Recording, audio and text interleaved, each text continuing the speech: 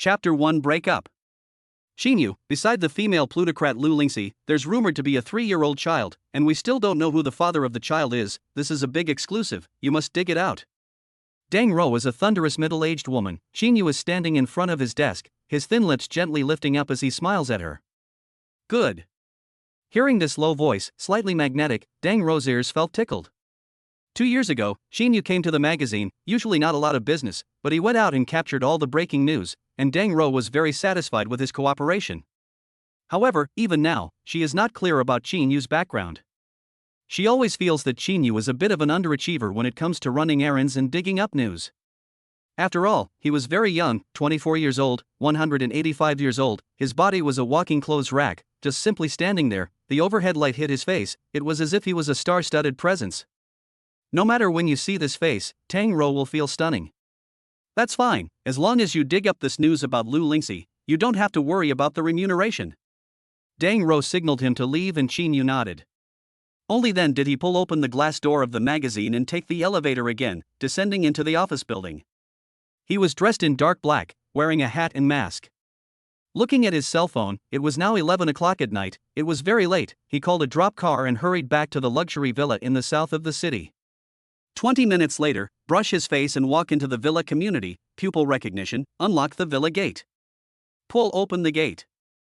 Just heard a burst of noisy sound, the house was having a party. He saw the banner hanging at the ceiling top, which read congratulations to the cast of Spring Clay for a successful and long-lasting ratings. In an instant, Shinu understands. Sudo has organized the cast and crew's celebration party at her family's villa. Shinu calmly changed his slippers and walked into the hall. The atmosphere in the room was quiet for a moment, with all eyes on him. An extremely weird silence. The woman standing in the center, wearing a silver sequin short dress, was still being held by a young man in a white suit. Shinu walked to the island table in the hall, poured himself a cup of warm water, the knot in his throat rolled and swallowed his stomach, and faintly said, "Continue, what are you looking at me for?" Everyone in the room knows that the man drinking water calmly in front of him is Sudoku's boyfriend. Sudo suddenly back to God, continued to intimate in the arms of the male top stream kissing, in front of Shinu's face, but also unapologetic. Producer Zhang, cheers, I won't get drunk today. After an extremely exaggerated French passionate kiss, Sudo poked her head out of the male top stream's arms, picked up a glass of wine on the table, and clinked glasses with a middle-aged man. Producer Zhang also lifted his glass and toasted with her. Shinu, on the other hand, goes to the restroom alone. Until Shinu's figure disappeared into the living room on the first floor. Producer Zhang, as well as the scriptwriters of the crew, all call Sudo aside and whisper with her. Director Su, what are you up to? You haven't broken up with Shinu yet, right? Sudo casually took the island table placed on the lady cigarettes, lit a smoke up, young face dense in the hazy white fog, the whole person through a trace of lethargy. Next to the Zhang producer and a few screenwriters, scratching the itch, really want to know Sudo, in fact, have several boyfriends. I cannot help myself, how is it? She was full of not caring. Even if she kissed with the male top stream, this news also cannot be transmitted to their villa. First floor restroom. Shinu turned on the faucet and rubbed his face fiercely, the ice-cold cold water completely sobered his sanity. Looking at himself in the mirror, Shinu reveals a relieved smile. His sister's attending doctor called him a few days ago, saying that he had found a suitable bone marrow match and no longer needed to supply panda blood. As for Sudoku's panda blood, his sister can't use it anymore. Shinu pulled a tissue aside and wiped his hands and face. Suddenly, he heard deafening laughter erupt from outside, and the door to the restroom, which was very close to the living room, was clear for him to hear.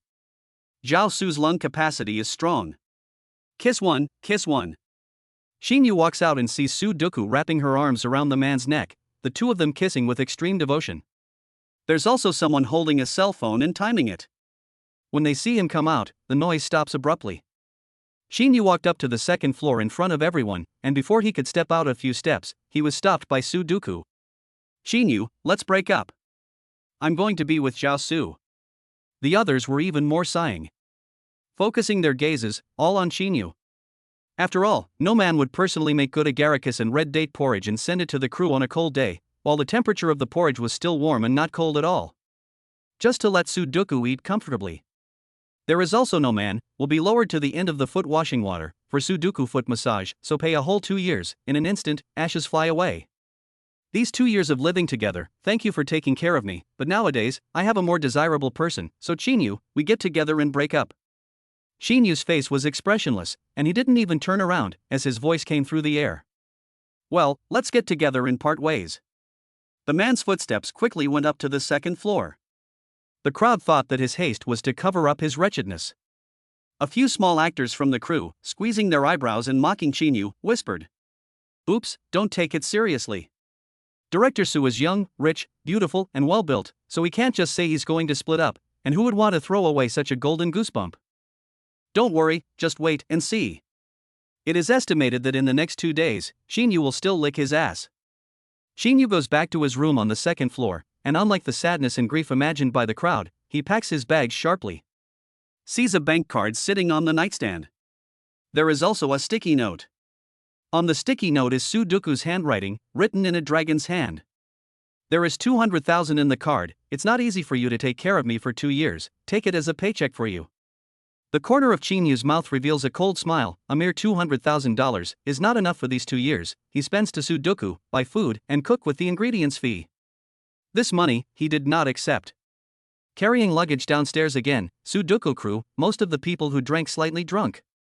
The sound stopped, instead the projection played a movie, it was Titanic. And Sudoku and Jiaosu embraced together. The two of them are so happy to be together that they can't wait to melt on the spot. Jiaosu sees Shinu pulling his suitcase downstairs and flashes him a provocative smile. Shinu didn't care and only said, "Director Su, I won't see you again." Sudoku looked up. Seeing Shinu's back, followed by the banging sound of the door closing, the sound shook her heart, making her a little frustrated. But turning back, she looked at Jiaosu beside her. This is the white moonlight that she favors. Because of the status gap, once upon a time, she was unknown and could only hide in the shadows and spy. Now, she was the famous Director Su, and she was finally able to take Jiaosu into her arms. Chapter 2: Moving to a rental room. After an all-nighter, Sudoku drank a lot more, and when she woke up, she realized that Jiaosu was no longer there, and neither was anyone else in the house. Nanny Lu Ma saw her wake up and immediately informed her. "Miss Su, Mr. Zhao said for you to rest well at home for the next 2 days, and he will come over to accompany you when he has a slot." Su Doubta froze for a moment before she reacted. The Mr. Zhao that Lu Ma spoke of was talking about Jiaosu. "Oh, I know. Right, you go and cook me some kanji. I want to drink Kalakori Ayasini red date kanji." Mrs. Lu nodded and immediately went to the kitchen to make kanji. And Sudoku gave the producers and writers another call back, and after learning that they arrived home safely, she hung up the phone. She took a shower in the restroom on the first floor. But she saw Shinu leaving his backpack in the restroom. Sudoku rubbed her head hurt a little, and finally remembered. Last night, she and Shinu said break up. She finally remembers last night, she said to Shinu that she was breaking up with him, and Shinu dared to throw his face at her, slamming the door and leaving. Sudoku had some resentment in her heart. She reached out and threw this backpack on the ground, and with a snap, something inside seemed to have shattered. Could it be Shinu's camera? She squatted down, picked up the backpack again, opened the zipper of the backpack, and found that inside was indeed a camera, and at this moment, the camera's lens was shattered. Sudoku's brows were furrowed in annoyance. She just said break up with Shinu, this will destroy Shinu's camera. Shinu will definitely come back to find her to ask for the camera. Don't at that time say that she is trying to catch up. Shinu that licking dog should pester her again. Sudoku immediately gave her assistant Shao Kai and made a phone call.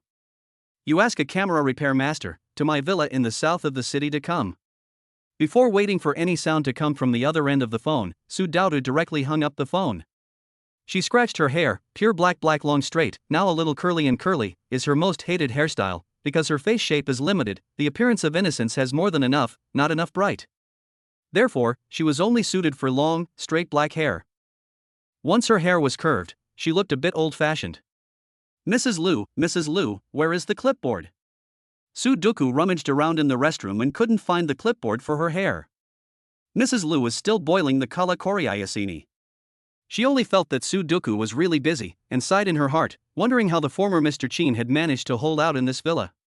"Miss Su, the clipboard is in your bedroom on the second floor, in the left cabinet of the dresser."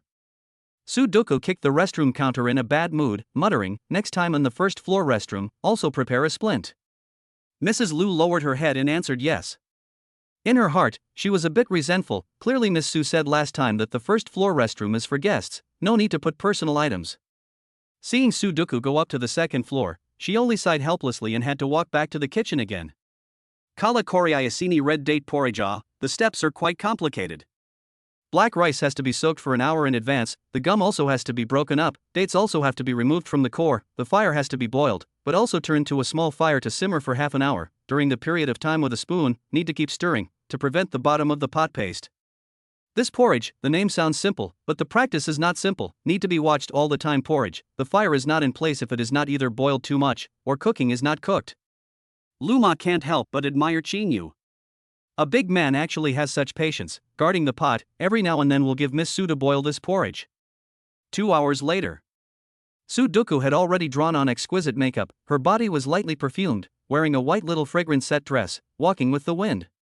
Miss Su, you don't want to drink kanji? Sudoku just remembered that she had asked Luma to make kanji. Bring it over, I'm in a hurry, hurry up. Luma will porridge to the table. Sudoku tasted a mouthful, immediately frowned, slightly spit out. The floor was only wiped clean the floor, and then she stained the dirty stains. No, not this flavor. Sudoku's tongue has long been raised by Shinu. She tasted with the past, completely different flavor of the gelatin red dates porridge, instantly some disgust. Luma, your craft is not good, practice again. The words fell. The villa door closed with a bang. Luma was scared and trembling, frozen in place.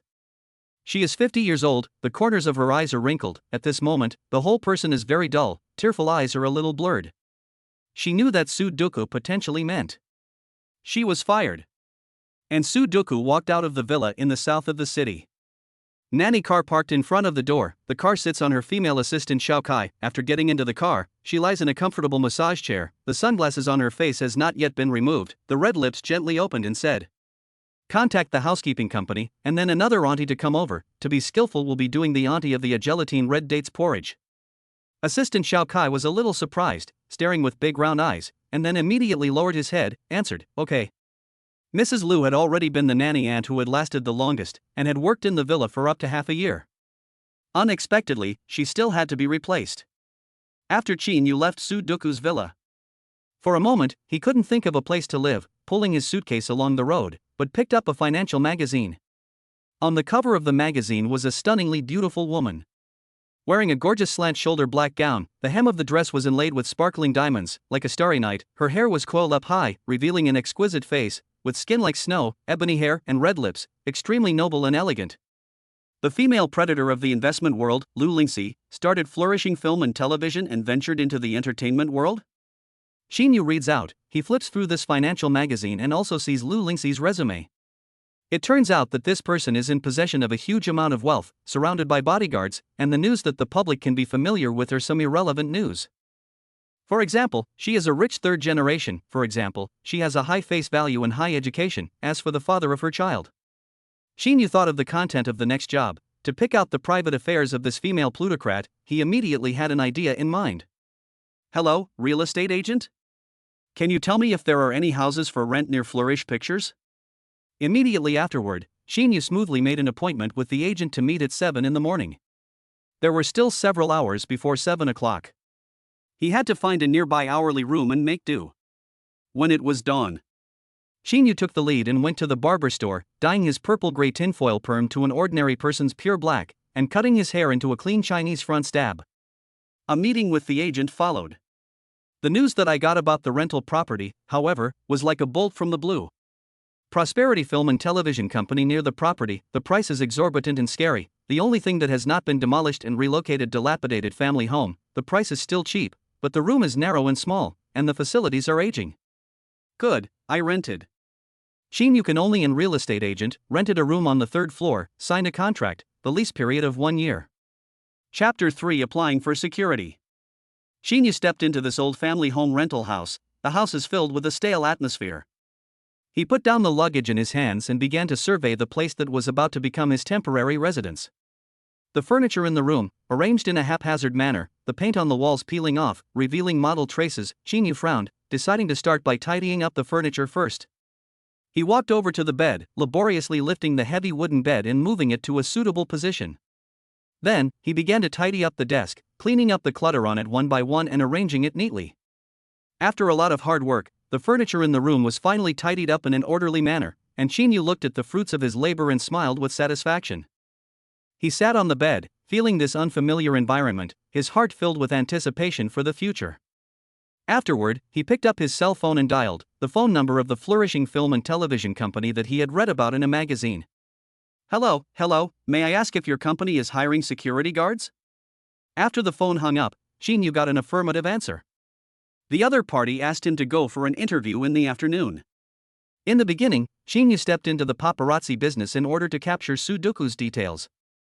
He graduated from college and his sister has leukemia. However, no matching bone marrow has been found, and his sister still has special panda blood, so the doctor suggests using panda blood to stabilize his sister's condition for the time being. And Sudoku is the one who has panda blood and is suitable to give his sister a blood transfusion. He applies for a job at 1V magazine, learns about Sudoku's movements, and thus notices that Sudoku has some kind of strange emotion towards the male top stream Jiaosu. Coincidentally, he and Jiaosu were about the same height. Both had black hair and white skin, and were of similar stature. After he appeared, Sudoku accepted his existence. He knew very well that Sudoku treated him as a temporary stand-in for Jiaosu.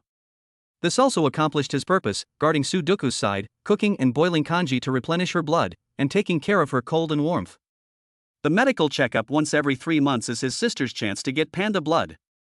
Even if he is called a licking dog, even if he is humiliated by Sudoku countless times and ridiculed by her friends, he is willing.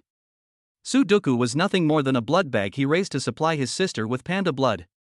After finishing lunch, Shinu left the family home, walked for 10 minutes, and arrived at Flourish Pictures. The profession of a security guard was the most capable of hiding his tracks and was also able to obtain more gossip. Crossing the glass revolving door. Introduced by the security guard, Shinu came to the front lobby to wait for the security chief to interview. Unexpectedly, he met Jiaosu. Shinu then realizes that Flourish Pictures has invested in a new drama, Jiangshan, and is holding auditions for actors this afternoon. What are you doing here? You broke up with Doku last night and you're pissed off at me? I heard you're a hobo, no education, no family, and you used to just cook for Doku. I'm warning you, this is no place for you. The corner of Shinu's mouth rose slightly, revealing a disdainful smile as he looked at Jiaosu and slowly said, Is it amazing that you can act? But stepping on women to get to the top, how noble are you? In Sudoku's heart, Jiaosu was probably the existence of a white lotus flower, out of the mud and not dyed. Unfortunately, probably a fake white lotus. Security guard. Security guard. What kind of quality person is this to let in? Quickly kick him out.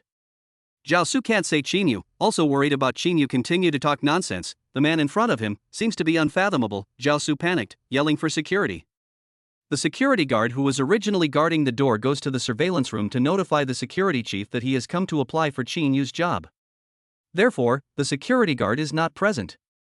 Jiaosu, what happened on your side? Why was it so noisy just now? Seeing the person in charge of Flourish Pictures walking over, Jiaosu's face was extremely ugly.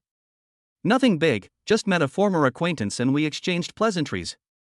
Lu Mingyan saw Shinu and was somewhat surprised at his looks. The young man standing in front of him was probably in his early 20s, with a slender and upright figure, like a pine, giving people a feeling of perseverance. His features were three-dimensional, more delicate than Jiaosu's looks. Deep eyes, like stars flickering with light, his hair was black and scattered casually in front of his forehead, adding a bit more dashing and uninhibited. He was wearing a white shirt, paired with a pair of light blue jeans, displaying competence and sharpness. The most crucial thing was that Shinu gave Lu Mingyan a sense of déjà vu. Within a short period of time, he could not recall where he had seen him before. Lu Mingyan asked, Who is this? My name is Shinu, I'm here to apply for a job as a security guard. Shinu replied without being overbearing. Jiaosu laughs, What are you doing in the lobby when you're applying for a security job? What an eyesore. Lu Mingyan looks at Jiaosu and then at Shinu. There's a lot of tension between the two of them. Mr. Qin's qualifications make it a pity that he's applying for a security job. I wonder if he'd be interested in the drama Jiangshan. As the person in charge of the Jiangshan crew, I welcome Mr. Qin to come and audition for the role. Lu Mingyan's words fell, only to see Jiaosu's face as black as the bottom of a pot. Shinu on the other hand, not shocked. No need for that. I'm here to apply for security guards, not actors, thank you for your appreciation. Shinu was extremely self-aware. His undergraduate degree was in acting, but after graduation, he realized the truth of life. In the entertainment industry, without a family background, in the short term, he can't expect to make a name for himself.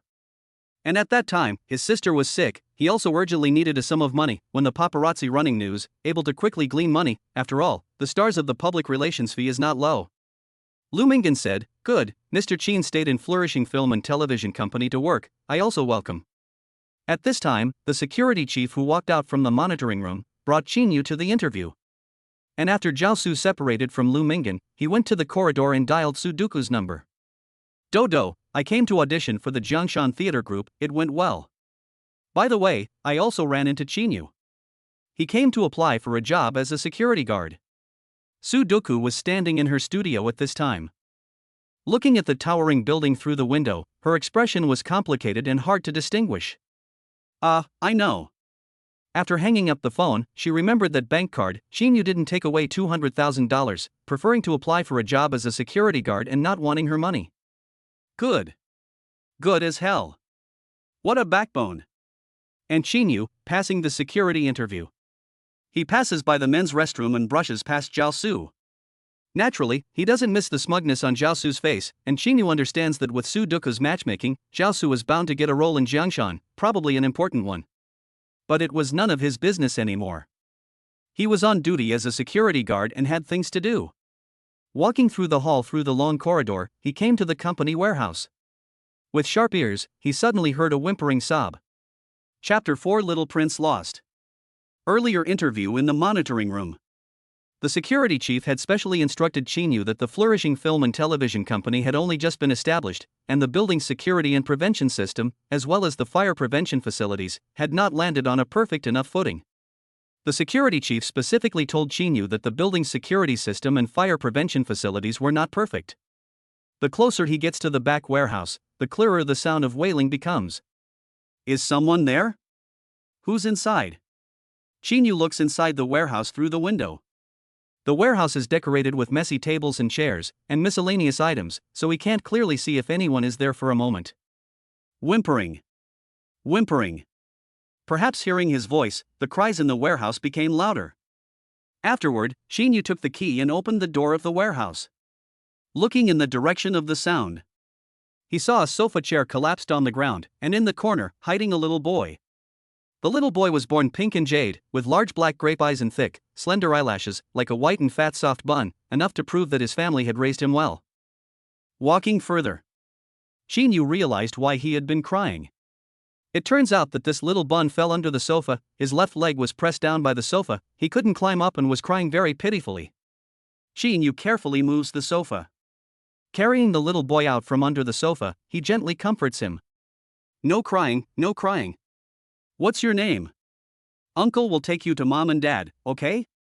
The little boy wraps his arms tightly around Shinu's neck, his cries gradually becoming smaller, but he is still sobbing non-stop. Shinu gently pats the boy on the back, trying to calm him down. After a while, the boy finally stops crying. He raises his head and looks at Shinu with a hint of panic still in his eyes. Shinu looks at him with a smile and gently wipes away the tears on his face with his hand. "Don't be afraid, I'm not a bad person." Shinu explains, then asks, "Where are your mom and dad? Let me take you to them." He had already checked the little boy's leg. It wasn't bleeding and wasn't injured, it had just been pressed by the sofa and couldn't climb up. The little guy in his arms had never spoken. Instead, he shrunk his neck towards his arms. "You're afraid to stay here, aren't you? Then let's go out now." The entire warehouse was dark, and there was only sporadic light through the windows, but the environment was still dim. Shinu holds the little guy and immediately walks to the warehouse door. When he pulls open the door, he realizes that the door seems to be locked, and the door of the warehouse cannot be opened at all. Shinu's eyebrows jumped. Something bad has happened. He had a premonition that someone was messing with him. 8 or 9 times out of 10, it was Zhao Su. Outside the door, Zhao Su sees his handiwork. A large lock is locked on the warehouse door. He is satisfied and reveals a smug smile. This warehouse is in a surveillance dead zone. Usually no one will come, it's dark, the temperature will drop, not to mention Shinu's cell phone has been confiscated. He wants to give Shinu some color. Leaving Sudoku, Shinu fart is not. Shinu looked at the little bun in his arms. We can't get out now, someone is outside, probably locked the door. He truthfully told little Bowsy the situation. Little Bowsy's face remains pale. Shinu had no choice but to hold him and sit on the sofa, which was a single sofa covered in dust. But it could only wait. Gradually, the sun set outside. The little guy had been nestled in his arms, very close to him. This can't help but remind Shinu, when he used to study in his hometown, he and his sister raised a stray dog. That puppy had snow-white fur, and when they met it, the beautiful hair had already shed a piece of hair. He hugged that stray dog. The little white dog was pitiful, just like the current little bun, very insecure, afraid of leaving him behind. The temperature in his arms rose higher and higher. Shinu touched the little bun's forehead and realized that the child seemed to have a fever. He could continue to wait. But this child, however, cannot wait. Shinu looked towards the window. When he came to the warehouse earlier, he knew that there was a corridor outside the window, but the window was a burglar-proof window with iron bars installed. Uncle will take you out, okay? Shinu looked at the little bun's figure, breaking the security bars and bending them. The little bun should be able to climb out, except for his own figure, but he can't get out for a while. After I send you out, you can go find someone to save me, okay? The little boy opened his big watery eyes, still not opening his mouth. His head shook, which was a negative meaning. Shinu, however, smiled and rubbed his little head, inquiring him, you want to stay here with me all the time? The little guy nodded. But you have a fever now, if you don't hurry to see a doctor, you'll be very uncomfortable. Afterwards, there was no more talking to the little guy. Shinu carried him to the window, put the child down on the ground, opened the window, and he used a lot of strength to break the security bar into an O shape. Come here, I'll carry you out. Immediately after, the little guy was sent out by Shinu. Looking at those two little short legs, running fast in the corridor, not even returning his head, Shinu's heart was a little lost. It's just that he doesn't know this child well after all. Shinu once again sat back on the single sofa. The sofa still holds the little guy's school bag. A magazine fell out from it. The magazine was surprisingly the same magazine that he had picked up in the morning. On the cover, the woman was wearing a beautiful black evening gown. It was Lu Lingxi. At this moment, in the monitoring room of Flourishing Pictures, the atmosphere is very gloomy. Lu Mingyan, as well as the security team, stood apprehensively in a row, everyone's face extremely ugly. Who would have thought that today, the Jiangshan crew held an audition ceremony, various personnel were busy, a moment of negligence, actually lost the little prince. In the center of the monitoring room, Lu Lingxi stood there quietly, her light blue set of skirt fitting her figure and showing off her elegant posture. The white high heels added to her temperament, making her appear taller and more confident. Her wavy curly hair was casually draped over her shoulders, exuding a charming luster. However, she didn't say a word, her eyes were cold and sharp, sending shivers down one's spine. Lu Mingyan, her own brother, as the head of Flourishing Pictures, had his face twisted into a block as he cried. Sis, I'm sorry, I lost chaebol. There are just too many people coming to the audition today, I was negligent, and I didn't know where little treasure ran off to, and I didn't see his whereabouts at all in the surveillance. I'm sorry, sis, it's all my fault. Lu Mingyan, you've grown old for nothing, you're pure trash. Lu Lingxi finally spoke, her voice full of anger and disappointment. I gave you my child, is this how you protect him? Lu Mingyan didn't dare to look up, he knew he had made a big mistake. Still not quick enough to go and find it. If you can't find the child, everyone get the hell out of the company. The security guards were like amnesties, they turned around and left. As for Lu Lingxi, she sat back on the sofa and clasped her hands together, silently praying in her heart that Chaebol would be safe.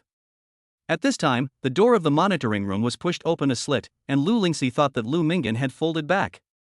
She raised her head and looked over. The anger that filled her heart was extinguished. A little milky voice came out, mumbling and calling out for her mom. Chapter 5 You want him to hug you?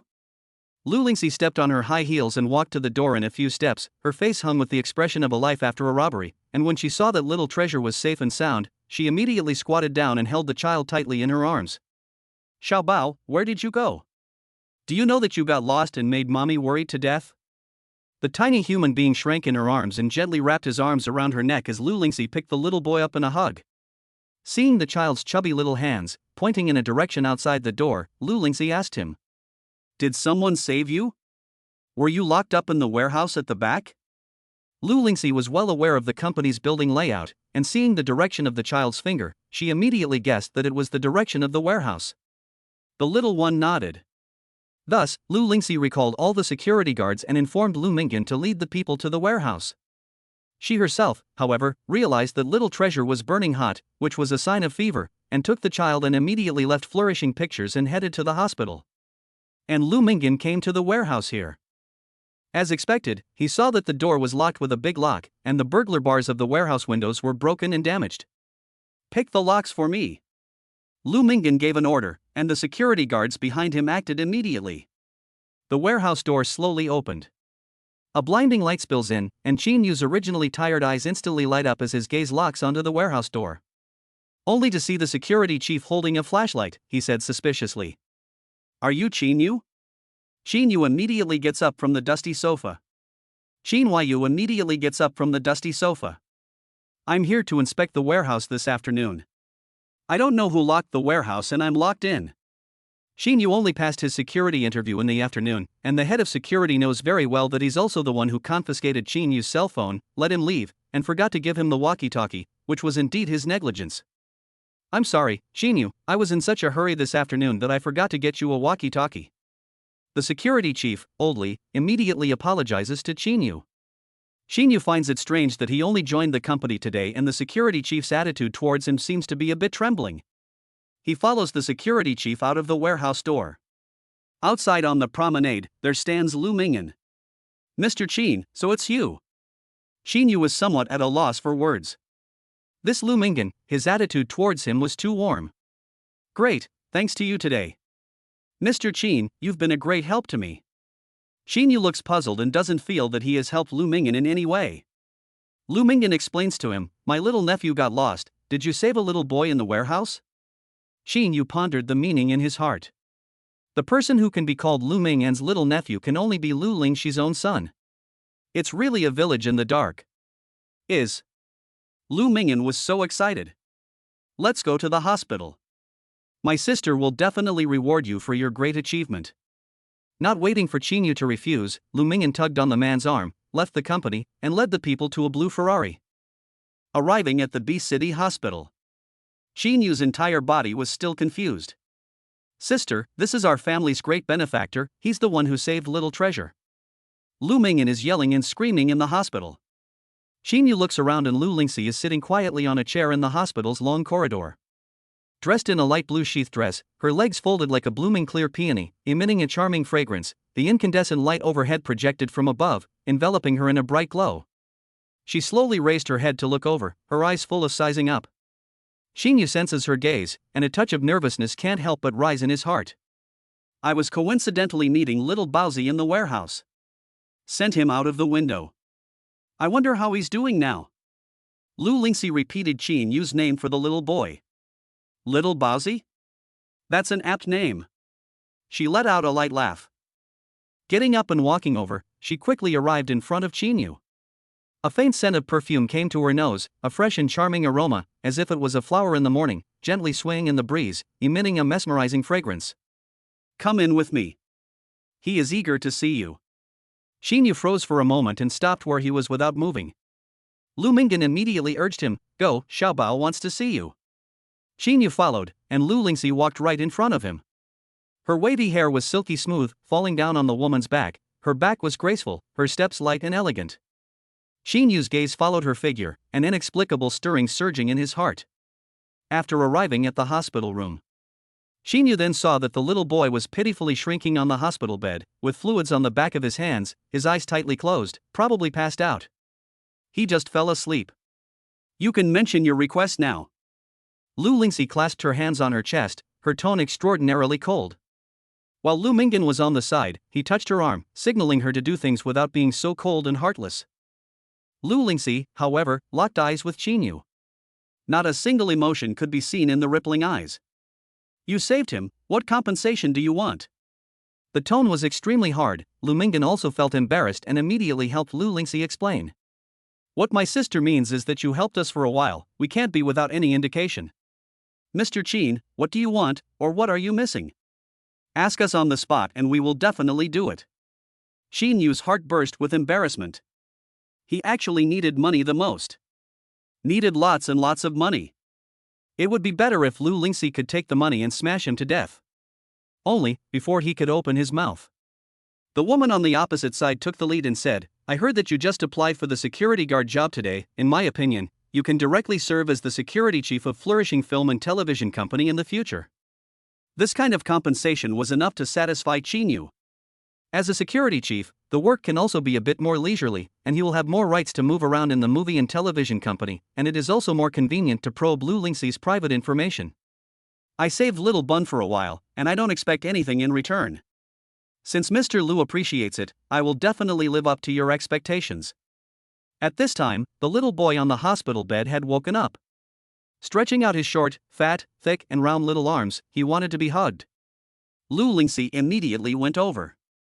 Which expected the little buns do not want her to hold. His big round eyes stared intently in Shinu's direction. Lu Lingxi also looked at Shinu. Lu Lingxi also looked at Shinu.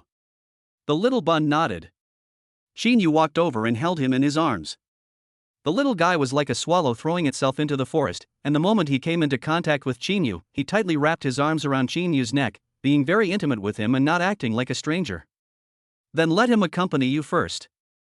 Mom still has some things to take care of." The little bun nodded towards Lu Lingxi once again. Soon in the house, only two adults, Shinu and Lu Mingyan, remained. Lu Mingyan saw the two people hugging together. It properly looked like a real father and son. His mind finally caught some information. Earlier he felt that Shinu looked familiar. His little nephew did not look like Shinu. Chapter 6. What are you doing again? Lu Lingxi leaves the hospital, but in front of the ward door, there are still bodyguards guarding it. She is relieved to see Shinu for no reason, so she hands the child over to him and leaves alone. Shinu sits by the little bun's hospital bed, gently stroking the child's forehead, then, letting him lie down, tucking in his quilt, trying to make the little bun lie more comfortably. "Is your stomach hungry? Is it waiting for me to eat with you?" The little bun gently nodded. Lu Mingyan stood by the side, watching this scene of fatherly kindness and filial piety. His heart grew weirder and weirder. Shinu was really too much like little Bao's father. The picture of the two getting along was also exceptionally harmonious. One must know that this little nephew of his, who didn't like to speak or socialize with strangers, was godlike, sometimes like a little elf. Shinu was the first stranger who was able to be so close to Xiao Bao. Even he, his own uncle, Xiao Bao, had never been so close to him. Even though Lu Lingxi had already left, Lu Mingyan wasn't a big-hearted one and was on the sidelines, still keeping watch. Shinu turned around and faced Lu Mingyan, inquiring, "Is there a kitchen here?" A small child's intestines and stomach are fragile. At this point in time, he shouldn't have eaten yet. Lu Mingyan slapped his head and realized in a trance, "Yeah, little treasure hasn't eaten dinner yet. Why don't I have someone go buy a meal?" Shinu looked at the sky outside. It was pitch black, and it was getting late. "There's no need to buy dinner. I'll go to the hospital's cafeteria and see if the kitchen is open. I'll boil some porridge for him." Since Shinu had said so, Lu Mingyan naturally wouldn't refuse. "Then I'll trouble Mr. Qin. I'll guard little treasure. You take the bodyguards over there. The cafeteria's kitchen should be open right now. The Lu family has invested and participated in this central hospital, and the bodyguard took Shinu there. The bodyguard brings Shinu over. The cafeteria people learn that they are from the Lu family. The bodyguard brings Shinu over. Shinu walks in. The back kitchen is clean and bright. During the 2 years he had been with Sudoku, his cooking skills had long been practiced. Every meal he made for Sudoku was nutritionally balanced, replenishing her blood and qi to replenish her body. So, he walked over, opened the refrigerator, took out some ingredients, and began to prepare them in earnest. Considering that Xiao Baozi was only 3 years old, Shinu planned to make a steamed egg with vegetables. The vegetables were washed and chopped, and put into a bowl for backup. Next, beat the eggs into the bowl, add the right amount of salt and water, and mix well. Then, pour the chopped vegetables into the egg mixture and mix well again. Finally, place the bowl in a steamer and steam over medium heat for 10-15 minutes, just until the eggs are set. Afterwards, a pot of millet porridge was boiled. He and Lu Mingyan, the two adults, ate some stir-fried vegetables, and Shinu additionally stir-fried shredded potatoes and spicy chicken. When the congee was done, Shinu carries the congee back to the hospital room and sits by the little bun's bedside. he gently blows on the kanji and feeds it to the little bun with a spoon. The little guy tastes 2 more mouthfuls of the steamed egg, his round eyes suddenly widen. Shinu was amused by him and asked him softly, "Is it delicious?" The little bun immediately nods his head. Shinu has doubts in his heart. Is this child afraid of autism? If that's the case, it's really too pitiful. When the child's real father is revealed, it's bound to hit the headlines, and he wonders if it'll be a disservice to the child. In the future, there will also be more reporters interviewing Lu Lingxi. Is he actually going to reveal the real identity of this child? It's delicious, so you eat more. After you eat, go to sleep, okay? The little bun nodded once again. He gorged on many meals, his little belly holding out round and round. Lu Mingyan stared at the side and sked. The little nephew not only doesn't like to talk, his temper is a little weird, but he is also particularly picky about food. Before, the family's cook changed many times and made meals. This little nephew ate into his mouth and had to spit it out. I didn't expect Shinu, a stranger, simply made an egg custard. The little guy actually ate it all. He even drank a large portion of the millet porridge. Mr. Chin, what kind of treasure did you put in this meal? It's so good that little treasure isn't a picky eater anymore, and he even ate this much. Seeing little Baozi fall asleep again, Shinu also felt a hint of relief in his heart. He did not rush to answer Lu Mingyan's question. Instead, he sat in front of little Baozi's hospital bed and softly sang a children's song, his singing voice gentle and light. Little Baozi gradually fell asleep amidst his singing. Only then did Shinu get up and led Lu Mingyan out of the hospital room. Is that child autistic? Being able to see that there was something wrong with the child at a glance by Shinu, Lu Mingyan's brows slightly knit, feeling very tricky about this issue, hesitating whether to tell Shinu or not. He doesn't have autism. Having seen a psychiatrist earlier, he just doesn't like to talk. Shinu knew that Lu Mingyan had reservations about what he said. But he can probably guess that this child is Lu Lingxi's unmarried child. There is no father beside him, and there are countless people who covet Lu Lingxi's property and status, so there will probably be someone who will start from the child's side. When he was a child, the child was hurt or witnessed something very horrible, so he became like this. Then you, as parents, might as well be there for him. He would walk to the warehouse in the afternoon, presumably bored and alone, with no one to play with. At that time, his leg was stuck under the sofa. It was pitiful. If I hadn't shown up in the afternoon, what danger would have happened to this child, no one can predict. Mr. Lu, as the child's uncle, next time when you bring the child, be more caring and serious. Lu Mingyan also felt palpitating. What Shinu said was right. He was busy with the actors' auditions in the afternoon and did neglect his little nephew's safety. Although the bodyguards are with him, his little nephew has always been a man of his word, and when he gets into trouble, the bodyguards can't do anything about it. In his heart, there was another commotion in the hospital room. The bodyguard came to them with a sad face. Mr. Lu, the young master has started to drop things again, and all the dishes on the table are broken. He also pulled out the needle, jumped out of bed and broke the vase in the room. But he didn't say anything, and we don't know exactly what happened. Lu Mingyan heart thumped. This little guy, out of the blue again. He immediately followed the bodyguard out of the corridor and headed to the ward. Shinu also followed behind. He opened the door of the ward. The room was in an uproar, and the two bodyguards couldn't stop the little one's movements. His chubby little hands pushed and shoved the cabinet that was about the same size as him, and with a thud, the bedside table fell to the ground. Lu Tianqi. What kind of nonsense are you committing again? Lu Mingyan chided loudly. This child's temper tantrums at the drop of a hat were a real headache. Chapter 7 Moving in with us. And the little bun saw Shinu appear. The little foot without shoes on, stepping on the ground to run towards Shinu. This seemed to see Chinu's heart jumping, because the ground is strewn with broken vases, porcelain pieces. Xiao Bao. Don't move. Shinu warns loudly. Rarely, little Baozi listens to Chinu's words. Immediately, it settled in place and did not take another step forward. The taut strings in Lu Mingyan's mind finally loosened up. He was really afraid that if this little guy stepped on those fragments and his feet were cut and drenched in blood, if his sister knew about it, she was afraid that she would be able to scold him to death. Stand there and don't move. Uncle comes over to hug you. Shinu carefully walked forward. He gently held the child in his arms. Afterward, he brought the little bun back to lie down on the hospital bed. He winked at Lu Mingyan behind him, and Lu Mingyan immediately assigned bodyguards to clean up the hospital bed entirely. In a few moments, the ward, which was originally messy and in a state of disarray, was back to being clean and tidy. Lu Mingyan also called the nurse. Hanging up the infusion bottle, he was about to give little treasure a needle. The little guy is afraid of shrinking his neck, straight to Chinyu's arms. Chinyu gently coaxed him. Not afraid of fear, I'm here to accompany you. The little guy holds Chinyu's hand tightly. The nurse's needle is stuck in the back of the little guy's hand. How long do I have to wait for the infusion? Chinyu asks the nurse.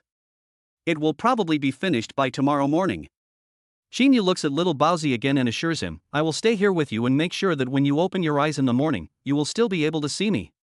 Only then did the little bun close his eyes with peace of mind. Behaving well, he fell asleep. A whole night. Lu Mingyan and Chinyu, two big men, stood guard in this hospital room. No one laughed. Nestled in the tiny hospital bed, the two of them took turns keeping watch. The little one's body temperature finally returned to normal early the next morning. Lu Mingyan saw that the little guy woke up, but his hair was greasy. He once again proposed, Mr. Chin, why don't you help Xiaobao take a bath? This child is usually very naughty, he doesn't like others to touch him, including my sister, who has a headache about bathing him. I see that he's close to you, so he shouldn't refuse you helping him bathe. Shinyu's eyes are all dark circles under his eyes, green and black. He didn't get much rest for the whole night. He is not a free long-time laborer, much less a nanny, and was originally quite critical. But when he turned around and saw the little guy, those watery grape eyes, staring at him, Shinu had more dissatisfaction, but it all disappeared. He also felt rare. Seeing this child would always subconsciously soften his heart. Alright, I will help him take a bath. It's just that Mr. Lu, I didn't have a good rest last night, and I still have to go home during the day to catch up on my sleep, and I might have to work the night shift at night. Lu Mingyan even politely said, trouble you, Mr. Chin, this month's salary will definitely give you more bonus. Chinyu did not say anything more. Picking up the little guy from the hospital bed, the two of them walked into the bathroom, which had a bathtub and in the corner, clean towels and bathing supplies. Chinyu put the little bundle down on the floor. Turning on the faucet to drain the water, soon, the bathroom was filled with warm vapor, and the lighting was soft and cozy. The bathtub was filled with warm water, with some toy ducklings floating on the surface of the water. Chinyu gently put the child into the bathtub. A happy smile appeared on the little bun's face. He starts fiddling with the toys in the water, enjoying the fun of bathing, while Chinyu is on the side, carefully wiping his body, his eyes full of love. After this child took off his clothes, he seemed like a dollfish. A little milk fat, looking adorable and cute, hugging it also made people love it. And the little bun excitedly slapped the water surface, splashing up a splash. Giggling and laughing came out so that Lu Mingyan outside the bathroom could hear it clearly. Only then did he dial Lu Lingxi's number. Sister, when are you coming over? The cast of Jiangshan recruited actors yesterday, and I still have to audition today. At this moment, Lu Lingxi stayed up all night. Flourish Film and Television Company 3 days all the monitoring, through check once, did not find any suspicious people. Small Treasure should be their own run to the warehouse to play. Only then did she rub her eyes and leave the surveillance room. I will come in a while. How is Little Treasure? Has the fever gone down? Did he eat properly? He came out of the warehouse yesterday and was filthy. Did you give him a bath? Lu Mingyan replied on the other end of the phone, he ate and took a bath, so don't worry, he'll be a clean little treasure when you come over. Half an hour later, after the bath, Chinyu used a soft towel to wrap the little bun up and carried him to the bed. He also put on his cozy pajamas. What do you want to eat for breakfast? Do you want to drink soy milk? Just at this moment, the ward door was pushed open from outside. Chinyu and Lu Mingyan's sights simultaneously looked over. Lu Lingxi stood quietly in the doorway. Her cleansed face was fresh and uncluttered, without the modification of cosmetics. Her skin showed a natural luster, pale with a faint pink, like sheep's fat jade, warm and delicate. The beauty of her veiled face made Chinyu couldn't help but think of the poem, Clear Water Out of Hibiscus, naturally unadorned. This kind of Lu Lingxi is completely different from the Lu Lingxi from last night and the magazine cover. Instead of being cold and detached, she is very grounded. She changed into a white dress, simple and elegant. If she didn't know that she had given birth to a child, onlookers probably thought that she was still a college student. Sister, you finally came over. I'm going to leave first, there are a lot of things going on in the company. Lu Mingyan left the hospital room in a hurry. Inside the quiet room, Lu Lingxi's eyes were full of scrutiny. Lu Lingxi's eyes are full of scrutiny and doubt. Shinu immediately explains, "It was Mr. Lu who asked me to stay last night to take care of Xiaobao, but since you're here, I should also leave." Shinu turned around and was about to leave. Who would have thought that the little guy would start crying again on the hospital bed, stretching out his hands in Shinu's direction, wanting the man to hug him? Shinu looked at Lu Lingxi with complicated eyes. He paused in place, momentarily not knowing whether to leave or not. "He seems to like you a lot. In the recent days, you and I will go home and take care of little treasure." It's not like Lu Lingxi didn't notice the changes in little treasure. When I saw him yesterday, his hair was dirty and dusty, and the little guy didn't have a smile on his face. But today, it looks like he's had a bath.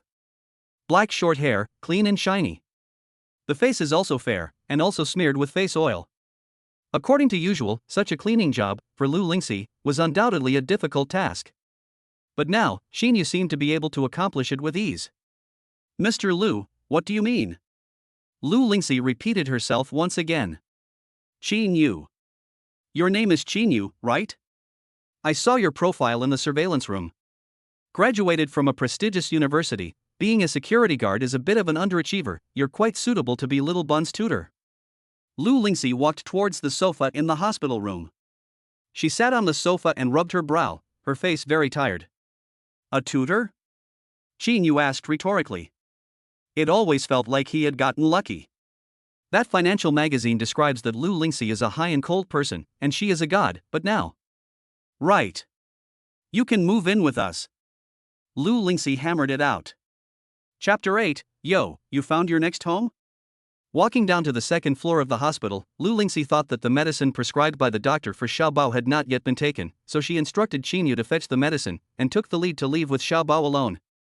At the same time, Sudo passed by the mother and son. Standing at the same spot, she kept watching that mother and son leave. Only then did Sudo withdraw her line of sight, last night, and a bunch of investors to socialize, for the preparation of the new play to pull sponsorship. Drinking a whole night of wine, get up in the morning, stomach problems again, pain in her face grimace. From the hotel out, straight to the central hospital. Rather, she did not expect that it would let her see Shinu. At this moment, the pain of the stomach attack was nothing. Sudo's eyes were filled with sarcasm and coldness, and her mood was very low. "Yo, evening down the house so quickly?" Sudo walked near the pharmacy. Only then did she discover Shinu, who was lined up in the crowd. Once upon a time, the purple-gray tinfoil perm was Sudo's favorite style of fresh meat, trendy and modern. Now, Shinu had changed to clean, short, straight black hair. And the clothes on the man. No longer wearing dark clothing, replaced with a clean white shirt. His angular features were exposed, without bangs to cover them, and his dark and deep eyebrows were particularly striking. From Shinu's face, Sudo could not see half of the pain and sadness of lost love. At least 2 years together, only yesterday said break up, today can talk and laugh with other women. Good. Very good. Very good. Sudo's full of anger rubbed up. Shinu heard a familiar voice and turned around. Sudo snorted lightly, sneered and continued to mock him. "What? You don't recognize me after a night apart? I said you left yesterday so neatly, also do not take the money, the previous 2 years, no matter how to drive you away, you do not break up, dare not find the next home before, now is the evening of the rich woman? You're rushing to be a stepfather to a child. Are you that short of children? Or do you like to be the receiver? You can't even find a good one, but you can find an ugly, yellow woman with a bottle of oil. Shinu, you're afraid you might have a problem with your eyesight, so you should check out the ophthalmology department." Shinu has always known that Sudo is an extremely sarcastic person. Especially since she came up from the bottom. It proves that Sudo's heart won't be kind, and she has learned the skill of worshipping the high and stepping on the low, and her words of mocking and suppressing people are really smooth to say. He only felt disgusted, also felt ridiculous. "Sudo, this is not willing? Su big director. You are a busy man, if you are sick, you should go to the doctor. Don't say you are still my girlfriend, you are more noisy than a yellow face when you are in charge of everything." Shinu turned around and was about to leave. He didn't intend to get entangled with Sudo, who expected that this person would not let him go, hindering in front of him twice, blocking his way. "I let you go?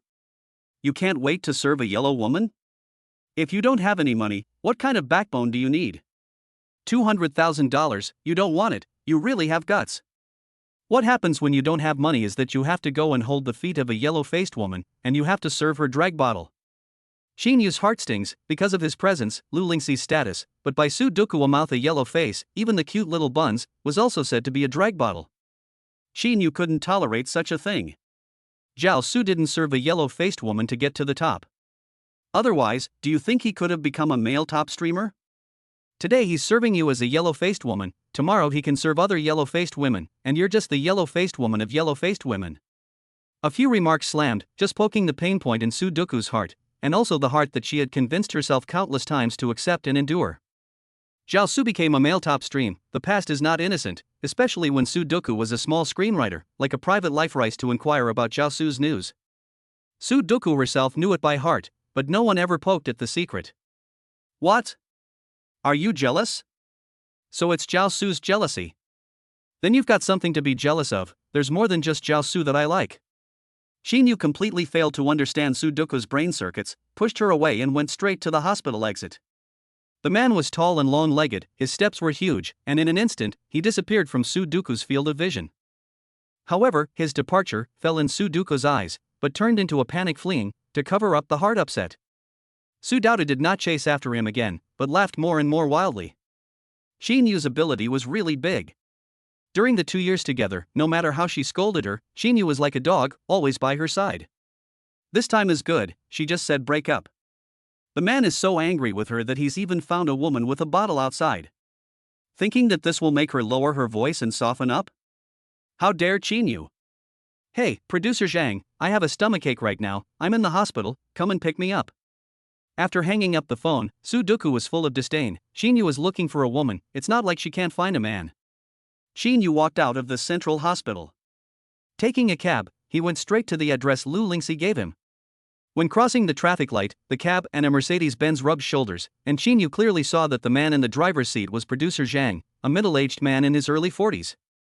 His hair is slicked with hair oil and he looks radiant, while the direction the car is heading towards is the central hospital.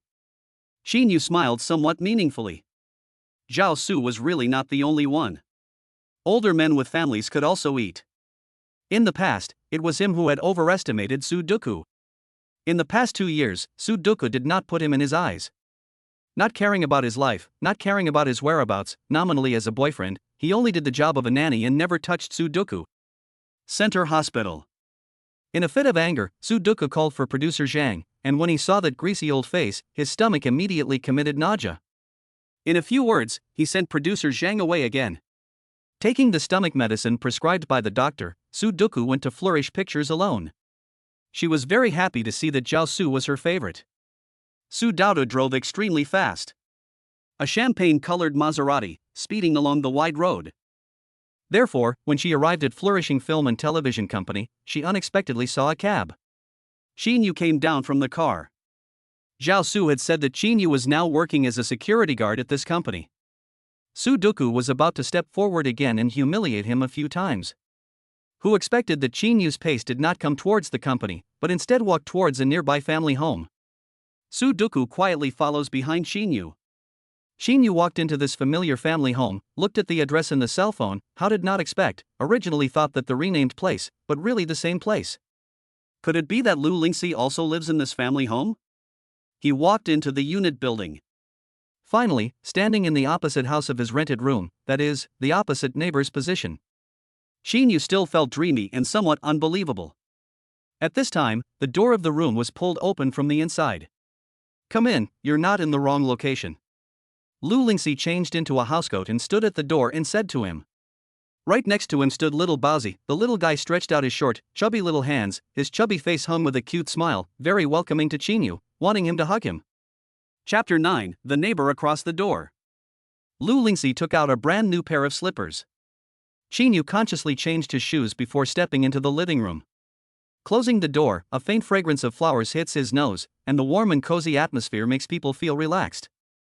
In the living room, what caught his eyes was the beige sofa. There were also a few futons on the wooden floor. The small coffee table was covered with a lace table cover, a bunch of green roses were inserted in the vase, and the light green wallpaper also gave people a fresh feeling. The sunlight sprinkled on the ground through the window, forming a patch of light, and the room was decorated in such a way that every detail revealed the owner's taste and intention. In contrast, Shinu felt that the rental house he rented was simply a pigsty. "Mr. Liu, how come you live in a place like this?" Lu Lingxi looks back at him and Shinu immediately explains. "I mean, the facilities in this family home neighborhood are outdated. I thought you'd be living in a big villa." Lu Lingxi then smiled from the bottom of her heart. She walked over and pushed open the window. The scenery outside the window was facing the office building of the prosperous movie company. Well, it's not close by. If she lived in the villa, Xiaobao would be very bored.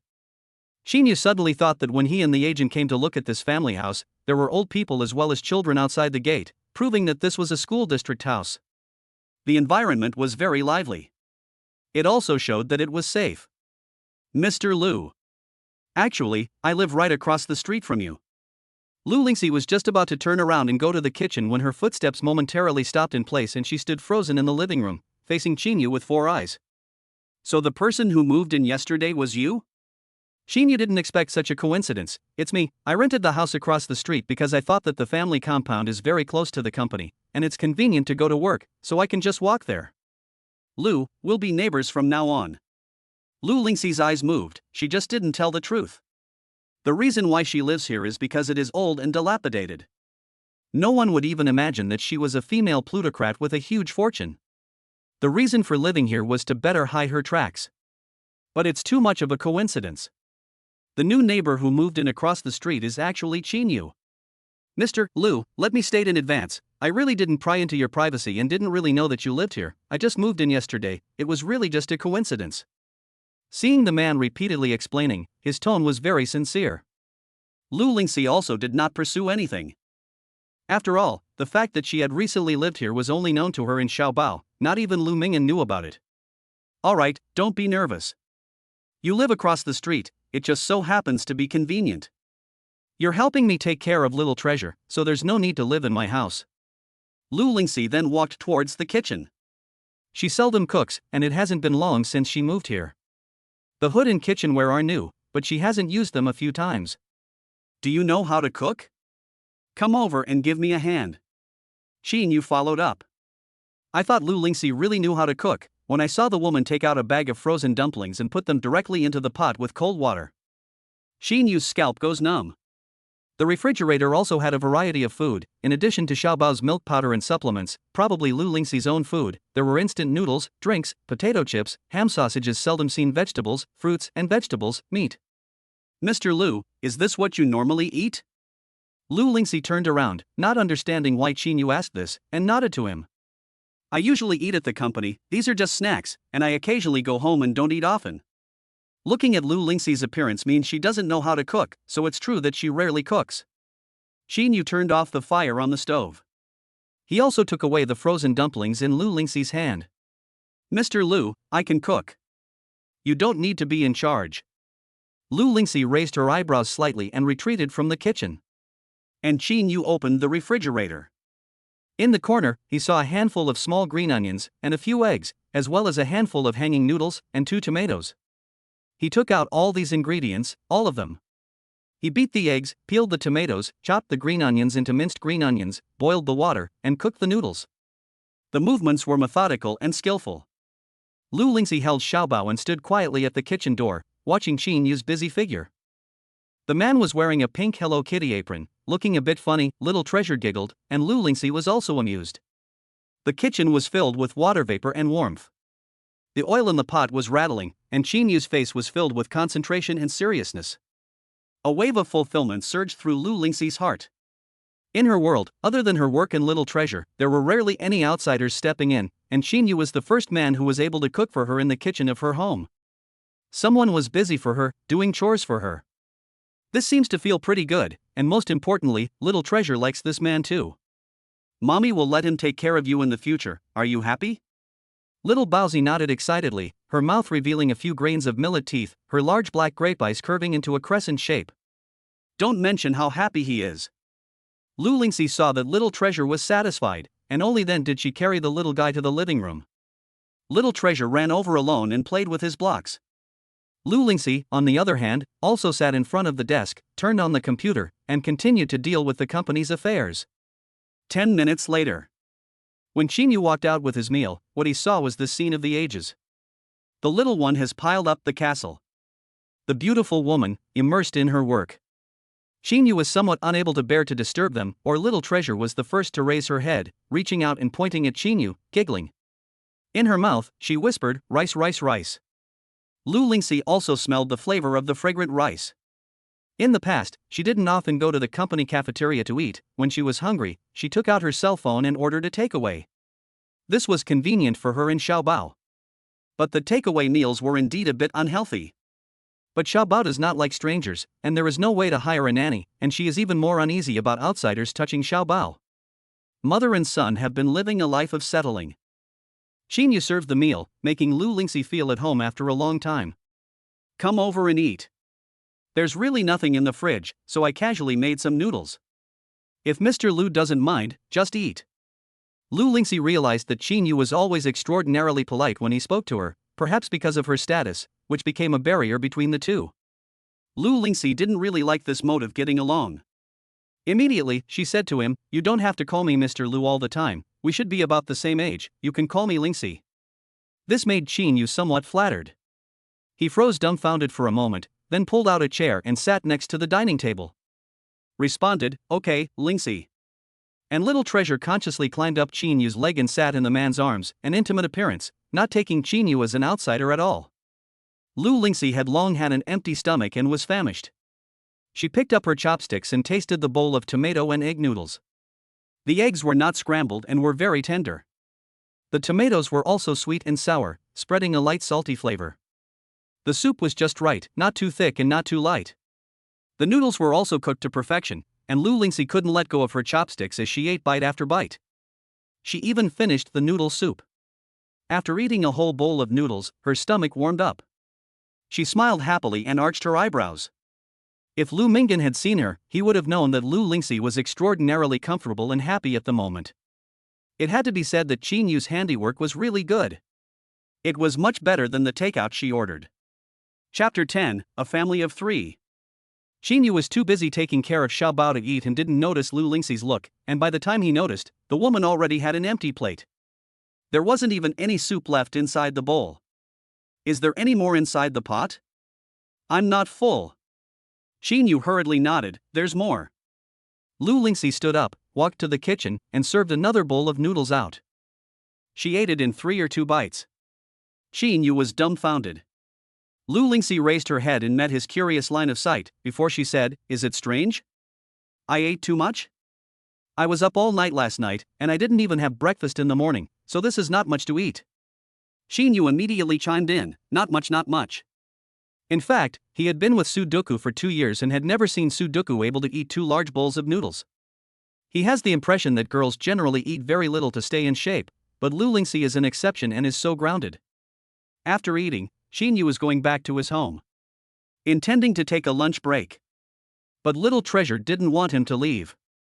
Lu Lingxi waved her hand and directly let Shinu sleep in the guest room. At 2 p.m., the alarm clock rings on time. Shinu sleeps in the guest room with little treasure and also hears the alarm clock set by Lu Lingxi. Not knowing what the woman is going to do in the afternoon, he doesn't expect the door to the guest room to suddenly be knocked on. "Shinu, I'm going to meet someone this afternoon. You pack up and bring Xiaobao with me." Shinu looked down at Xiaobao. The little guy was also awake. The little guy is also awake. His little arms are wrapped tightly around his neck. "You can't bear to see me leave?" Little treasure nodded. "However, I also have my own things to do, so I can't stay with you all the time." Hearing Shinu's rebuttal, little treasure spoke up in a rare manner. "But Mom said that she would let you take care of me in the future." Being able to speak is a good sign. Lu Lingxi opens the door to the room. Standing at the door, she also heard little treasure speak. The voice was a soft little milky tone. This was already the longest sentence that little treasure had said in recent times. Lu Lingxi immediately reddened her eyes. "Little treasure, you're willing to talk, right?" Unexpectedly, when little treasure saw Lu Lingxi appear, her little mouth deflated and she shrank back into Shinu's arms, unwilling to speak again. "Shinu, in the future, if you take care of little treasure, count $3,000 a day, I can pay you 3 months' salary in advance, what do you think?" Only, if you agree to this condition, you'll have to follow me every inch of the way in the future. After all, it's impossible for me to let little treasure out of my sight. Shinu is shocked by Lu Lingxi's largesse. Compared to the 200,000 Sudoku gave him, this amount of money from Lu Lingxi, paying his salary, can be considered $1 million a year. His sister is still in the hospital, needing chemotherapy and surgery. This money almost can solve his urgent needs. I'm not sure if I'm going to be able to do that. Lu Lingxi took out her cell phone, and Shinu came back to his senses, and without hesitation, clicked on the QR code of WeChat. The two added WeChat to each other. Shinu sent his bank account, and Lu Lingxi directly transferred $300,000. But seeing Shinu dumbfounded, she reminded, "What are you doing?" She reminded him, "What are you doing?" Only then does Shinu look at the cell phone screen again. The bank account, $300,000 directly to the account. You went to the company yesterday. You should know that the cast of Jiangshan is auditioning for actors. This play is my foray into the entertainment world, the first play I invested in. I value this play. In the next period of time, I'll be on the set a lot, so you take little treasure and enter the group with me as well. Lu Lingxi and Shinu explained in detail. Before Shinu could have any doubts, Lu Lingxi continued to talk about the arrangements for the afternoon. Wash little treasure's face. You yourself. Go back and change your clothes. You cooked at noon. There is the smell of grease. Shinu lowers his head and looks at his white shirt. It was indeed stained with some grease spots on it. He put down Chaebol, who had also heard the conversation between the two and knew that Shinu was going to go change his clothes, and didn't follow him anymore. When Shinu came out of his house, Lu Lingxi was holding little treasure and was already waiting at the door.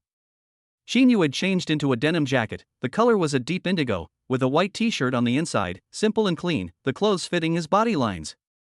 The sleeves were rolled up, revealing his sturdy arms, and Lu Lingxi wanted to whistle as she watched. Earlier, she didn't pay much attention to it. Now, Lu Lingxi realized that the man in front of her has extremely superior appearance conditions.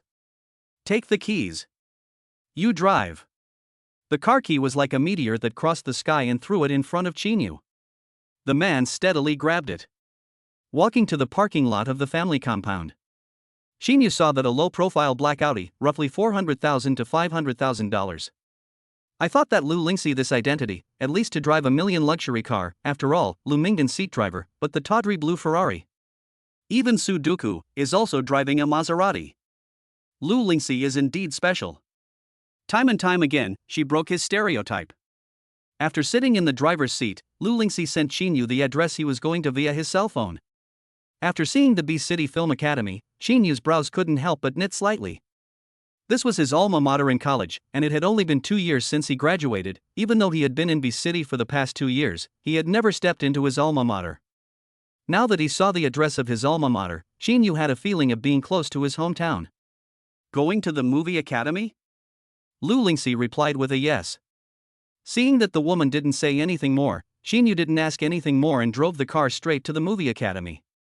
Originally thinking that Lu Lingxi wanted him to drive straight into the school, the car instead parked in the parking lot near the film academy. The group got out of the car and Lu Lingxi led the way. When they passed a flower and fruit basket, Shinu called out to Lu Lingxi. You're planning to go see someone, right? Would it be impolite to go empty-handed? Lu Lingxi paused in place, seeing the fruit basket store aside. In the past, these things did not have to worry about her at all. She had always given orders, and there were people under her hand to go ahead and execute them. Moreover, with her status, everyone should respect her. Today, it is she who is a bit abrupt. Well, let's go in and buy some fruits. Coming out of the fruit store, Shinu's left hand was carrying a big basket of fresh fruits, his right hand was holding his little bun, and beside him was Lu Lingxi. The three of them are just like a family of three, but they have not realized it. The boss and employees of the fruit store, looking at their faraway back, still whispering. That pair of young couples really match. The child is also born beautiful, like Guanyin under the seat of the little fairy child. The child is also beautiful, like the fairy child under the goddess of mercy. But it looks like the dolls in the New Year's paintings, too attractive. The city has been turning a lot of corners. Finally, stopped in front of a courtyard. Shinu always felt that this courtyard, he seemed to have been here before, but his impression was too vague, and he could not remember for a while. Lu Lingxi knocked on the door. Someone opened the door. Seeing the environment in the courtyard, Shinu suddenly realized that he had indeed been here before. Chapter 11 Reprimand Apology. The person who came to open the door was a middle-aged woman, and when Wuma saw Lu Lingxi, she smiled and said to her, "Hello, may I ask if this is Mr. Lu?" Lu Lingxi nodded. Wuma did not say much and led the two of them towards the courtyard. It was a courtyard with red bricks and green tiles, and the environment was a sight to behold. As they walked along the green stone-paved path, they could see a neatly reclaimed vegetable field, the green vegetables vibrant under the sunlight. The courtyard house is facing south, tall and spacious, with vermilion doors and windows that look solemn and elegant. The east and west compartments stand opposite each other, with flying eaves and arches, simple and exquisite, and in the corners of the courtyard, there are some stone tables and benches, where you can sip tea and chat in your leisure time, enjoying the quiet time. A familiar scene. And a few years ago, there was not much change. In Shinu's heart, however, he was a little apprehensive. His pace became slow, and he even wanted to back up and escape from this courtyard. "What's wrong? Your face doesn't look good." Lu Lingxi looked back at Shinu. The man did not follow her, but hung his head down, looking depressed. "It's nothing. If you don't want to go in first, I'll wait for you outside." Shinu didn't really want to go further in. Lu Lingxi thought of the person she was going to see next. Indeed, it had nothing to do with Shinu, but Little Treasure kept sticking to him. Lu Lingxi had to send a message. "Then you take Little Treasure and wait outside." Shinu gave a hum and stopped at the same place. But who would have thought that the people from the inner courtyard would come out, probably hearing the commotion outside? At a glance, they saw Lu Lingxi, and Song Jingxian greeted her. "So it's Lingxi, how come you're free to come over?" The woman was wearing a grey cheongsam, draped in a knitted and hollowed-out beige shawl. Her hair on both sides of her temples was a bit grey, and she was wearing presbyopia glasses, holding a volume of the book Chinese costume record in her hand. His body was filled with the scholarly air of a literati. Lu Lingxi subconsciously softened her tone, walked up to her, and respectfully said to her, "Aunt Song, how is your health these days?" When Song Jingxian was young, she and Lu Lingxi's mother were close friends. However, her best friend passed away too early that year, leaving behind this daughter. At a young age, she held great power and cleaned up a group of men into submission. The woman was a woman of honor. Song Jingxian admired Lu Lingxi. "So, with a smile on her face, she said, I'm getting on in years nowadays, and it's not a big deal to have a small problem once in a while." Lu Lingxi took her arm. The two of them gradually walked towards the inner courtyard, and was about to exchange a few more pleasantries when Song Jingxian's ears slightly moved, and heard outside a burst of giggles. It was clearly the voice of a small child. She inquired Lu Lingxi, "You brought Little Treasure here too? Why don't you let me take a look at him?" Lu Lingxi replied, "Children are at a naughty age. I was afraid of bumping into you, so I let him play in the yard, and he was quite interested in the vegetables he saw planted." Song Jingxian is old, originally especially like children, especially at the beginning, only in the birth of Small Treasure met once, also has not seen for a long time. Little Treasure was in the outer courtyard. She couldn't wait to see Little Treasure. "What's the problem?" "It's fine, it doesn't matter. Let's go and see Little Treasure. I still want to hug him." Lu Lingxi couldn't stop Song Jingxian. Following behind, the two of them walked together to the outer courtyard. What met their eyes was a tall and handsome man, lifting Little Treasure high in the air and swinging him around in the sky. A joyful scene. Little Treasure's happy laughter didn't stop. However, Song Jingxian was too late to feel happy. Especially when she saw Shinu's face, the fire in the bottom of her heart came to no end. Her loving face became serious. Staring straight at Shinu, she reprimanded him in a cold voice. "What are you doing here? I thought you had long since adapted to being a woman's follower and didn't like walking in the sunlight." Shinu's face was extremely ugly when he heard the harsh words. He turned his head and looked at Song Jingxian. With a somewhat choked voice, he called out, "Teacher." Lu Lingxi, who was on the side, felt puzzled. At first, when she heard Song Jingxian's words, she thought that she was accusing Shinu of nesting beside her. But the more she heard, the more wrong she felt. She and Shinu had only known each other for 2 days. The woman in Song Jingxian's words was not her, Lu Lingxi, but someone else. After coming to this conclusion, Lu Lingxi's gaze towards Shinu again was somewhat complicated and difficult to distinguish. "Don't call me teacher. When you worked so hard to train you as the number one in our department, you graduated as a loser." Shinu lowered his head, tears rolling in his eyes. He didn't dare to look at Professor Song's eyes, just silently listening to the other party's reprimand. No stable job, not doing his job, accompanying a woman in and out to go in, running errands and miscellaneous. The alumni circle is spread all over. How do you still have the face to see me? These words were like a knife, completely stabbing Shinu's heart. He knew that in the past 2 years since graduation, his affair with Sudoku had made a lot of people look at him as a joke. But he also has his own bitter feelings. Borrowing Sudoku's panda blood, the behavior is covert and dishonorable, he can't expose it. Shinu's heart was the reason why he was very congested. Instead, his eyes were filled with guilt. Teacher, I'm sorry for your teaching and concern, I'm sorry for letting you down. Song Jingxian looked at the Shinu in front of her, completely lacking the spirited look of that year. When he was in college, he was so scenic and outstanding. He was regarded as a rare talent in the film school. Just like that, the star has fallen. Briefly emitted a burst of light, completely and utterly fell. What's the use of apologizing? You wasted your good time and destroyed your entire future. Shinu, the person you're most sorry to is yourself, not me. Shinu's tears fall on the ground. It drenches the green stone path. Song Jingxian sighed deeply. In the future, be good to yourself. Right at this moment. Shinu, however, gathered courage and called out to her. Teacher, do I still have a chance to get lost? Song Jingxian turned around, her face carrying a hidden surprise, and eventually her face returned to calm. Do you know that I have been waiting for you for 2 years? Just waiting for you to lose your way. A flash of surprise crossed Shinu's eyes. It turned out that he had missed so many opportunities. I'm sorry, teacher. Large tears once again slipped down the face. Lu Lingxi could never have imagined that these two people would actually be teachers and disciples. She felt some emotions in her heart and held the little bun in her arms. The little bun stretched out his hand, but he wanted to wipe Shinu's tears. Laughs all right. Come in with me. The group walked into the hall of the inner courtyard, and the previous Wuma served tea. Song Jingxian looked at Lu Lingxi.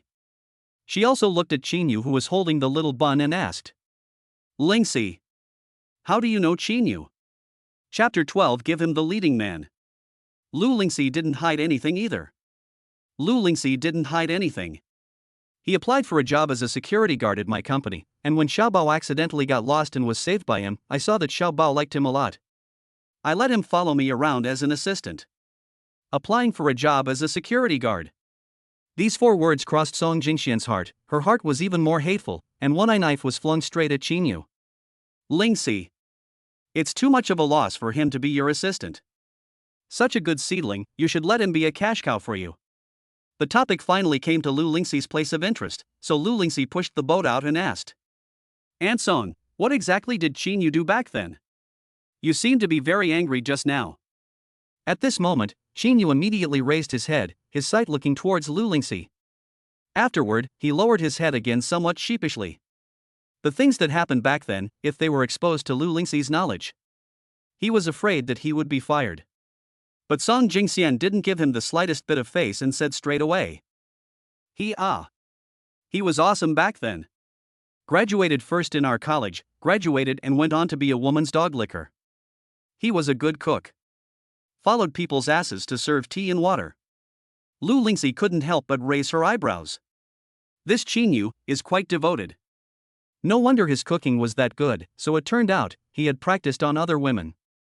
For a moment, Lu Lingxi had an indescribable sourness. She didn't feel very comfortable. It seemed like she had picked up Shinu's ready-made good cooking skills by taking advantage of other women. Oh. Being a lickspittle. You're with a rich woman, aren't you? Why did you let her go? Shinu, did your rich wife let you apply for the security job? Shinu knows that things like this are too easy to think about, and right now, Lu Lingxi is thinking too much. It's not like that. Teacher, Mr. Lu. I've already made a clean break with the other party. In short, there will be no more involvement. However, neither Song Jingxian nor Lu Lingxi gave him a good look. The two women sat together and no longer cared about him. Only Xiaobao showed smiles towards him from time to time. The little guy didn't know what he was smiling about. In any case, he would be very happy when he saw Shinu, his mouth revealing a few small rice teeth, and drooling down from his smile. Shinu can't even say he dislikes it. At the very least, there's little treasure with him, so he has to take a tissue and wipe little treasure's mouth. And Lu Lingxi turned her head and Song Jingxian also talked about business. Aunt Song, I've ventured into the movie and television industry, investing in a new movie called Jiangshan. Now. Now this ancient costume drama lacks an etiquette director. I was wondering if I could ask you to come out and help me out? Song Jingxian has been teaching at the film academy all these years. She is no longer involved in the entertainment industry and does not take on any private work, so very few people can afford to ask her to step in. A few days ago, the richest and most prestigious entertainment in the circle, Radiant Entertainment, had likewise started filming an ancient costume drama and asked her to be the etiquette teacher, but she refused. It was when Lu Lingxi learned of this news that she felt apprehensive in her heart, fearing that she would similarly suffer Song Jingxian's rejection. Song Jingxian picked up the tea on the table and gently took a sip. The tea light was clasped behind the coffee table, and her line of sight once again shifted to Shinu. If he plays the male lead in the drama, I can consider it. Lu Lingxi followed Song Jingxian's gaze. The man was quietly sitting on a sandalwood chair, holding Xiao Bao and teasing the child. The sunlight poured on him through the window as if it was draping him in a layer of golden light. His physical condition was really superior. At least many of the male actors Lu Lingxi had seen were indeed no match for Shinu. She knew that Professor Song's intention was to let Shinu be the male lead in the new movie she invested in. I promise you. Your vision will definitely not be wrong. The two reached an agreement. Song Jingxian then went to the kitchen and busied herself with cooking. Lu Lingxi, however, brings Shinu as well as Xiao Bao to the vegetable field outside. Shinu, with a puzzled look on his face, asks her, "Is this what the teacher means? Is this what the teacher means?" Lu Lingxi nods. Taking out the hoe in the corner and throwing it to Shinu, she says to him, "I don't keep idle hands beside me. I'll leave the planting to you." Shinu took the hoe. Seeing a vegetable field in front of him, this field was not planted with any plants and had not been reclaimed. He couldn't know Professor Song's habits better. Professor Song was usually very lazy and did not like planting flowers, grass and vegetables, and the flowers and plants in the outer courtyard were all taken care of by the housekeeper. Therefore, letting him cultivate the land was not Professor Song's intention, but Lu Lingxi's own. It is said that only small people and women are hard to raise. Shinu immediately understood. Lu Lingxi is probably not happy about his past and letting him plant the land is making him unhappy. Lu Lingxi, however, is now his breadwinner. Shinu did not refuse to plant the land, and immediately swung his hoe, digging down hard and starting to turn the soil up. Immediately after, the hoe was used to break up the clumps of soil and level the land. His movements were skillful and powerful, and in a short while, he reclaimed a piece of land. Next, some small pits were dug out on the land, and then the seedlings of the moonflower were carefully placed in them, and then covered with soil. Shinu again used a water bottle to catch water, carefully watering each and every seedling to ensure that it could thrive. Lu Lingxi watched his every move clearly as she sat on the stone bench next to him. Shinu was a practical and willing person. It was only then that she was able to rest assured and give him the #1 male role in the river and the mountain. And little treasure jumped down from Lu Lingxi's arms. The little short legs stepped over and went straight to Shinu. Shinu was farming. Little treasure squatted and dug earthworms in the soil. The big one and the little one were getting along very happily. As long as they were with Shinu, little treasure always had a smile on his face. Shinu. Lu Lingxi calls out to him and Shinu turns his head to look at her. The male lead of the drama River and Mountain, you'll be playing the role. I hope you don't reject me. Not far away in the kitchen, Song Jingxian and Wu Ma, on the other hand, were attentively preparing a sumptuous dinner. As time passed, the aroma of the meal gradually filled the air, and she walked to the outer courtyard. However, she saw 2 large and 1 small, just like a family of 3. Their looks were perfect for each other, and the atmosphere was very harmonious. Song Jingxian subconsciously rubbed her eyes, almost thinking she was mistaken. Otherwise, why did she feel that Xiao Bao looked similar to Shinu? Mrs. Wu, do you think that big and small are father and son? I'm not getting old eyes, am I? The housekeeper, Wu Ma, stood beside Song Jingxian, and the two of them had originally come to call them for dinner, but now, all of them were attracted by the melting scene on the dish floor, and they couldn't bear to spoil it. Professor, I think you're right. That's not father and son. Their faces look like they were carved from the same mold. Wu Ma's words fell. Song Jingxian's heart thumped, feeling more and more strange. Is it possible that they are really father and son? But Xiao Bao was born 3 years ago, and Shinu was still in college. It should be that she had gotten it wrong. 3 years ago, Lu Lingxi and Shinu didn't know each other either. Chapter 13 Assistant Xiao Kai secretly spying. Song Jingxian threw away the unbelievable thoughts in her mind and called Shinu and Lu Lingxi over for dinner. But Qin used natural movements. The intimacy that was exuded towards Xiao Bao. It still made Song Jingxian suspicious. In the restroom, Shinu was holding little treasure and washing his hands. Lu Lingxi was sitting at the dining table when Song Jingxian asked her, "Lingxi, 3 years have passed, and you still haven't forgiven Xiao Bao's father?" Lu Lingxi felt a little strange when she heard these words. Forgive Xiao Bao's father? It was only then that she recalled that when she gave birth abroad and returned home, the excuse she used was that she parted ways with Little Treasure's father and would not let the other party see Little Treasure again. Professor Song probably thought that she was in love with Xiao Bao's father back then. But in reality, Lu Lingxi herself doesn't know who Little Treasure's father is. Aunt Song, it's fine for Little Treasure to be with me, it doesn't matter if he has a father or not. The words don't reveal the slightest hint of what's going on. Song Jingxian also had no way to inquire. She could only give up the idea and didn't interrogate Lu Lingxi anymore. However, she still couldn't help but want to mention Lu Lingxi. Those two get along quite well, but Lingxi, do you think that Xiao Bao and Qin Yu look alike? Lu Lingxi turned her head to look at the restroom. When Professor Song said this, there really is a resemblance.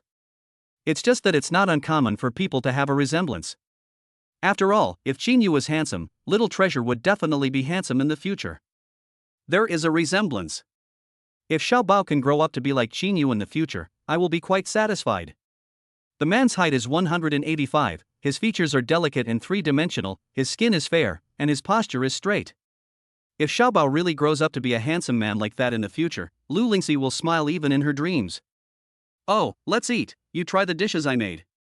Realizing that Lu Lingxi didn't seem to be enlightened, Professor Song also stopped making other small gestures.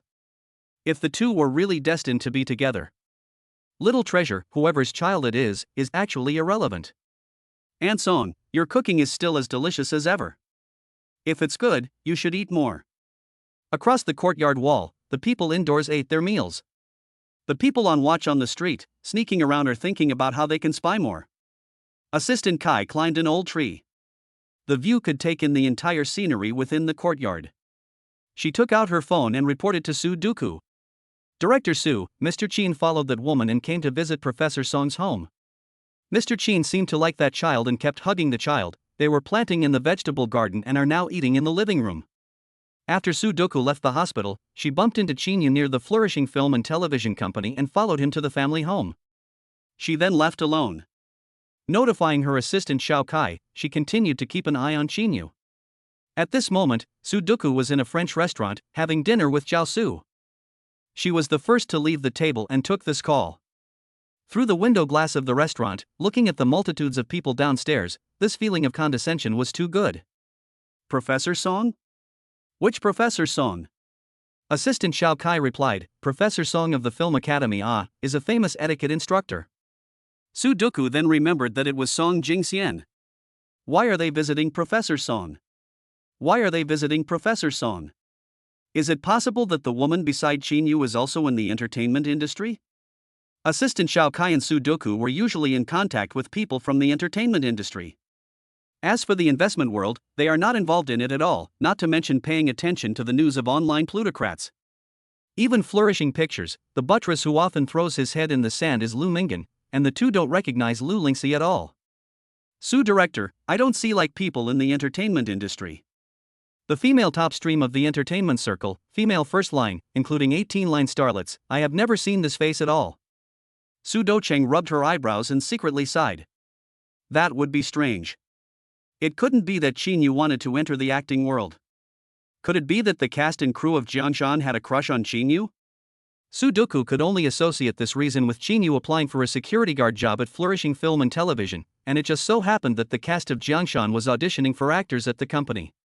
Qin Yu gets lucky and is spotted by the crew. That woman is from the cast of River and Mountain and brought him to visit Professor Song? Director Su, I'm not sure. By the way, you asked me to hire a master to fix the camera earlier, and the camera has been fixed. Director Su, do you need me to bring you the camera? At the mention of the camera, Sudoku felt even more troubled. Qin Yu's grandson is now with his next family, why would she still lick her face and give him a camera? What the hell? Throw it away. I don't want the camera. Assistant Xiao Kai was about to hang up. Sudoku returned the call.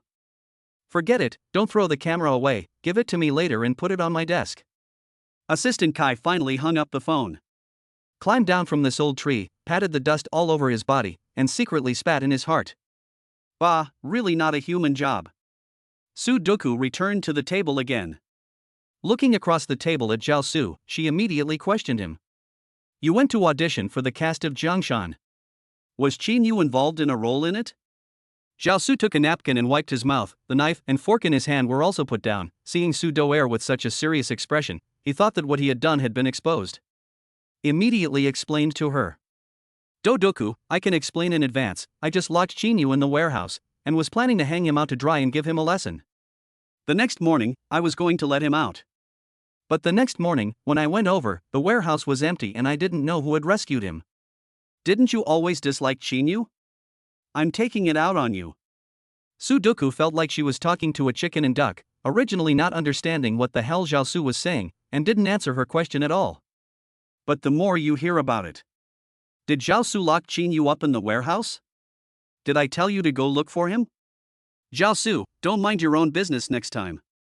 No wonder Shinu was so quick to find a replacement. So it turns out that Zhao Su is in trouble. It's not like she hasn't had male models in the past and Shinu never gets angry. This time, he wanted to make a clean break with her, but Zhao Su was the one who pushed him to do it. In an instant, Sudoku had a grudge against Zhao Su. I still have things to do, you continue eating by yourself. She carried her bag, got up and left, leaving Zhao Su hanging out at the table. Zhao Su looked at Sudoku's departing figure, panic gradually welling up in his heart. The agent had long advised him that he must pick on Sudoku's big tree, otherwise, it would be hard for him to get good movie and TV resources, and it would also be hard for him to turn from a top streaming love bean into an actor. It was so hard to pick up Sudoku, no, he couldn't be plugged in again by Shinu first. After leaving the French restaurant, Sudoku went back to her studio, where Shinu's camera was sitting on her desk. She took the camera, drove the car and went straight to the old family home. It was pitch black. She waited for a long, long time. She didn't see Shinu appear. Calling Shinu's former phone number, the man blacked her out. The busy tone coming from the phone made Sudoku's heart grow colder and colder. Chapter 14 Crossing Over. Returning to the villa in the south of the city in a state of despondency. Sudoku looked at the camera in the passenger seat and suddenly had some reluctance to get out of the car. She knew that when she went home, it would also be a cold pot and a cold stove, there would be no one to greet her, and there would not be a single bit of warmth in the house. She hadn't found a suitable nanny yet, and the former Mrs. Liu had been kicked out by her. Sudoku slumped on the steering wheel and smiled somewhat self-deprecatingly. I thought that I had climbed to the peak of the high ridge, but in the end, I was still alone. Half an hour later. Only then did she open the car door and stumbled back to the villa. At the entrance of the villa, the man was squatting and guarding the door, with short black hair, wearing a white sweater. Sudoching's heart jerked up. But soon, after seeing the face clearly, the heart's stolen joy all disappeared. Du-ku. You finally came back. Zhao Su stood up with a happy face. It's just that his smile is not as good as Shinu's smile when he spreads his smile. Why don't you go home? Duku, I was waiting for you. Earlier in the Western restaurant, I saw that you didn't eat a few mouthfuls of rice, afraid that you would be hungry at night. I brought you a midnight snack. Zhao Su's hand carried a meal and handed it to Sudoku. His eyes were full of pleasing meanings. Not as bright and open as Shinu, the whole person looked apprehensive. I'm not hungry. You accompany me to a place for a walk. In Zhao Su's eyes, a light immediately burst out and he nodded happily. He even boldly walked over and held Sudoku's hand. Sudoku did not refuse this time. Afterwards, the two of them went to the night market near the B City Film Academy. Getting out of the car. Zhao Su was wearing a mask and hat on his face, and it was still hard to hide his handsomeness. The night market was full of college students, in groups of two or two couples, who couldn't help but cast curious glances at the duo. Sudoku's mind, however, recalled that when she and Shinu first met, it was also at this night market stall. 2 years ago, she was still a small screenwriter.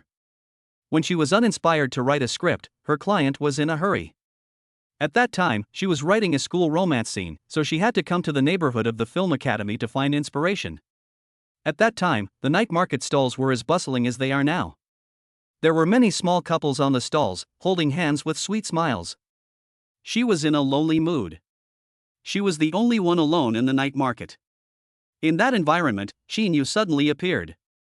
The two of them exchanged WeChat with each other. Later, her career took off rapidly. She wrote several scripts, all sold out. She was not satisfied with this, and gradually turned to the directing industry. The debut of the director also sold a lot of hot sales.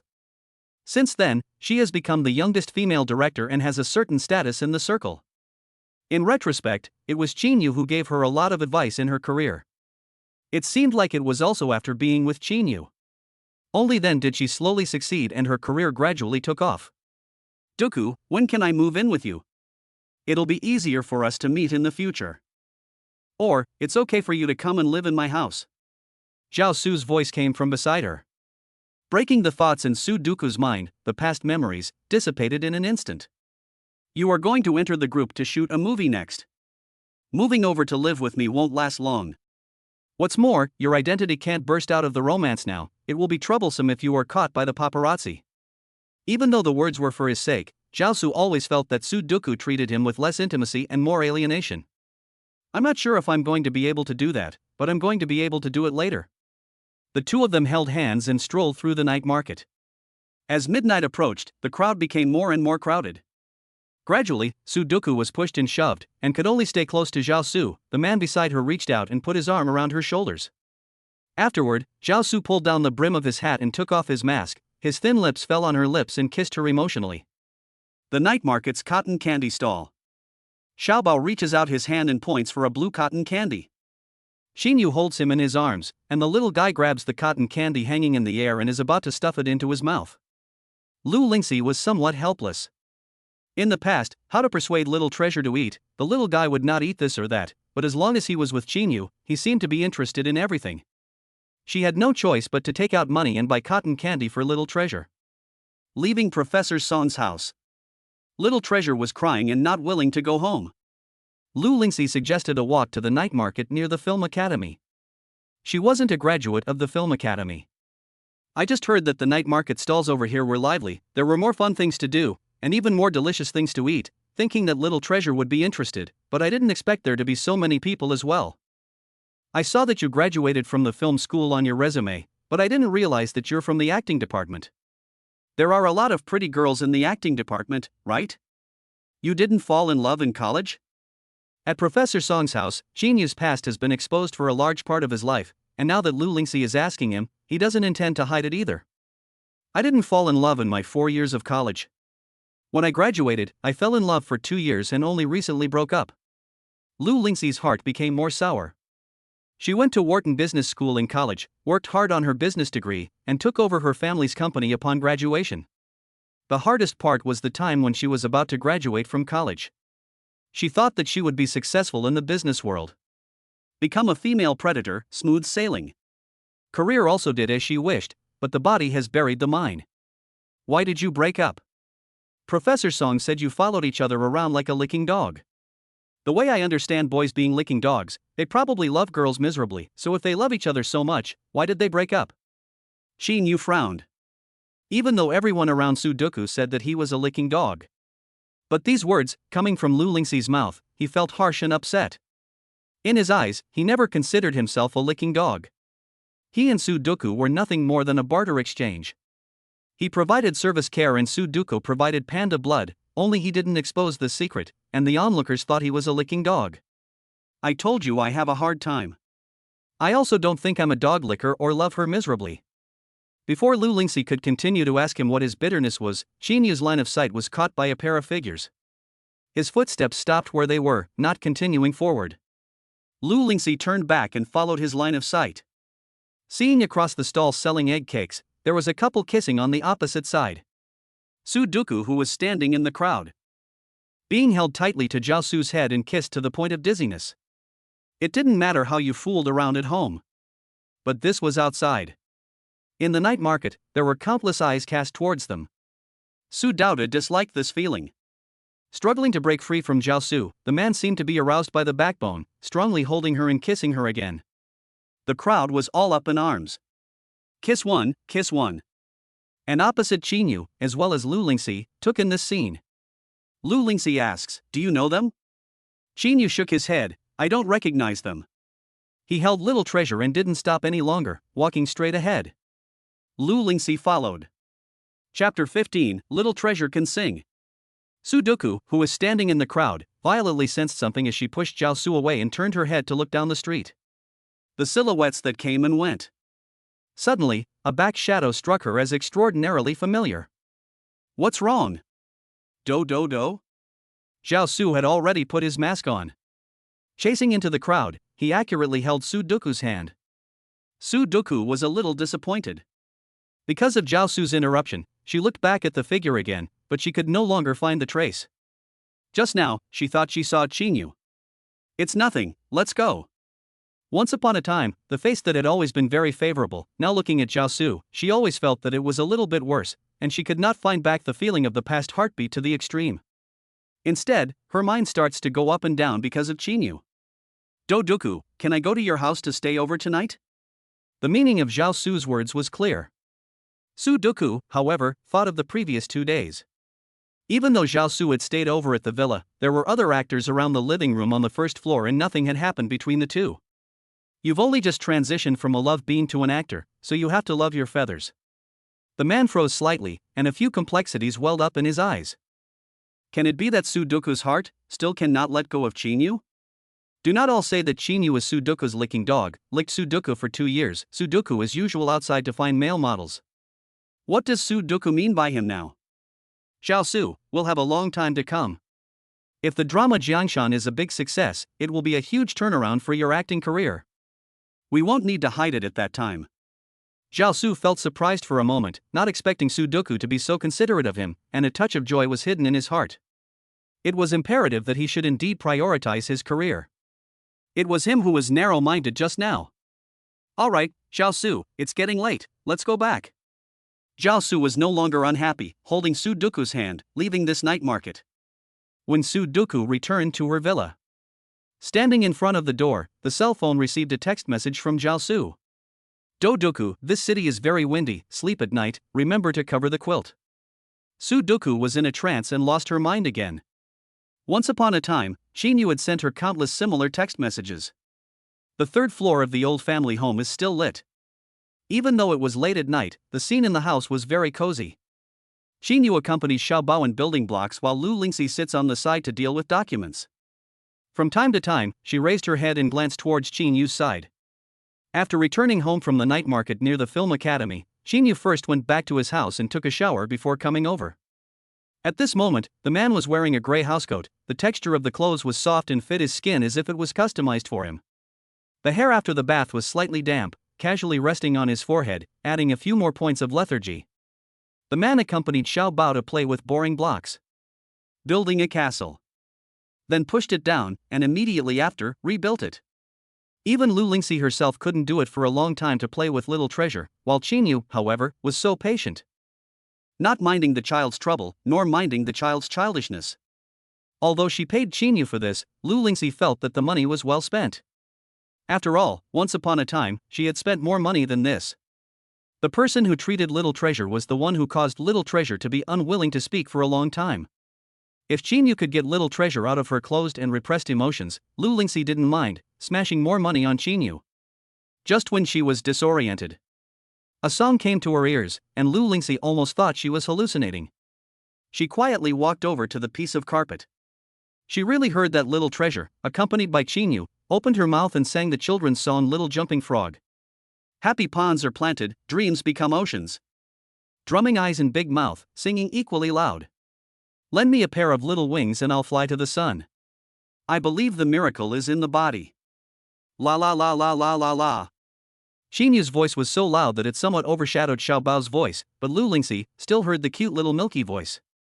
Shinu also noticed it and immediately closed his mouth. Little treasure then followed the tone he had just used and continued to sing. Leapfrog. Seeing Lu Lingxi who came closer, Shinu was just about to open his mouth to speak, but the woman made a silencing motion. Lu Lingxi sat behind Xiaobao. She took out her cell phone and recorded the audio of the little one singing. She was so moved that she almost burst into tears, her eyes reddening. Little Treasure had actually opened his mouth to sing. Even if it was just a short little section of the song. It also proved to be a good change. Gradually, Little Treasure also noticed that Shinu didn't make another sound. He shyly closed his little mouth again, not willing to make any sound either. My Little Treasure can sing, awesome. Lu Lingxi took off her shoes. Stepping onto this blue puzzle carpet, she took Little Treasure into her arms and kissed the little guy's forehead. Little Treasure, however, grabbed Lu Lingxi's hand, and then grabbed Shinu's hand, and put their hands together. They raised their heads at the same time, their four eyes facing each other. The moment the two hands touched, it was as if they were electrified, and each other's bodies were slightly tingling. Shinu was the first to feel embarrassed. To him, Lu Lingxi was like a flower in the mountains that could only be viewed from afar and could not be desecrated. He carefully withdrew his hand, not realizing that, instead, his ears were red. In order to hide the embarrassment, he could only use Xiaobao as an excuse and said to Lu Lingxi, "Let me take Xiaobao to take a bath, he seems to be a bit sleepy." Only then did Lu Lingxi look down and look at Little Treasure in her arms. The little guy's big eyes were blinking, dozing off. Lu Lingxi nodded and handed Little Treasure over to Shinu. Watching a large and small group of people walk into the bathroom, Lu Lingxi she was still sitting in the same place without moving. It took her a while to regain some of her senses. Shinu was the first unfamiliar young man who was able to touch her hand, but the man's hand just now was dry and warm, but his palm was covered with calluses. Half an hour later, Shinu came out holding Little Treasure who was wrapped in a bath towel, and the little guy had long since fallen asleep. Lu Lingxi led him to the bedroom. Her bedroom, with light green and pink as the tone, was like a small fairyland, and the air was filled with a faint perfume smell, making people feel incredibly comfortable and relaxed. The room was filled with all kinds of small decorations, which seemed to be toys that children would like, and each of them was full of unique fun. The closet was filled with all kinds of clothes, from dresses to children's clothes. Next to the big bed, there is a small bed, the quilt on the bed is neatly folded. You put Little Treasure on the bed. Shinu held Little Treasure and walked over, placing the child on the cot, and then covered him with the quilt. At this time, Lu Lingxi said to him again, "Come over with me, I have something to tell you." Chapter 16 Attending the Launch. Shinu didn't know what Lu Lingxi was looking for him for. But when he thought of the drama Jianshan, perhaps it was related to this. As expected, after following Lu Lingxi to the study, the woman took out a document and gave it to him. "This is the script of Jiangshan, you go back and look at it tonight. A week later, the company will hold a conference and will officially announce all the actors." Shinu took the script. It felt as if the script weighed 1,000 pounds. 2 years had passed since he graduated from college, and he had never touched any scripts related to film and television. He hadn't even read many novels, and his mind was immersed in how to take better care of Sudoku, how to take better care of his body, how to produce healthier blood, and how not to arouse Sudoku's suspicion. His emotions were often highly tense. Even the news that was sold to the magazine was news that was tried out in plain sight and in secret around Sudoku. It has to be said that he is not a purely good person, and is still a bit mean, and in the past 2 years, he has also lived a shabby life. But the younger sister is his only relative in this world. He is not willing to lose this relative. "I gave you the male lead, partly because Professor Song said that she wanted you to play the male lead before she promised me that she would be the etiquette instructor for this drama. Since you're from the film school's science class, it's not just because of Professor Song that I chose you. Shinu, I'm giving you a chance to not let gold be buried under the dirt, so I hope you won't let me down." Lu Lingxi herself didn't know how much encouragement her words brought to Shinu. The man lowered his head, and where she couldn't see, the faith sprouting in his eyes grew stronger and stronger. Underneath his handsome shell, there was a sharp undercurrent hidden in his bones, and when he raised his head, his expression was deadly calm. A low voice came from him, and he replied in an unassuming manner, "I promise you that I won't let you down." Leaving Lu Lingxi's house. The two were neighbors and opposite doors. Shinu only took 3 or 2 steps before returning to his own home. He sat at the table with the script. His eyes skimmed over the names of the staff members and unexpectedly saw Zhao Su's name, who played the male number 2. Shinu became even more curious about the plot of this drama. Since there was Sudoku pulling the strings, Zhao Su only got the male number 2. Did Zhao Su actively choose the male number 2? Or was it that before him, the theater company didn't even look at Zhao Su to play the male number 1? Subsequently, Shinu browsed through the entire script and finally came to a conclusion in his heart. Zhao Su must have given up the male number one on his own. This drama is about a kingpin who rises from the bottom of the heap to become the king of the country. The hero in the book is a man who is both good and evil. Most importantly, everyone in the book is at his disposal. He is self-centered and trusts no one. In the end, he climbs to the top but becomes a loner, yet he also owns the kingdom and the supreme power in the whole world. It's no wonder that Lu Lingxi asked Professor Song to come out and be the etiquette instructor. It's a big male lead cool text positive drama. And Zhao Su gave up the male lead. Because of his acting skills, he can't afford a role like male lead. Zhao Su's transition from idol to actor, playing the second male lead in the drama, as the male lead's lackey, was undoubtedly the best choice for him. This was probably also what Sudoku had asked him to choose. Unconsciously, it was almost dawn. Only then did Shinu return to his bedroom to sleep. The week passed quickly. On the day that the cast and crew of River and Mountain held their press conference, many reporters gathered at the entrance of flourishing film and television, waiting to interview the male and female protagonists of the drama Jianshan. Lu Lingxi could also see the entrance of the company through her own window, scattered with many people. She opened the door, wanting to inform Shinu. And Shinu, too, happened to open the door. "You're planning to wear this to the company?" Shinu looks at the clothes on his body, just a simple white shirt and black pants. "Is it inappropriate?" Lu Lingxi nodded heavily. "Inappropriate. Very inappropriate." Even though the man in front of her was still as handsome as ever. "But for this conference today, you have to wear formal attire to be able to hold down the scene. I put you in such a position. If you are plain and low-key, it is not a slap in my face. I am afraid that many people will not be able to trust you." Shinu instantly realized that the clothes he was wearing were too cheap. "Let's go, come to my house first." Little Treasure sees him reappear and happily grins with a wide grin. His small hand grabs his big hand and brings him to sit in front of the piano. The little guy plays the piano for him to listen to. For a moment, the apprehension in Shinu's heart was eased. And Lu Lingxi took her cell phone and went to the study to make a call. 10 minutes later, a person arrived out of breath. After Lu Lingxi opened the door, she saw that the other person was wearing a fluorescent green suit and had short fluorescent pink hair. "Why are you in such a hurry to get me here?" "I've brought everything. What do you mean by that?" David is Lu Lingxi's stylist. He is usually responsible for her styling for major conferences and annual banquets. However, Shinu, who was sitting in front of the piano, also saw David. He ran the showbiz news for 2 years. Naturally, he was familiar with David. This was the big red man in front of the stars of the major fashion weeks, the famous big stylist.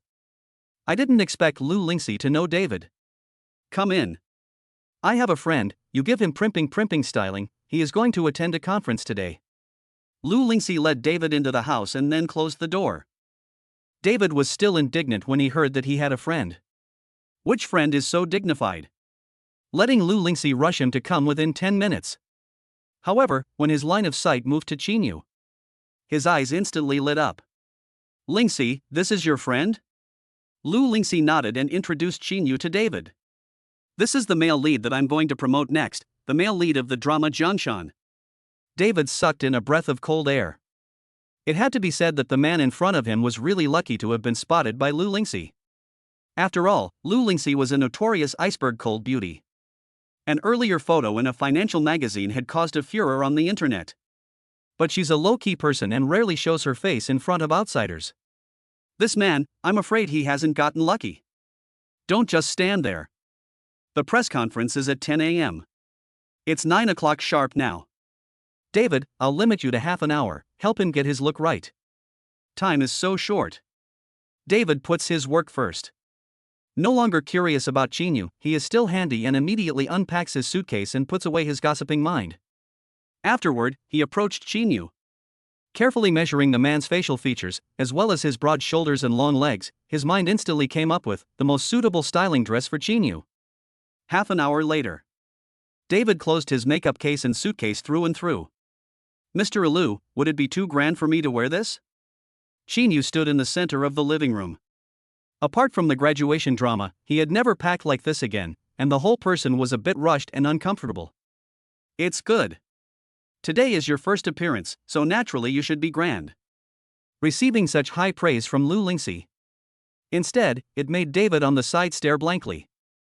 One must know that Lu Lingxi would rarely praise a man.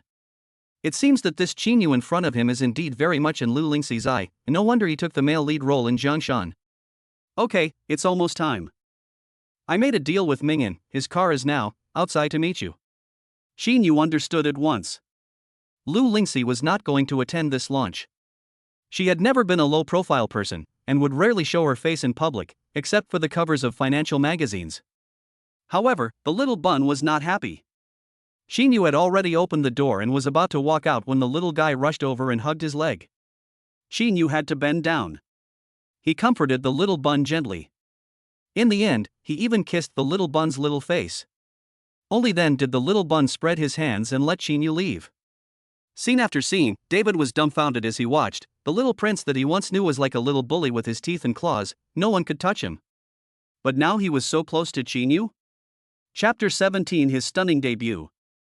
For a while, after the door to the room closed, David's gossipy mind, however, could not be suppressed. Immediately asked Lu Lingxi, "Mr. Lu, where did you fish the big handsome man from? And he can still get along harmoniously with Xiaobao, awesome. This person is also too powerful." Lu Lingxi, however, got up. Walking to the heel of the window, she looked at the distant flourishing film and television company. She spoke slowly. "He came to my company to apply for a security guard. I saw that he looked good and rewarded him with a male role." David's voice suddenly became sharp and amplified.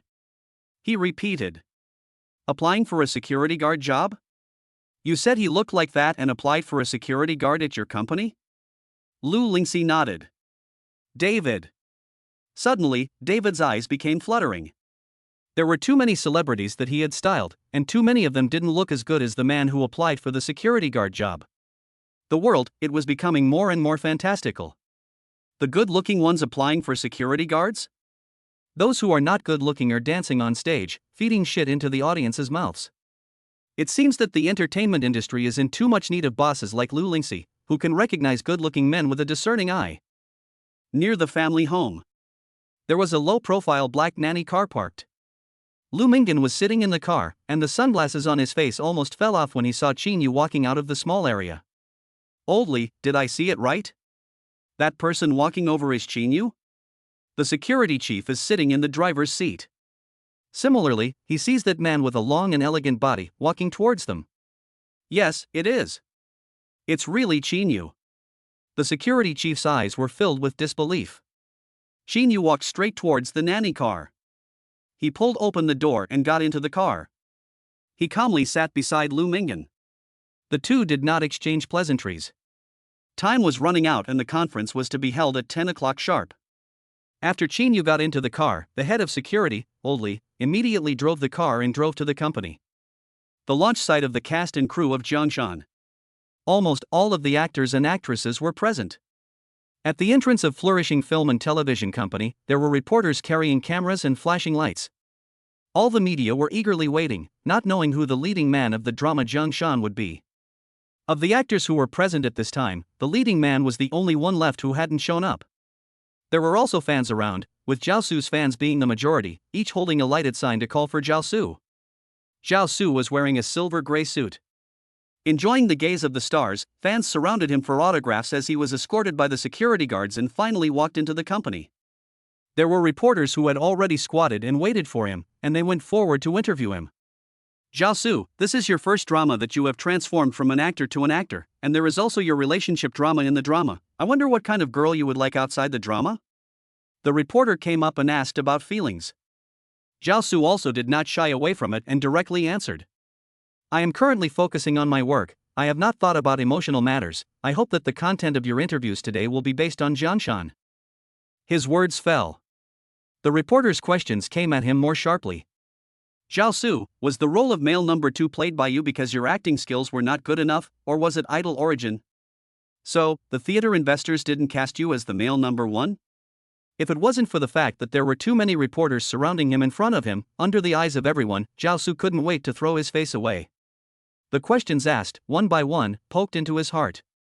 Fear that people don't know he is from the love beans transformed into an actor. Also fear that people don't know that he is not good at acting. After all, I just transitioned from the love beans as an actor, involved in the film and television industry, experience less seniority shallow, the male second is the most suitable for me. The agent beside him also realized that this group of journalists are not too aggressive, not good to mess with, and immediately rounded up the scene for Jiaosu. Okay, all the reporters, the conference is about to start. Jiaosu still have to go to the backstage waiting for the scene. Afterwards, the agent blocked the reporters, while Jiaosu went to the conference hall, found a seat and sat down. A group of reporters were a bit sighing. Jiaosu's mouth was so tight that he didn't even speak a single word with a slip-up. They hurried again and gathered around the female lead of the drama Jiang Shan to start interviewing her. But the female leads in the drama were arranged in order of having the most parts, and the female lead was movie queen Ding Qin, who was 50 years old this year, and she played the mother of the male lead. Ding Qin, as always, is decent and elegant. Reporters from her here, even more interviews cannot be any interesting topics, casually asked a few daily life, but also dispersed. Until close to 9:50. In an instant, the crowd boiled.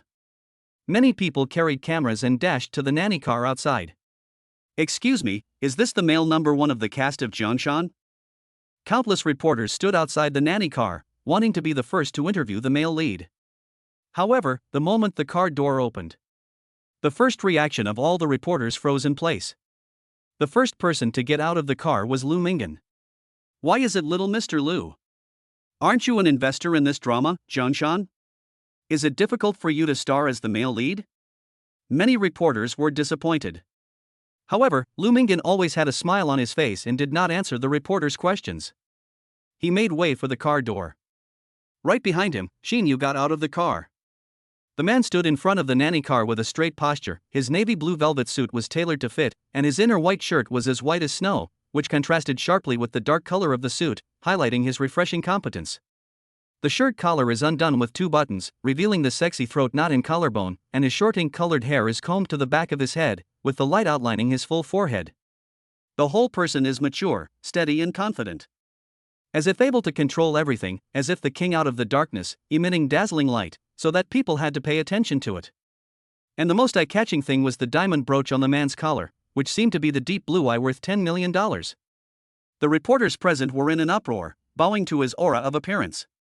But they did not recognize Qin. Could it be that this was the male lead of Jiangshan? An unknown vegetarian? However, this vegetarian was too handsome-looking. The man's face seemed to have a 360-degree angle of no death. No matter from which direction he looked, he was still handsome. Gradually, a reporter finally came back to his senses. May I ask if you are the male lead of Jiangshan? Mr. Xiaolu, this is the male lead of Jiangshan? The interviews and flashing lights all surrounded Qin and Lu Mingyan. However, Qin and Lu Mingyan did not say a word. The security chief, Old Li, opened his mouth and explained. Dear reporters, the press conference is about to begin. Any questions you may have will be answered in the upcoming press conference.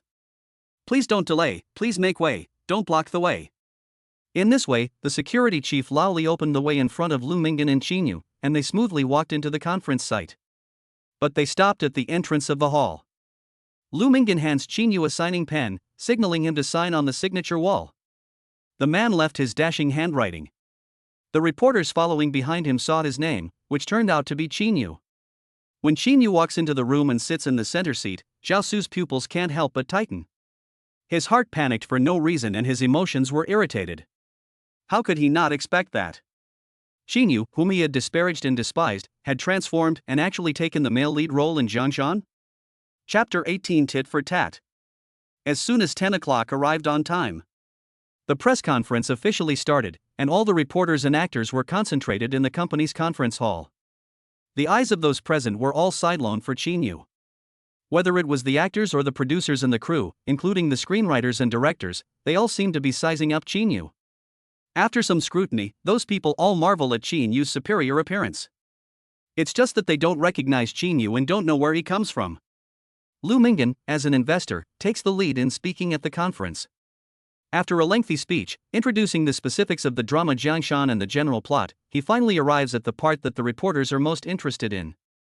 These reporters, who had long been unable to hold their minds, were raising their hands one by one to speak. Lu Mingyan casually ordered a female reporter. The female reporter asked a sharp question on the spot. The deep blue eye, said to be the private collection of the female plutocrat Lu Lingxi, I saw this brooch, now worn on Mr. Qin's chest. May I ask Mr. Chin, do you have a strong relationship with the female plutocrat Lu Lingxi to get the male lead role in the drama Jiangshan?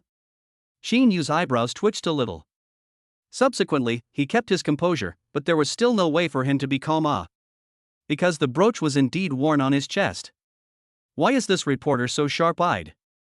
How did this reporter see that this was Lu Lingxi's collection at a glance? Zhao Su, on the side, is also waiting to see Qin Yu's joke. His heart is full of slander. This dog. He's so fucking lucky. Not only did he fall for Sudoku, he also fell for Lu Lingxi. One mountain is higher than the next. How can he be so lucky? How come he doesn't have this kind of luck? However, before Qin Yu could answer, the reporter was the first to realize that something was wrong and rounded himself up. I'm sorry, Mr. Qin. I'm a bit stupid, you're sitting next to Mr. Lu. May I ask Mr. Qin, do you have a personal relationship with Mr. Lu? Is that why this brooch is on you? Shinu himself did not expect there is such a reversal. He is glad that he just did not talk too much. He was glad that he didn't say too much just now. He then answered briefly. Yes, this brooch is indeed related to Mr. Lu. After the female reporter who asked the question sat down on the spot, in order to prevent this kind of situation from happening again, Shinu immediately opened his mouth and said, as you can see, I'm sitting in the center of the cast of Jiangshan, and I'm also the leading man of the drama Jiangshan. The investors saw something in me and invited me to star in this drama. I myself came from a film school, and although I'm new to the scene, I'll do my best to perfect this role. Today, after all, is the press conference of the cast and crew of Jiangshan, so all of you journalists, I will sincerely answer any questions about the drama Jiangshan. So, Mr. Qin, may I ask why the investors have taken a liking to you? What are your strengths? The drama River and Mountain is a big production, and you also said you are a newcomer, so why were you asked to star in it? As long as it's related to work matters, Qin Yu doesn't panic as he answers in a well-organized manner. The drama Jiangshan is a big production, but the crew is hoping to have fresh blood injected into the show. For example, Mr. Zhao Su, who plays the second male lead in the drama, used to work as a love interest but has now transitioned into an actor. He didn't come from the academy, and he doesn't even have the same credentials as me in terms of his career as an actor. I don't think I myself have a sense of unworthiness. And my advantage, maybe my appearance conditions are superior, and Jiangshan male lead image is more suitable, and secondly, I come from the class, 2 years ago with the first place, graduated from the Film Academy acting department. Whether it's from the aspect of appearance or experience, I think that I, myself, am not inferior compared to Mr. Zhao Su. Qin Yu is usually emotionally stable. He would not storm off at will, nor would he lose his temper with random people. Of course, this was all based on the premise that people don't offend me and I don't offend them. Now in public, he brought up Zhao Su in public, exposing Zhao Su's shortcomings, precisely to avenge the warehouse. Zhao Su had targeted him at every turn. He naturally wouldn't show any mercy and wouldn't let Zhao Su off the hook. And with Qin Yu's words, there was no doubt that the water was diverted to the east. Zhao Su naturally couldn't sit still. The shock on his face was clear to see. He had never known that Qin Yu was a graduate of the Film Academy, and had even gotten first place. In his heart, he simply wanted to curse his mother. If that bastard Qin Yu had such an educational background, why would he have to run in front of Sudoku and be a lickspittle for 2 years? The agent beside him, sensing his dynamics, touched his arm and told him to keep smiling at all times. Zhao Su's heart, however, was extremely uncomfortable. Under the flashlight, his every word and action will be magnified countless times, so he can only swallow his bitterness. He also had to show a friendly scene with Qin Yu. Zhao Su took a deep breath and then held up the microphone. Looking towards Qin Yu, he said to him, "Thank you, Mr. Qin, for paying so much attention to my past experiences. As Mr. Qin said, I myself am inexperienced in the film and television industry. Now that I'm transforming into an actor for the first time, I'm inevitably nervous. However, I will learn from Mr. Qin, and the two of us will make progress together, and we will definitely do our best to complete the drama Jiangshan and make our roles even more outstanding." Seeing that the male lead and male number 2 didn't seem to have any disagreements, the other actors present also didn't have any opinions. Next, the reporters asked other questions. But this time, there were no sharp questions. Qin Yu also responded perfectly. On the contrary, the producer Xia sitting on the seat smacked out some meaning, and Lu Mingyan quietly whispered, "Where did your sister dig up such a good seedling?" The mannerisms, education background, then the entertainment industry, many male first line, I do not know how many times superior. Your sister's eye for heroes, not letting the pearl go unnoticed, great. Great. Lu Minggen's corner of the eye also glanced at Shinu. Earlier, waiting at the entrance of the family compound, the man walked out from that dilapidated old neighborhood as if he was a god, shocking him to the core. His head almost went blank. He subconsciously thought that Shinu was afraid that he hadn't been taken over. Otherwise, how can he clean up a little bit and be so handsome that people want to fall under his suit pants? It can't be helped, my sister's business ability is too strong. I, as a younger brother, am afraid that I won't be able to match her in this lifetime. Xia Chongqing, eyes full of love, laughed. Do not be presumptuous, you are not bad, at least not as a playboy lost the family fortune, just your sister is too good. Lu Minggen. At this moment, Zhao Su is still gnashing his teeth in hatred, and his teeth are almost broken. Shinu has now become the center of all eyes at the conference. No one was paying attention to him as he transformed into an actor. But just because no one is paying attention to him, he has no heat, and Shinu is still stunning the entire audience. How did he get on the Lu family's big boat? And where did the stylist come from to make a country bumpkin into a handsome man? Zhao Su remembers that when he was at the villa in the south of the city, the Shinu at Sudoku's house had a purple and gray tinfoil perm all over his head, like a street punk. The Shinu who applied for the security guard job was even more plain and old-fashioned. This Shinu. He's really against him in every way. He's everywhere. Chapter 19, Sudoku, you lie to me. Zhao Su, you and Shinu are both rising stars in the movie and television industry. I wonder if there's anything you'd like to say to Shinu about the next collaboration? The reporter's sudden question focused on Zhao Su once again. Zhao Su's face almost couldn't hang onto his face, and he immediately collected the contemptuous disdain from just now. Instantly switched back to the usual Edu business state. The face was less hostile and more subdued. I hope that Mr. Chin and I will work together on this drama and get along well next. However, when they looked at each other, the two men's eyes sparked. The reporter asked Shinu some more random questions. Subsequently, the interview session of this conference ended. Zhao Su immediately left the venue and walked alone to the top floor of the company. Only then did he take out his cell phone and make a call. Sudoku, why didn't you tell me earlier that the male lead of the drama Jiangshan is Shinu? You were so hoping that both your current boyfriend and ex-boyfriend would appear in front of a camera at the same time, so that, you're very satisfied, aren't you? Sudoku, if you introduced me to the drama Jiangshan for the purpose of watching me and Shinu PK my acting skills. Good, then you've succeeded. Shinu is from the acting department of the B City Film Academy. I'm an uneducated Egeo transforming into an actor, how can my acting skills be better than his? Even through the phone, in the man's words, anger and dissatisfaction were exposed as Zhao Su complained a whole lot. But Su Daodu still captured the most crucial information. Who told you that Shinu was from a film school? He didn't go to college. And Zhao Su, are you talking in your sleep? Or are you just confused? How did Shinu become the lead actor in the drama Jiangshan? At the moment, Sudoku doesn't take Zhao Su's words seriously. She repeatedly thought back to the past 2 years, when Shinu stayed by her side, he really didn't have a serious job. If he graduated from film school, why was he so spineless? Why is he so spineless? He's stuck by her side and can't get rid of her? This doesn't make any sense. Sudoku, you're still trying to trick me. Today is the press conference for the cast and crew of Jiangshan. All the actors and actresses are on the public list, and the male lead is Shinu, who is attending the press conference in person, right now in the lobby of the venue. However, before Sudoku could pass on any words, Zhao Su angrily hung up the phone. The photo of Shinu was sent to Sudoku's WeChat. The WeChat's beep suddenly rang. Sudoku's finger clicked on the photos. Suddenly, her eyes widened. The careless attitude all but disappeared. Her lips trembled slightly, and the expression on her face was filled with shock and disbelief. Are you sure this is Shinu? He really came to the launch? No. It can't be. Did you picture me and lie to me? How could he be the lead actor of the drama Jiangshan? Fingers were trembling a bit as he sent down a sentence in the chat box with Zhao Su. But for every question, Zhao Su's side gave an answer. The person in the photo was Shinu. In an instant, Sudoku's legs went weak for no reason. Afterward, the powerless paralyzed on the seat. She recalled Shinu's despondent loneliness and helplessness when he left, and she thought that Shinu would never be able to turn over a new leaf. However, on the photo, he was well dressed, with an extraordinary demeanor, his face beaming with confidence and success.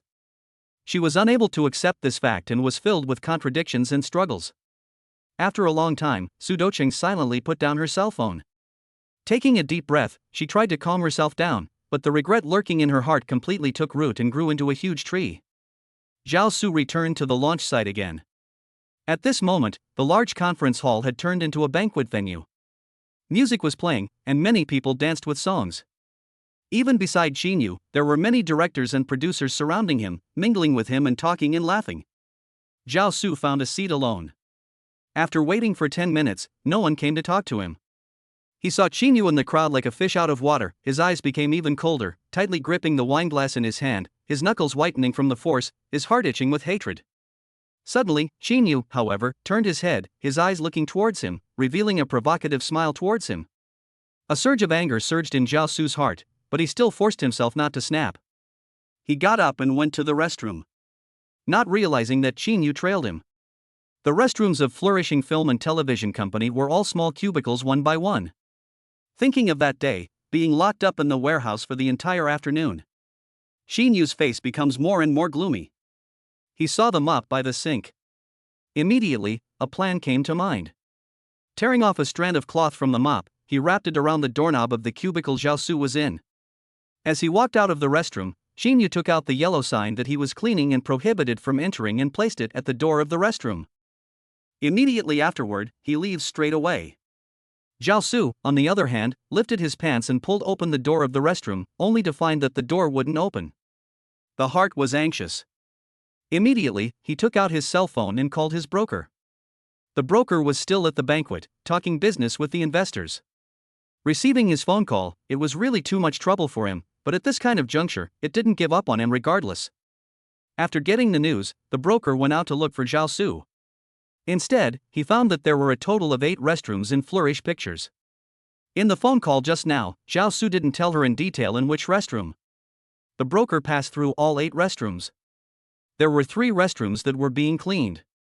The broker was a middle-aged woman in her late 40s, and it would have been very indecent to go to the men's restroom to look for someone. And in the face of the yellow sign prohibiting entry, she was even less likely to walk into such a restroom. When she waited to call Zhao Su again, she found that the other party's cell phone had been turned off. The female agent's face was as black as the bottom of a pot. Zhao Su was playing a trick on her. She didn't pay attention to Zhao Su anymore and returned the same way. As for Zhao Su's cell phone, it was low on power and turned off directly. He almost stormed out and wanted to tear down this restroom. But the flourishing film and television company was newly built, and even the restroom was constructed in a golden splendor. The building material used was marble. It was not something Zhao Su could demolish with his bare hands. Just like this time passed bit by bit, Zhao Su's entire body got sleepy and dozed off while sitting on the toilet. By late night, he was shivering with cold. But still, did not see a silhouette, did not hear any movement, as if he, this person, was forgotten by the world. Fear began to rise in his heart. Anyone? There is no one. Come and help me. Is there anyone out there? Help, is there anyone out there? Inside the restroom, there was a cry for help from Zhao Su. However, no one had appeared yet. Chapter 20 Drunkenness. Zhao Su's female agent, after searching around in vain, returned to the banquet. Seeing the people surrounding Qin Yu's body, there were finally less.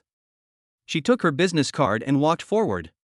Hello, Mr. Qin, this is my business card. I don't know if you have, at the moment, signed an agency? Qin Yu raises his eyebrows slightly. Dai Lu. This was Zhao Su's agent. Surprisingly, he threw an olive branch to him. Sorry about that.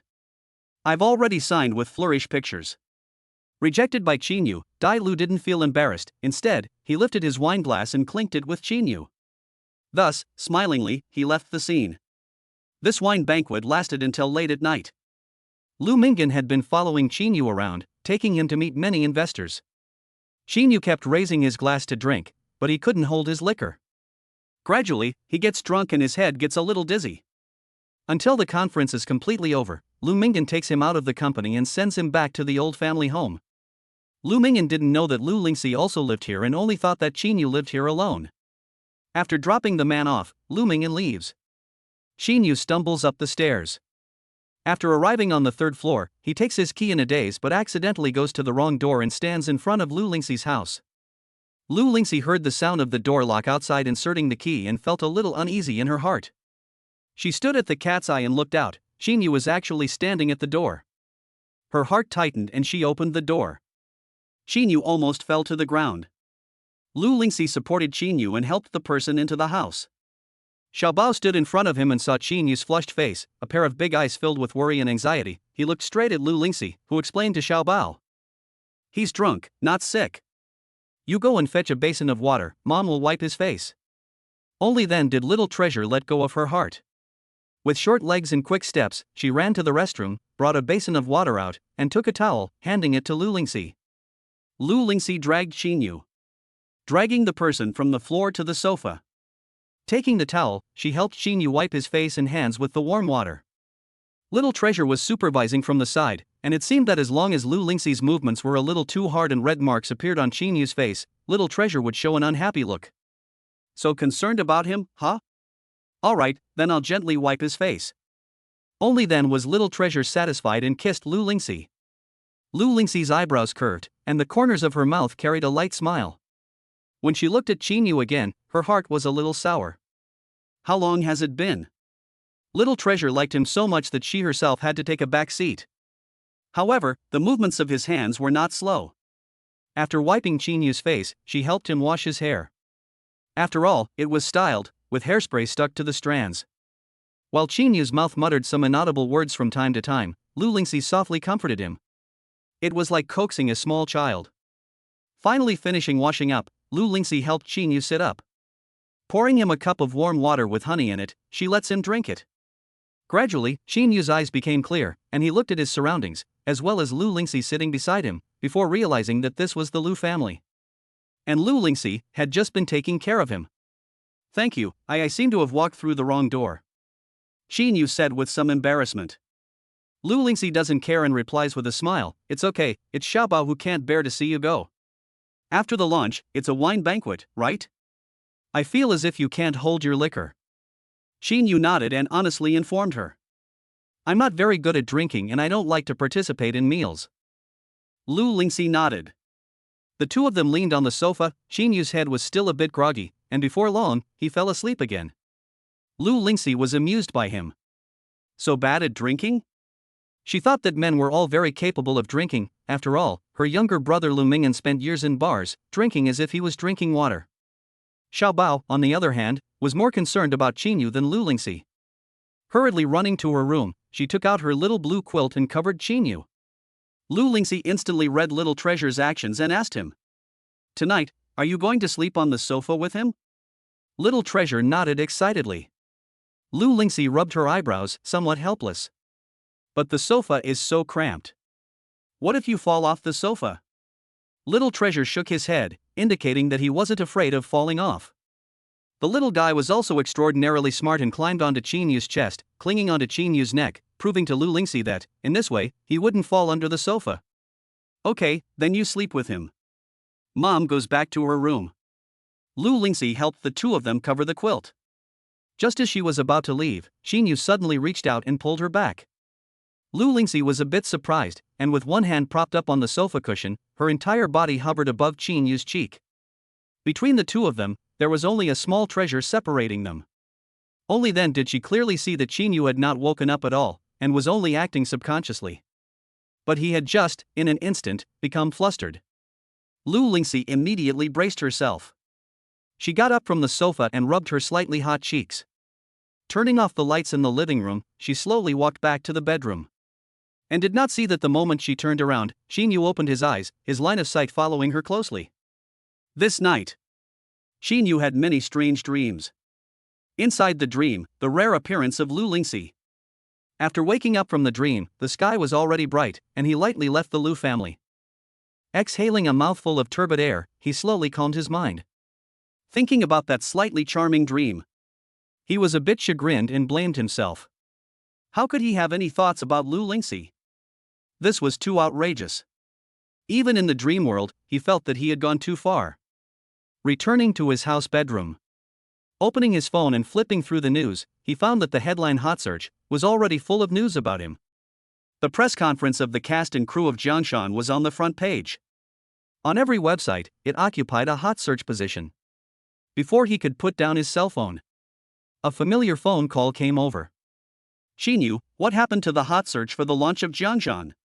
I thought you were digging up news about Lu Lingxi. You actually did mix into flourishing film and television and got the male lead in Jiangshan? On the other end of the phone, it's the voice of Dang Rou from 1V magazine. Editor-in-Chief Tang. This news about Lu Lingxi's child. I'm not going to take it over.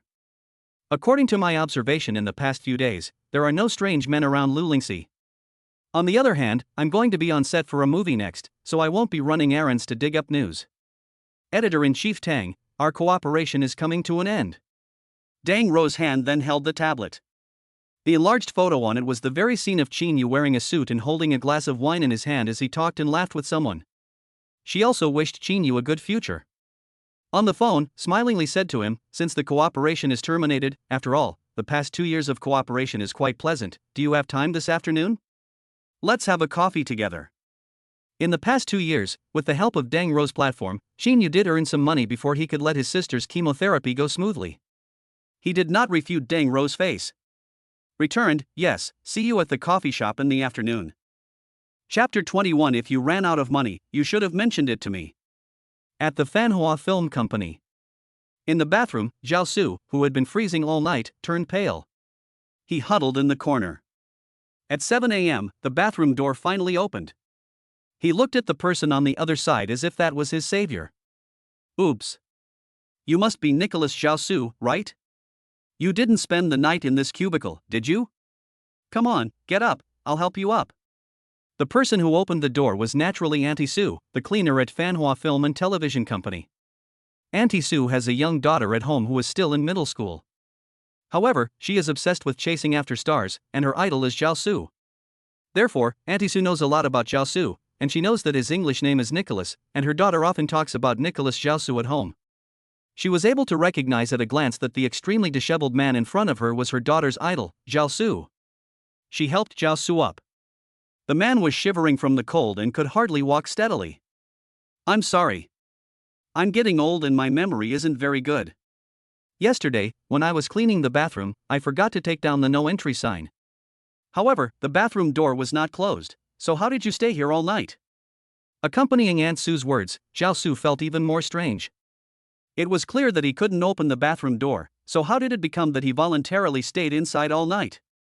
So, he slowly looked back. It was only then that he saw a mop cloth on the floor by the door of the cubicle where he had been. It had fallen lightly to the ground. The dark gray cloth strip and the gray marble tiles on the floor were similar in color, so if you didn't look closely, you would miss it. For example, the cleaning lady in front of him hadn't seen the cloth strip. Zhao Su also understood. He kept shaking the door of the cubicle, and the cloth strip had long been broken by his shaking. However, he was tired and had curled up in the corner to sleep. He no longer had the strength to take a step. In this way, he trapped himself in the toilet. But he was the one who started it all. Only Shinu would lock him in the toilet. Zhao Su felt suffocated and wanted to smash the wall. He sighed inwardly, feeling miserable. Mr. Zhao. Can you sign my daughter's picture? She really likes you. Can we take another picture together? Mrs. Su was so wrapped up in her own demands that she didn't realize Zhao Su was on the verge of a breakdown. A group photo? Look at yourself in the mirror. You like me? You're a cleaning lady, and your daughter doesn't study hard. How can you like me? Stay away from me. Don't touch me. Get out. Get out. Don't let me see you again. With all his pent-up anger, Zhao Su felt like the world's worst luck. How dare a cleaning lady boss him around? He had to cooperate just because she wanted a photo together? Just because his daughter liked him, he had to respond? What a thing! Are they even remotely compatible? They're all a bunch of dreamers. Zhao Su became more and more angry, and even used foul language, shaking off Auntie Sue. Auntie Sue was completely stunned. Is this the polite, upright, and outstandingly decent Nicholas Zhao Su that her daughter had described? Thinking about the bedroom at home, where her daughter had pasted pictures of Zhao Su all over the room, and even shows Zhao Su endorsed brands for snacks, stationery, and clothes. So this is what kind of person he is. And he despises her for being a cleaner. Auntie Su got up from the floor and grabbed Nicholas Tse, not letting him go. You explain yourself clearly. What's wrong with me being a cleaner? What's wrong with me asking you to take a photo together? What's wrong with me? You were prancing around on stage, touching your crotch and breasts, and a man wearing makeup all day long. Isn't taking photos your job? What's the difference between that and sweeping the floor with me? I stayed in the bathroom all night, cowering, and who knows if you weren't secretly working as a gigolo and doing something shameful in the bathroom. Auntie Su is old, and her mouth is like a machine gun. She wouldn't let Zhao Su go, and just kept on ranting. Her star-struck daughter is the younger one. Her son is over 30, and she is now in her 50s. She is good at nothing else, but when it comes to cursing, she is second to none. In just a short while, Auntie Su had cursed Zhao Su to the bone. Zhao Su was simply dumbfounded. How did it escalate to digging up his family's ancestral grave? And cursing him to die a bad death? To be impotent for the rest of his life? With those words of yours, I will take you to court, and you will have a pot to drink. I will sue you until you are ruined, and I will sell my house and my car to pay you back. Zhao Su's voice echoed in the empty corridor. He had a sinister expression, and a sinister and cruel smile could be seen between his eyebrows, as he mocked Auntie Su from above. Let go. If you don't let go, just wait for the lawyer's letter. The man's voice became more and more shrill, and Auntie Su became a little panicked when she heard the words go to court. No. Don't you dare go to court against me. I'll apologize to you. I shouldn't have said those nasty things to you just now. Auntie Su tried to explain, but Zhao Su simply wouldn't listen. He flung Auntie Su away, and the person was once again thrown to the ground. Zhao Su, however, walked away. He didn't see the person on the ground, who gradually became unconscious.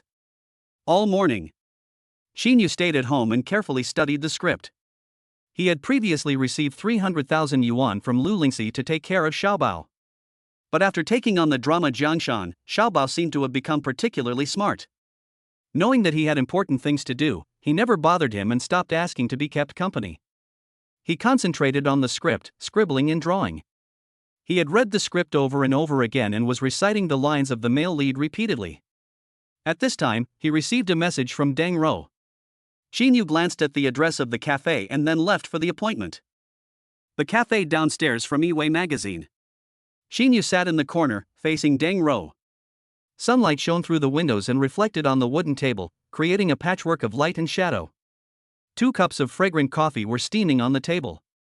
Deng Rou stirred the coffee gently, enjoying this rare moment of leisure. Then she spoke slowly. You should have told me if you were short of money. The press conference for the Drama Kingdom had been headline news, and all morning, Deng Rou had read through everything Shinu had said at the press conference. The man had actually graduated from the acting department of the Film Academy. And yet, he had worked with her for 2 years. Deng Rou could think of no reason other than the desire to make quick money. However, Shinu, if you really needed money 2 years ago, you should have entered the entertainment industry. Why did you have to delay these 2 years? Deng Rou's question is precisely what Shinu cannot speak openly and honestly. 2 years ago, first, there was the panda blood of Sudoku, and second, there was the issue of money. If he had joined the cast as an actor 2 years ago, he would inevitably have been separated from Sudoku and would not have been able to obtain the panda blood smoothly. Chapter 22, Hooked Up with the Old Hag Again. Shinu took a sip of coffee before saying, Isn't being a paparazzi faster and more profitable? Being a celebrity requires the right timing, the right place, and the right people. Editor-in-Chief Deng, not many people can become famous overnight. Deng Rou rarely had calm conversations like this with Shinu. The two of them had always kept things professional at the magazine. She never paid much attention to Shinu before, but he was just a tool for her to run errands and make money. But now, the situation has completely changed. That's right. Now that you've landed a role in Fanhua films, don't forget your old colleague in the future. Shinu nodded with a smile. He knew full well that it was simply because he had now been cast as the male lead in Kingdom and was therefore of use. That was why Deng Rou was having coffee with him here. He hoped that her wish for his bright future was genuine. Her wish for him to continue to make money for her was also not false. But in the end, Deng Rou wants to use him, and it is not necessarily the case that in the future, he cannot use Deng Rou. Iway magazine controls a number of media outlets and a large amount of dirt on celebrities. The number of casual internet trolls, including marketing accounts, should not be underestimated. During the 2 years of working with Deng Ro, Shinu has long since figured out the bottom line of Iway magazine. Editor-in-Chief Deng. Editor-in-Chief Deng, Lu Lingxi, I advise you to give up on this story. No one at Fanhua Film and Television knows the identity of her child's father. Even Lu Mingyan doesn't know the details. Deng Ro's eyes were lowered, her thoughts intertwined in complexity. If she dug up this information about Lu Lingxi's public relations fees would definitely be expensive. She was itching to do it, but she still couldn't bear to give up the money. However, what Shinu said was not without reason. No one at Fanhua Film and Television knew the details. Her peers would not be able to dig up the details either. Then, she was determined to dig up the story. Deng Ro smiled at Shinu. Her expression did not change much, and she naturally would not tell Shinu what she was thinking. Okay, I'll take your advice. I won't dig up Lu Lingxi's story for now. Then Shinu, when the time comes, you have to make up for me with some material from the Kingdom crew, including behind-the-scenes screenshots and whatnot. We'll have a give and take. Shinu didn't refuse. Immediately afterwards, Deng Ro took out a tablet from her bag. She flipped through the recent scoops and showed them to Shinu. The two of them had a good time chatting and laughing. However, outside the coffee shop, across the street, opposite them, under the tree, stood a man holding a mobile phone in his hand, recording the two of them talking. Assistant Kai was keeping a close eye on every move Shinu made. She never thought that she would be able to see Shinu today, when she was off work and out shopping with a friend. Shinu really has too much free time on his hands. It had been less than a month since he broke up with director Su, and already he was seeing a new woman. Kai, what are you looking at? Why haven't you left yet? Her best friend, Kai, was urging her from behind. I'm coming. She looked at the phone and saw the video she had recorded was intact. So she sent the video to Dooku. Soon, her phone beeped. Dooku? Kai, director Su, Shinu was having coffee with a woman. I was out shopping and happened to run into them.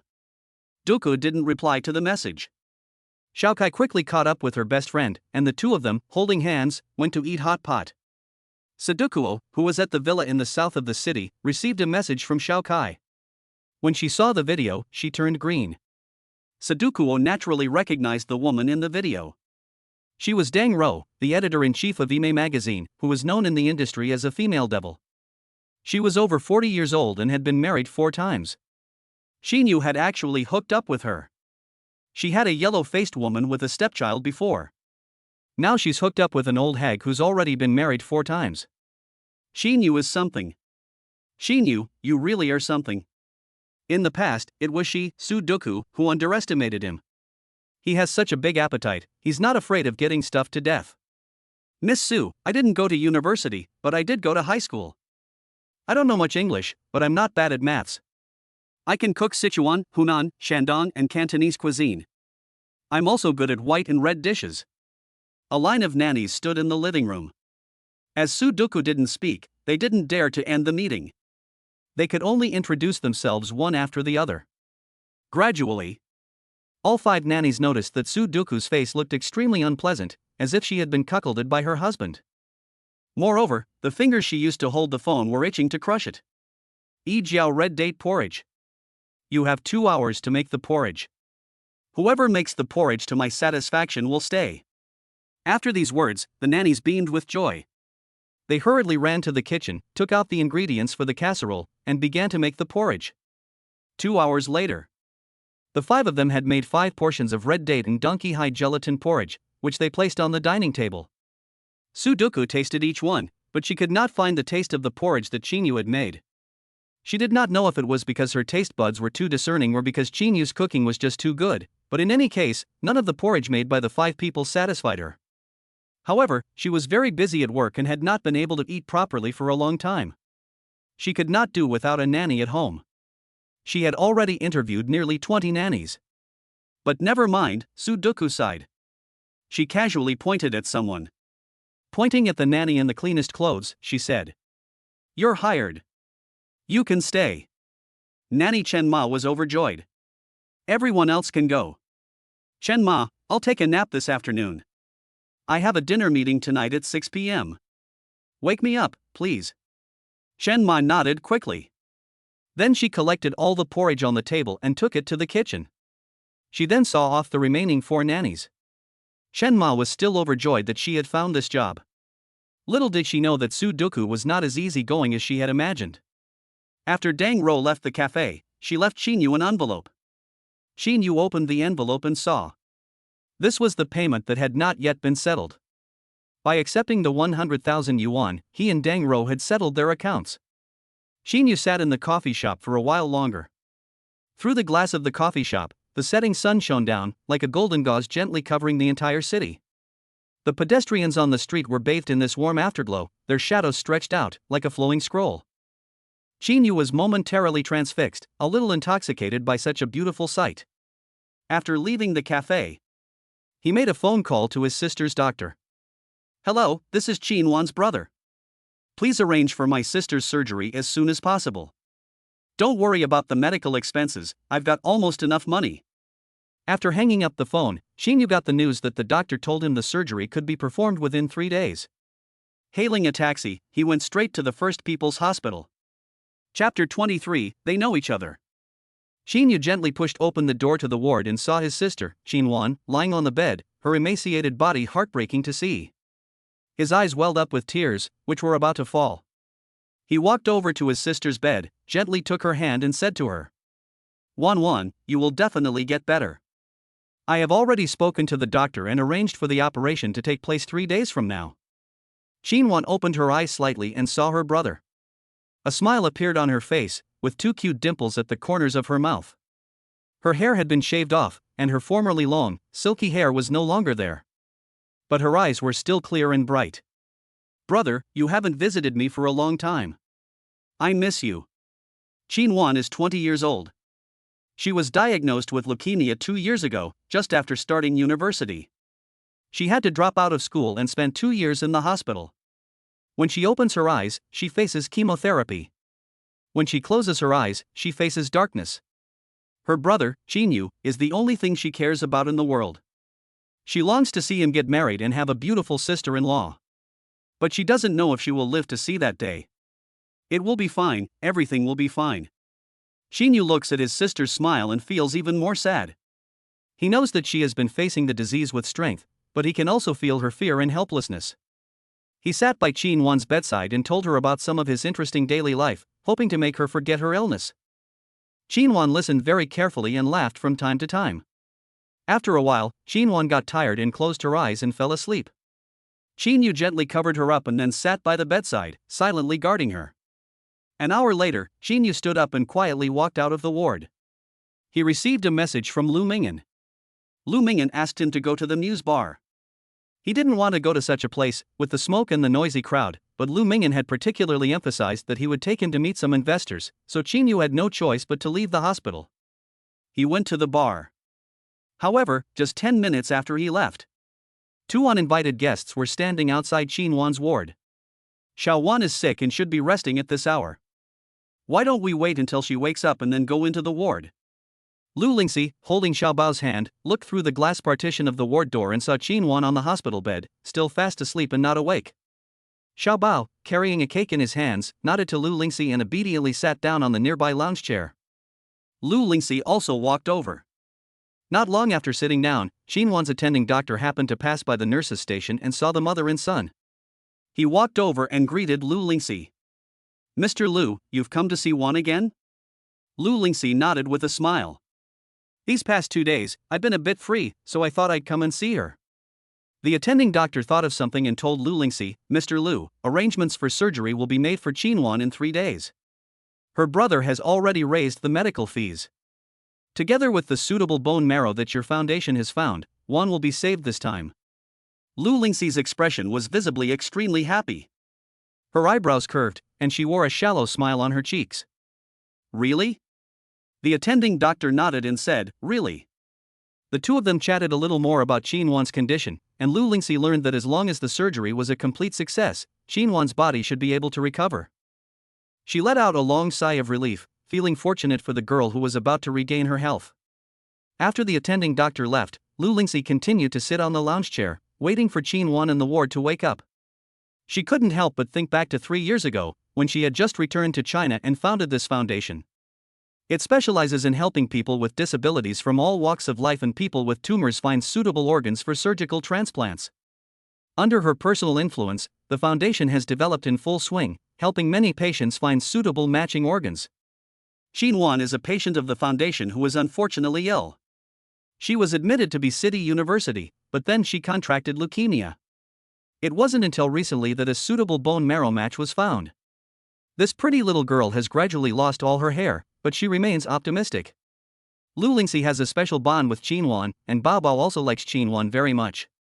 However, they only visit Qin Wan a few times a year, maybe twice. Therefore, she has never met Qin Wan's brother. However, the attending doctor also said that Qin Wan's brother is desperately trying to earn medical expenses for Qin Wan. He only appears in the hospital once every 3 months. Lu Lingxi once told the attending doctor that she could be fully responsible for Qin Wan's medical expenses, but it is said that Qin Wan's brother refused. He said that as long as the foundation helped, it would be sufficient to find a suitable matching bone marrow, and that her brother would find a way to raise all the medical expenses. Lu Lingxi did not intervene again. She only used her personal connections to help Qin Wan find a suitable bone marrow match more actively. "Sister Lu, is that you?" Qin Wan woke up in her hospital room and decided to go outside for some fresh air and exercise. As she opened the door, she saw Lu Lingxi and Xiaobao sitting on the couch. "Qin Wan, you're awake?" Lu Lingxi took Xiaobao's hand and slowly walked over. "Lu Niangjia, I'm so happy that you and Bao Bao came to visit me. If you had come 10 minutes earlier, you would have been able to see my brother." Lu Lingxi raised an eyebrow and then asked, "You mean your beloved, tall, and handsome brother?" Lu Lingxi's teasing made Qin Wan blush a little. Although in her heart, her brother was the handsomest man in the world, she was not sure if others felt the same way. "Oh, Sister Lu. Don't make fun of me, I've met very few men, and the most handsome man in my eyes is my brother." The young girl's face did not show the emaciated appearance of someone who was ill. On the contrary, her eyes revealed a bright and energetic glow. Lu Lingxi stopped teasing her. She took Qin Wan's arm and slowly walked her into the ward again. "You just wanted to go for a walk, didn't you? Let's sit for a while. Xiaobao has specially picked a cake for you. After eating the cake, we can go for a walk again." Xiaobao stood by the side, and when he heard his mother mention his name, the little guy happily lifted the cake. He handed it to Qin Wan. Qin Wan nodded with a smile, and for a moment, tears of emotion flashed in her eyes. Suddenly, she felt that her brother was not at all considerate. He had just come over, and was simply looking at her, without bringing her anything delicious. "Xiaobao is really considerate. I really like the cake, let's eat it together." They sat on the sofa in the hospital room. Qin Wan unwrapped the cake, and the faint smell of butter wafted towards her, making her almost forget the pain of her illness. Xiaobao took the first fork and stuck it into the rose on the cake, and handed it to Qin Wan. "Xiaobao, are you feeding me cake?" Xiaobao nodded. Qin Wan took a small bite of the cake, and the sweet taste spread in her mouth, making her feel the love and warmth of her family for the first time in a long time. "The cake picked by Xiaobao is delicious, really delicious." Lu Lingxi looked at Qin Wan and Xiaobao, her heart full of relief. She knew that in such a difficult time, the company and love of family members was the most important thing. She hoped that Qin Wan would recover soon and return to the university campus. Chapter 24, I want you to meet my brother. It was getting dark. Street lamps were lit up in the small hospital garden. Qin Wan and Lu Lingxi walked slowly together. Qin Wan's face was still a little pale. However, her eyes were full of radiance. "Sister Lu, actually, I want to introduce you to my brother," Qin Wan suddenly said, with a hint of mystery on her face. Lu Lingxi looked at Qin Wan and asked her with interest, "Your brother? Your brother should still be young, but I already have a baby. Won't he mind?" Qin Wan didn't know Lu Lingxi's real identity and just thought that Lu Lingxi was a volunteer at the hospital and that she had met her while working as a caregiver at the hospital. "My brother is a very handsome and talented person. He studied acting and graduated first in his class. Although he is now just an extra in the film crew, I believe that one day he will become famous. Sister Lu, I just want you to meet him." When she heard the first half of the sentence, Lu Lingxi felt something. She almost thought that Qin Wan's brother was Shinu. After all, they both had the same surname, but when she heard the second half, that he was just an extra in the film crew, it couldn't be Shinu. After all, 2 years ago, Shinu was running around after his girlfriend, and never went to the set to play bit parts. Xiao 1. Don't worry, you will definitely get better. You will definitely see the day when your brother gets married. Lu Lingxi took Qinwan's hand, rubbed her shoulders, and comforted her in a soft voice. However, Qinwan knew that Lu Lingxi had misunderstood her. She really thinks that her brother is a very nice person, and she also thinks that Lu Lingxi is a very nice person. These two people should meet, and her brother should also thank Sister Lu. Sister Lu. You have been so good to me, I just want my brother to thank you. He is a very nice person. It's just that he works too hard. Lu Lingxi's eyebrows and eyes lowered, and she suddenly felt that there was a story behind this. Qinwan went on to say, my brother raised me single-handedly. When we were young and poor, my brother collected bottles and trash to sell for money. In the beginning, my brother was accepted into university and majored in acting because people said that the entertainment industry makes money quickly. Unexpectedly, after my brother graduated from university, I got sick, and all the burdens fell on my brother. Lu Lingxi was silent for a long time, and it was always Qinwan talking, and she didn't comment. Because she could not imagine that a person's life could be so poor that they had to rely on loans for college tuition and had to pick up trash when they were young. She had never been in deep trouble and had had a smooth ride all the way. The only setback was probably the birth of her baby boy. But she had never liked money and had never lived a life lacking money. She suddenly understood a saying, the gap between people is wider than that between pigs. She had always been high up in the clouds and had never connected with the ground. Then your brother is really outstanding, he's great. If you have time, we can meet. Or, I'll find him a more comfortable job. Running errands on the set is not a long-term solution. Lu Lingxi has always been disdainful of outsiders and has a high level of emotional defense. But since that person is Qinwan's brother, she believes that since Qinwan is such an outstanding young lady, her brother can't be too bad. Lu's company has many branches, so it's not difficult to casually place someone in. It's much better to receive a stable salary from the company than to live from hand to mouth as an extra. No need, Sister Lu. My brother has his own plans. I just want you to meet my brother. You two are the best people in the world to me. I would be very happy if you could get to know each other. Lu Lingxi didn't say anything more. The attending doctor told her that Qinwan's brother even had to earn his own money to pay for Qinwan's medical expenses. He must be an extremely upright person. Just then, a late breeze blew through, bringing a faint floral fragrance. The two smiled at each other and continued walking in the small garden, enjoying this rare moment of tranquility. Let's not talk about my brother anymore, Sister Lu, let's go swing. I'm sure Bao Bao would love to swing. The topic finally came to Bao Bao. Bao Bao happily took Qinwan's hand and ran straight to the swing in the small garden. Lu Lingxi's voice came from behind, Xiao Bao, slow down, don't fall. Laughter and joy could be heard in the small garden below the hospital. In one of the hospital rooms on the second floor, the atmosphere was particularly gloomy. Fang Lanlan stood by, watching her mother, Auntie Sue, in the hospital bed, and her heart was full of worry. The security guard from Fanhua Film and Television Company told her. Her mother, Auntie Sue, used to work as a cleaner at the company, but suddenly fainted outside the company bathroom. According to the surveillance footage, it was said that my mother had a fight with her idol Zhao Su, and she had a heart attack and fainted. Mom, you're awake? What exactly happened? How did you get pushed by Zhao Su? What did you two talk about? When Auntie Sue opened her eyes, she saw the ceiling of the hospital room. She was still a little confused about where she was, and she heard her daughter Fang Lanlan's voice. Zhao Su. That bastard, that heartless son of a bitch. Fang Lanlan, you remember this, you can chase after any star or anyone you like, but don't ever chase after Zhao Su. In the room, all the photos of Zhao Su were torn up, and all the products he endorsed were thrown away. Otherwise, I will burn one whenever I see one. Thinking about Zhao Su's bad character and foul language, many people on the internet said that he was a fish with 9 holes, uneducated, and a real street rat.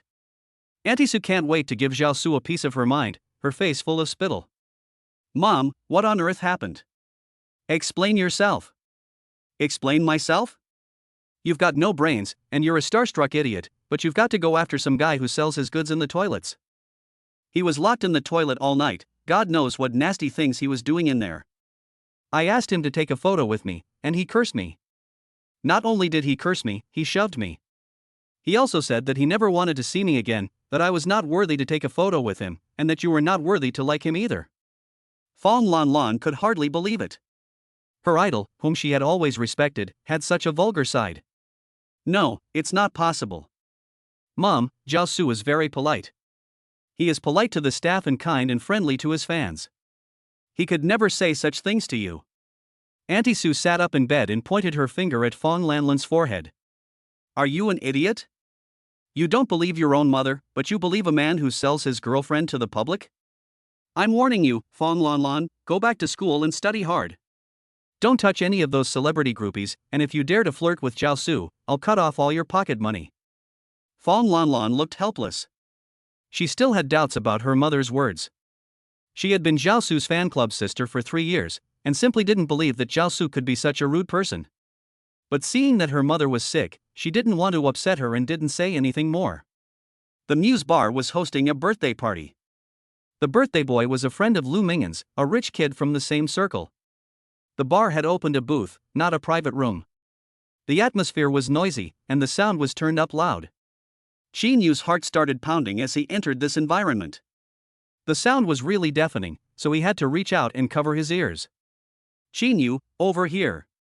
Lu Mingyan was sitting on the sofa in the booth, embracing 2 young beauties on his left and right, and waved at Shinu. Chapter 25. Shinu, stop. The surroundings were full of lights and revelry, with shadows everywhere. Shinu made his way through the crowd and finally arrived at the booth where Lu Mingyan was sitting.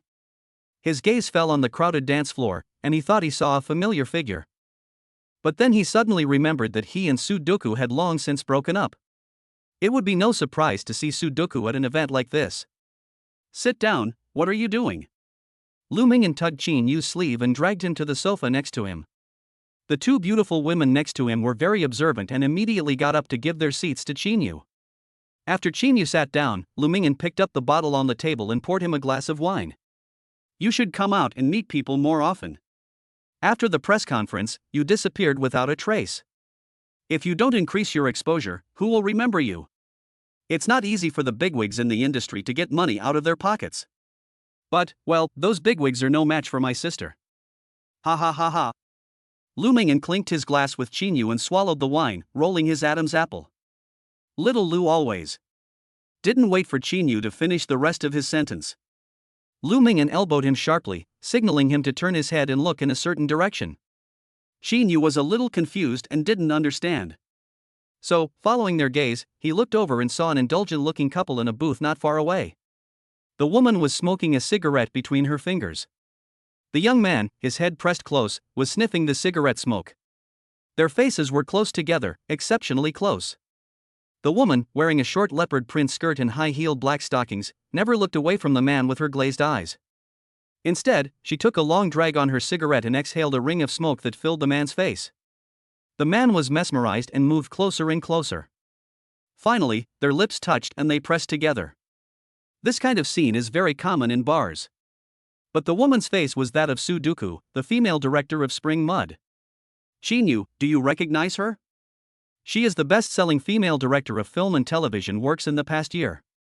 I didn't expect her to be so promiscuous. It is said that she keeps a dog licker by her side, and she also steals male models everywhere.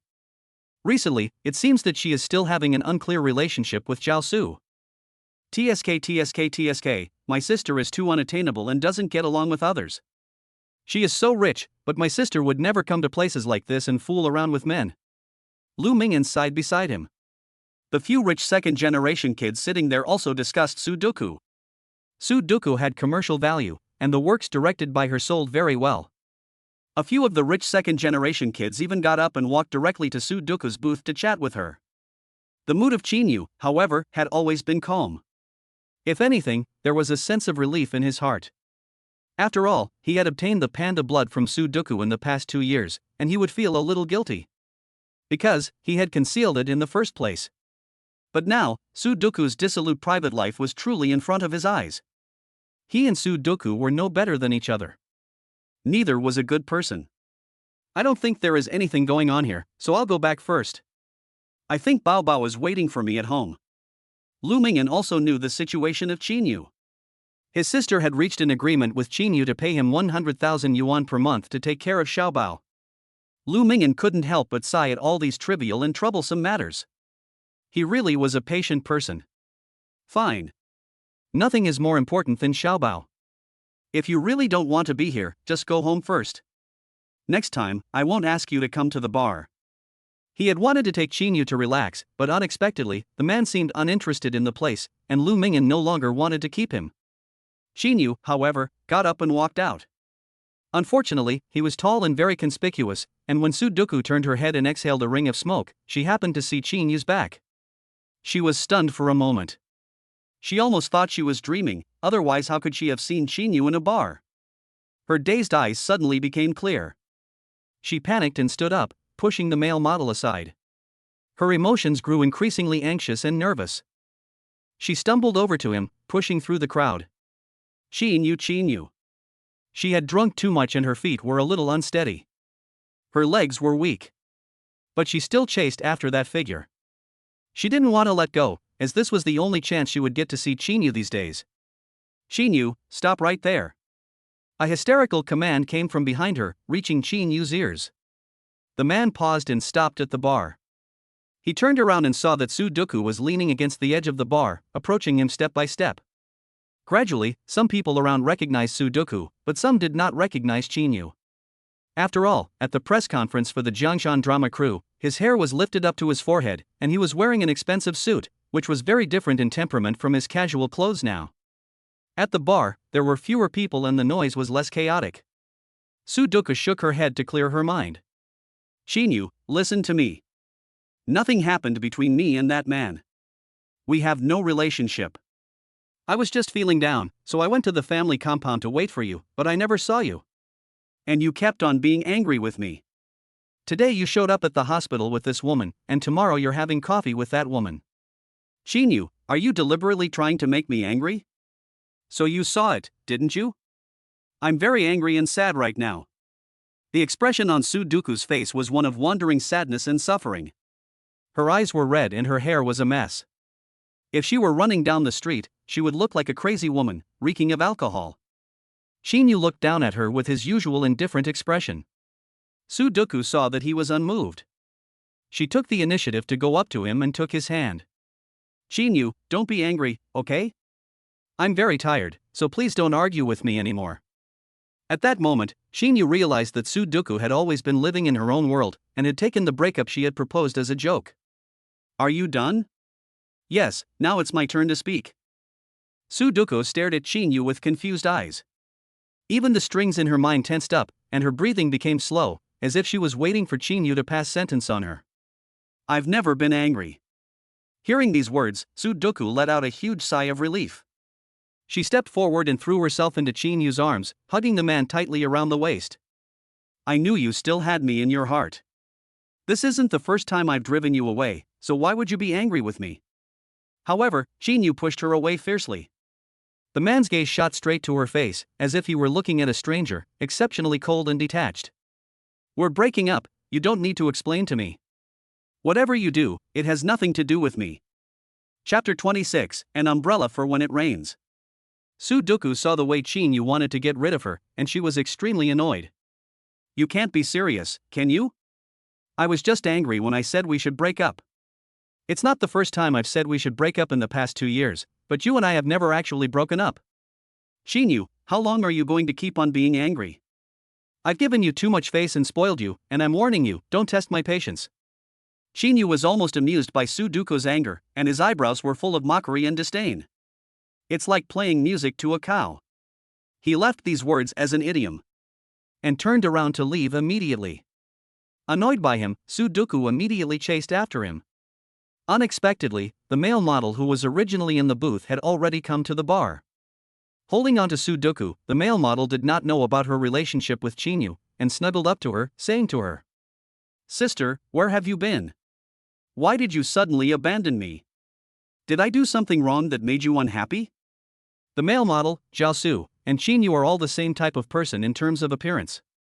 However, he is not as handsome and charming as Jiaosu, nor is he as refined and aloof as Shinu. He clings to Sudoku like there is no tomorrow, which immediately annoys her.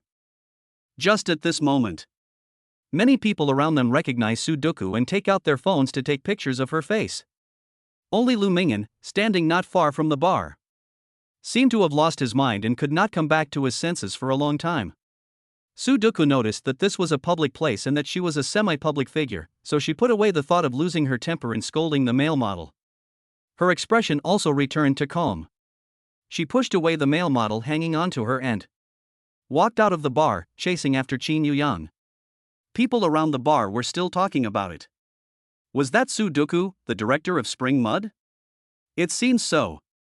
Usually when I watch the behind-the-scenes footage of the film crew, she looks very plain and simple, but when she arrived at the bar, she looked completely different. She was wearing black silk high heels, with big breasts, a perky butt, long legs, and a really good figure. Lu Mingyan heard all these comments. Just now, Xinyu left the booth. He followed Xinyu and, thinking that Xinyu had had a drink, planned to call a taxi for Xinyu and send him home. When he arrived at the bar, he saw Xinyu talking to Sudoku. Xinyu and Sudoku were actually each other's exes? Lu Mingyan was momentarily at a loss for words, so he held onto the bar table, sat down in front of the bar, and the bartender gave him a glass of whiskey, which he gulped down like water. The moment he stood up, Lu Mingyan went straight to the balcony of the bar and called his sister, Lu Lingxi. At the People's Hospital, Qinwan fell asleep. Lu Lingxi was just leaving Qinwan's ward with her baby when the phone rang. It was her brother calling. What's wrong? Lu Mingyan's voice sounded hesitant over the phone. Sister. You. Lu Lingxi was a little disgusted and spoke up immediately. If you have something to say, say it. If not, I'm hanging up. Sister. Don't hang up, don't hang up. Back then, how could you have been so confident in entrusting the lead role in the drama kingdom to Xinyu? Have you ever investigated Xinyu's background? I don't know why Lu Mingyan suddenly asked this question, but as Professor Song's star pupil, she definitely wouldn't have any problems with Xinyu's background. She asked in return. Lu Mingyan, are you questioning my decision? Lu Mingyan quickly replied, no. Sister, I want to ask you, did you know that Xinyu's ex-girlfriend was Sudoku? After the phone call ended, Lu Lingxi's expression was, as usual, calm. From Professor Song, she had long since learned that Xinyu had a girlfriend he had been dating for 2 years, and Xinyu himself had also told her this fact honestly. He just didn't say that the ex-girlfriend was Sudoku. But that has nothing to do with her. He is an adult, and it is normal to have an ex-girlfriend. Just like my mother also had a marriage partner, and my mother also liked someone else. Lu Lingxi found that Xiaobao was very concerned about Xinyu's affairs. Xiaobao tugged at her finger, and his fair and clean face had furrowed eyebrows, clearly unhappy. Lu Lingxi crouched down to eye level with Xiaobao and patiently explained to him. But Xiaobao didn't listen to her explanation. He shook his little head vigorously. Don't be upset. He and his ex-girlfriend have broken up and shouldn't have anything to do with each other anymore. Upon hearing this, the little guy's eyes opened wide, like a shiny little light bulb, looking at Lu Lingxi with full eyes of hope, craving a definite answer. Really, Mommy isn't lying to you. Your uncle just said so on the phone. That's his ex-girlfriend, and they only spent 2 years together. Xiaobao suddenly beamed with joy. But in his head, he had his own little plan. Mom said she was already an ex-girlfriend, and they had spent 2 years together before they split up, so in the future, he could stay with Xinyu forever. Xinyu would help him bathe, play with him with blocks, and tell him stories to lull him to sleep. He really wanted a dad. Someone like Xinyu. That would be perfect. After leaving the Muse bar, drizzle fell in sprinkles, wetting Xinyu's clothes. His mood was as depressing and heavy as the gloomy weather. A deep 5-fingered mark fell on his face. It was when Sudoku followed him out of the Muse bar a while ago and slapped him in the face. It wasn't the first time something like this had happened. Whenever Sudoku was dissatisfied or unhappy, she would always take it out on others, often beating and scolding them, or just randomly breaking things. Xinyu felt incredibly tired of Sudoku's hysterical madness. He never hit women, and he didn't fight back either. At this moment, he was walking home alone and lonely. The night was as dark as ink, gradually engulfing his figure. However, when Xinyu reached the entrance to the residential compound, he saw a familiar figure. The woman stood there quietly, like a blooming green lotus, untainted by the mire, her eyes calm as water, and her temperament gentle. When she saw him, she smiled at him. This caused a warm current to well up in Shinyu's heart. It's raining. Why don't you have an umbrella? Lu Lingxi was holding a transparent umbrella in her hand. She was holding the hand of Xiaobao, who was holding a yellow duck umbrella. When the two reached the entrance to the residential compound, Xiaobao was the first to notice a figure not far away walking towards her. It was Shinu. Come under my umbrella, your clothes are getting wet. Lu Lingxi urged.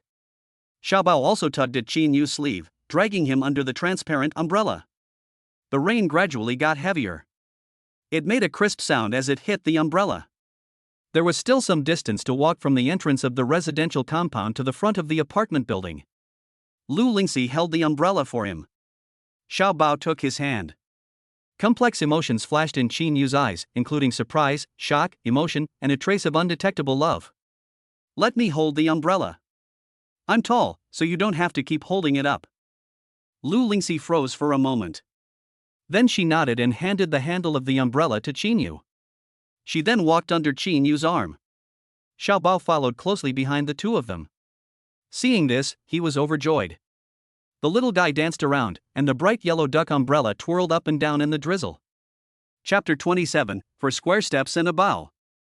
After arriving on the third floor of the apartment building, the three of them parted ways, with Lu Lingxi taking Xiaobao back to her own home.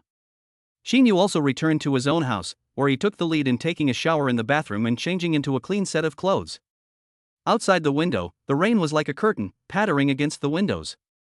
Inside the room, there was a damp, musty smell in the air, and Shinu sat silently in a chair, his eyes a little tired. He took out a mirror and examined the condition of his face. He let out a soft sigh, picked up the ointment next to him, and began to apply it to his face. The cool feeling of the ointment gave him a sense of comfort, but the pain still made him frown. Sudo slapped him, and I'm afraid she used her full strength. Her fingernails also grazed his cheek, and not only was his face swollen, but there were also 3 bloody marks.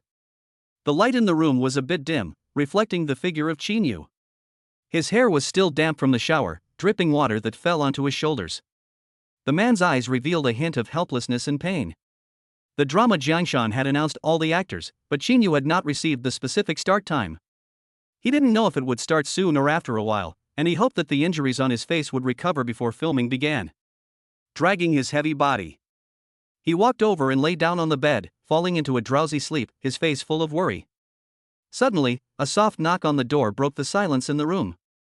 The knocking was very gentle. It was very similar to a small child standing outside the door, not having much strength, and the knocking was not regular at all. Shinu immediately thought of Xiaobao. He immediately got up, opened the door, and sure enough, saw Xiaobao standing in the doorway, the little guy wearing a cute green and yellow dinosaur pajamas. He took his hand and led him to the door across the street. Shinu stopped in his tracks, crouched down, and said to him, "Did your mother ask you to come and get me?" Entering and leaving a woman's house. You should first seek Lu Lingxi's permission. Shinu was afraid that his sudden intrusion would scare Lu Lingxi. Xiaobao nodded his head vigorously, as if he were pounding a mortar. His appearance was so cute that Shinu couldn't help but laugh, and he reached out and rubbed the little guy's head. "Since your mother has given her consent, let's go. We'll go to your house together." Shinu hugged Xiaobao and opened the door opposite. Walking into the warm and exquisite living room, he saw that the table was full of a sumptuous meal as soon as he entered the door. "You're here?" Lu Lingxi greeted him. Shinu nodded.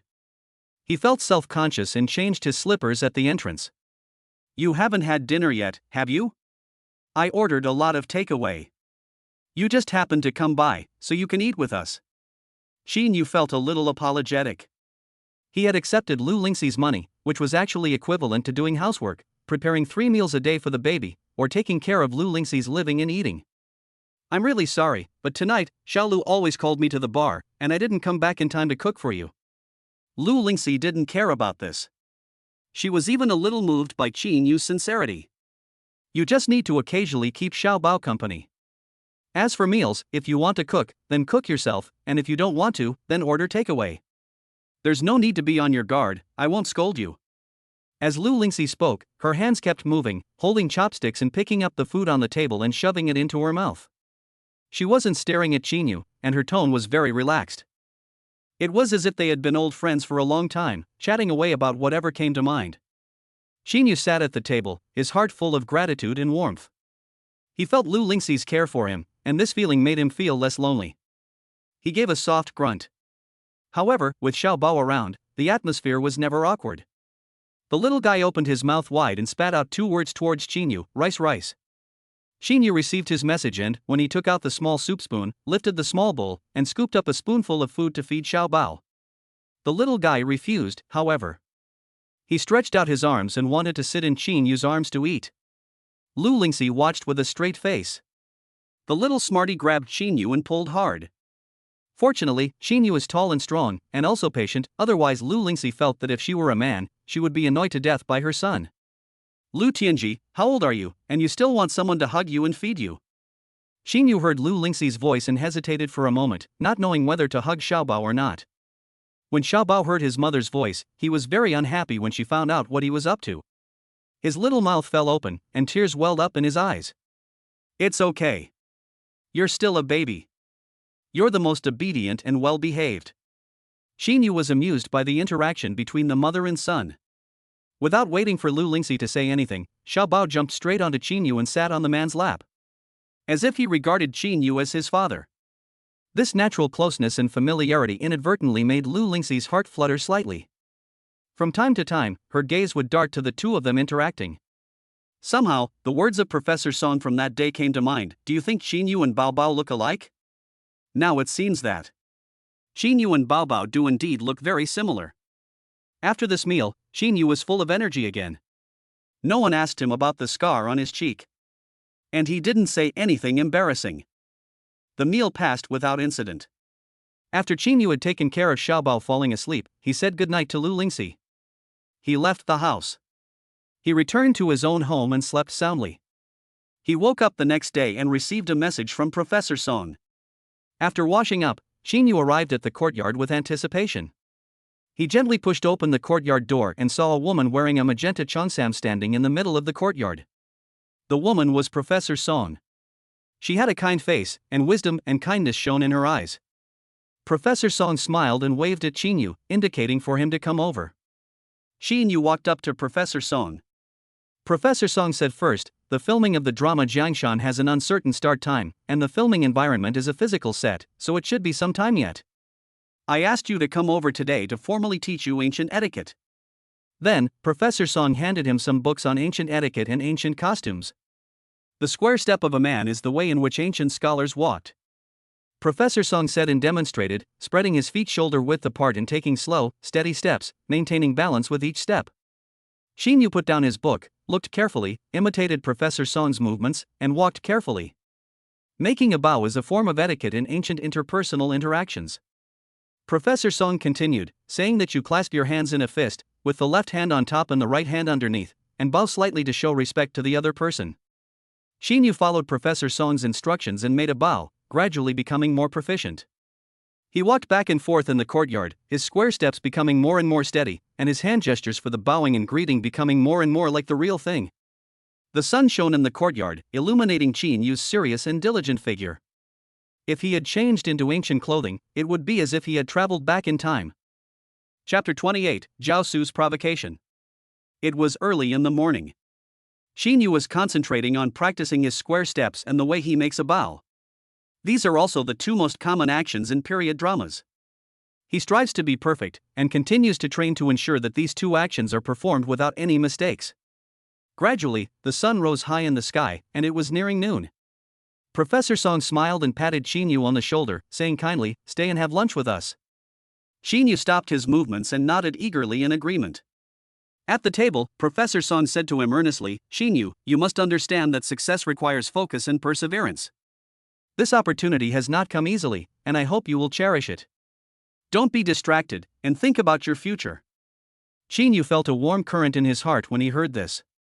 Even though it had been 2 years since graduation, Professor Song was still giving him such advice, truly treating him as a favorite student. He knew at the time. Couldn't go back to the past, even if he had the chance to do it all over again. His younger sister would still have leukemia, and he would still go to Sudoku's side. At this moment, Shinu was still grateful to Professor Song and said to her, "Teacher, I will always remember your words." Professor Song nodded with satisfaction. After finishing the meal, leaving Professor Song's courtyard house and walking out of the hutong, Shinu and Zhao Su bumped into each other. Shinu was not surprised to see Zhao Su. Both of them were going to be in the drama kingdom, and since he was there to learn about ancient etiquette, naturally Zhao Su also had to learn. Zhao Su, who had casually walked into the alley, looked up and saw Shinu on the opposite side. At this moment, even Zhao Su had to admit that Shinu, bathed in the sunlight, seemed to glow, so handsome that it almost burned his eyes. Compared to Shinu, he really seemed to lack a bit of flavor, probably due to their different temperaments. Even though a month ago, Sudo accepted his existence, there was still a shadow of Shinu in her heart. In an instant, Zhao Su felt a little panicked. He had to hold on to this big tree of Sudo, hold it tightly, and never let it go to Shinu. Just as the two were about to pass each other, Zhao Su immediately stopped in his tracks and called out to Shinu behind him. "Last night, Duku was drunk. I personally made her red date and donkey high glue porridge, and she said my cooking was much better than yours." Zhao Su was full of words, with a shallow smile on his face. "Duku also said that I was also much better in bed than you." It turned out that Duku had never been happy before, and she said that now only I could give her happiness. However, Zhao Su did not get the expression he was hoping for. Shinu was not angry at all, not even emotionally volatile. "Really? Then you should seize the opportunity. After all, such opportunities are competitive." Zhao Su's face turned white as could be seen by the naked eye. His eyes suddenly became gloomy, and he wanted to rush forward and give Shinu a good beating. "Zhao Su, you are not the only one who can make her happy, and you will not be the last." After these words, Shinu did not engage with him and strode away. No one could see the curve of the corners of each other's mouths, whether it was a smirk of satisfaction or a frown of disappointment. Afternoon.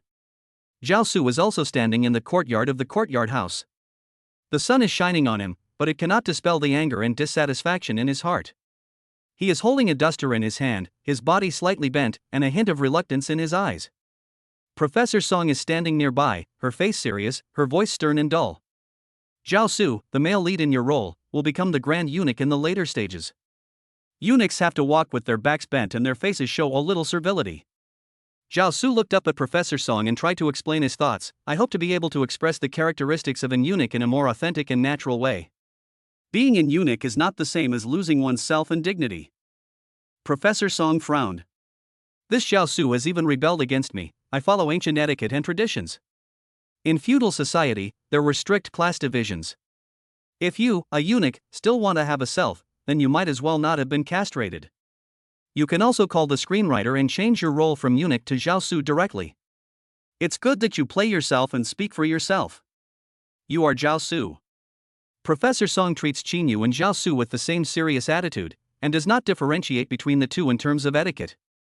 However, seeing Zhao Su's sloppy work style, it seems that he is arrogant and cannot immerse himself in the role. Professor Song is a little disappointed. But she still continues to teach Zhao Su with patience. When an eunuch kneels, his upper body is straight, his hands are placed on his knees, his head is bowed, his eyes are fixed on the ground, and when facing the person in power, there should be awe and fear in his eyes. While Professor Song's voice is still narrating, Zhao Su's thoughts have long since wandered into outer space. He didn't mind so much that someone else was playing the emperor. But bowing and scraping to Shinu, acting servile and submissive, was just so frustrating. "Professor Song, that's enough for today. I'll practice on my own when I get home, and I'll ask my manager to keep an eye on me. I have to rush to a meeting, so I'll be going now." Zhao Su had already turned to leave without waiting for Professor Song's reply. Professor Song sighed helplessly behind him. He kept shaking his head. So, he called Zhao Su's agent. "Dai Lu, I can't teach Zhao Su etiquette. Please find him another etiquette teacher and don't let him come to my place anymore." Zhao Su's agent, Dai Lu, had an extremely ugly face after hanging up the phone. She wanted to tear Zhao Su apart. This brat, his guts are getting bigger and bigger. She looked at the video she received on the computer screen. Artist Zhao Su's private emotions have changed drastically. He shoved a cleaning lady to the ground, causing her to have a heart attack. He then fled the scene without a care in the world. The headline the other party had chosen to use was heart-piercing. Before Dai Lu could catch her breath, the other party on the text message end made an outrageous demand. They wanted to buy the video for 5 million. Zhao Su's new drama was about to start filming, and if any scandals broke out, Dai Lu, the agent, would suffer losses that were probably even greater than 5 million. Now, Dai Lu's face is even blacker than the bottom of a pot. Helplessly, he has to buy out this surveillance. Night falls, and the lights in city be twinkle. Sudoku was done with her work for the day. She had originally planned to go for a drink, but thinking about the argument she had with Shinu at the bar, she was afraid of running into him again, so she had to drive back to her villa in the south of the city. Yesterday, in a fit of anger, she slapped Shinu. Shinu should still be angry, and she can't go to him now. She has to give him some time to cool down. Why did you come over? Don't you have an appointment to go to? Zhao Su was crouching miserably in front of the door again. Sudoku was shocked. Your front door has iris recognition and still has Chinyu's information. Sudoku, dare you record my iris? Chapter 29, his cooking skills are far superior to mine. Sudoku felt a little bad about this, as it wasn't the first time Zhao Su had waited for her at the front door. Come on over, and have your iris recorded. Zhao Su's face immediately lit up with a happy smile. His eyes were glued to the camera. In an instant, his iris was recorded in the system. Sudoku let him in. The nanny Chenma immediately fetched new slippers for Zhao Su. It's so late, what are you doing here? Doku Su also changed her shoes, and with a lazy air she walked over to the sofa and flopped down on it. Duku, I missed you. Zhao Su was the best at sweet talk. He followed Duku Su and sat down on the sofa. Can you cook? Zhao Su didn't understand, but nodded anyway. Can you make congee? Can you stir-fry pork liver? Zhao Su hesitated. He had watched the steps in a cooking video, but had never tried them himself, and so he answered. I can make congee and stir-fry pork liver. As soon as Zhao Su finished speaking, Sudoku immediately gave Chenma an order. Okay, Chenma, you take him to the kitchen. Duku, are you telling me to cook? Sudoku got up from the sofa, slowly walked over to Zhao Su, and placed a light kiss on his side of the face. I'm hungry, so you go cook me something to eat. I want to drink Adlai and red date porridge, and I want fried pork liver. Zhao Su was completely confused until he followed Chenma to the kitchen and she put an apron on him. He had planned to make love to Sudoku. Why does he have to cook for her? He wants to cook in bed, not in the kitchen. He looked to Chenma for help, but she ignored his helplessness. Sir, the black rice is at the bottom of the cupboard, the red dates and donkey hide gelatin are at the top, and the fresh pork liver is in the refrigerator. Chenma's meaning was clear, Zhao Su would be on his own, and she would only help out. An hour later. Zhao Su placed 2 bowls of congee and a plate of stir-fried pork liver on the table and called Sudoku to eat. Sudoku was originally very happy and sat at the table with high expectations, but when she saw the finished product, a flash of disappointment inadvertently flashed in her eyes. But she still gathered her courage, took a spoonful of congee and a bite of the pork liver. What do you think? Duku, I don't cook often, but I did it with all my heart, so the food should still be to your liking. Sudoku's brows furrowed slightly. Putting down the cutlery, she said, you can try it yourself. Zhao Su was a little puzzled, but he tasted it himself. The food didn't taste very good, the red date and donkey hide glue porridge was too sweet and greasy, and the stir-fried pork liver had a slight fishy smell. Zhao Su looked at Sudoku and smiled awkwardly. I'm sorry, Duku, these meals may not have met your expectations. Seeing Zhao Su being so sincere, Sudoku didn't scold him either, just shook her head and said, it's okay, maybe it's just that I've been a bit picky with my tastes lately. In the end, the two of them didn't eat much of the pork liver on the table, but they still managed to finish the 2 bowls of porridge. Chen's mother came to clear the table. Zhao Su thought that tonight, he should be able to stay the night. But Sudoku still told him to leave. Chungfeng Cosmetics Company. I know their boss, and they are very happy to have you as their spokesperson. Zhao Su, go home early and get some rest. In a couple of days, have your agent go to their company to negotiate the contract.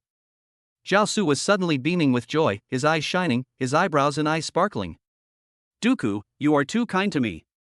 Why don't I improve my cooking skills and make porridge for you in the future?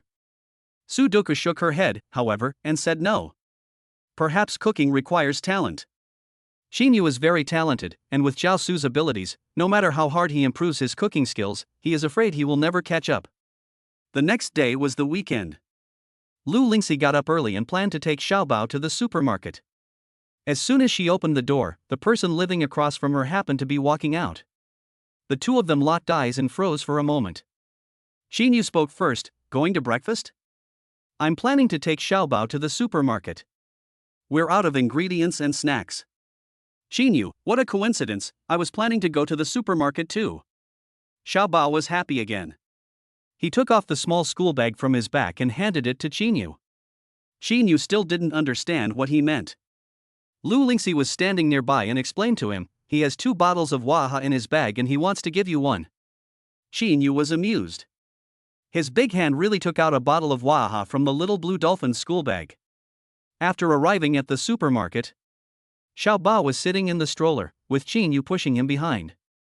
The little guy pointed to the east, and Shinu went east. The little guy pointed to the west, and Shinu went west. For a while, Xiaobao's gurgling sound never stopped, and he was laughing happily. Lu Lingxi was behind them, and could hardly keep up with the pace of the two. This made her use her trump card. She shouted loudly, Xiaobao, the yogurt is over here. Seeing the expected result, Shinu and Xiaobao returned to Lu Lingxi's side. Unexpectedly, there was no yogurt where Lu Lingxi was standing, but an instant noodle section. Xiaobao's mouth immediately pouted, high enough to hang a bottle of oil, his face full of unhappiness and displeasure. Lu Lingxi, however, said nonchalantly, oops, I misread it, it's not yogurt, it's instant noodles.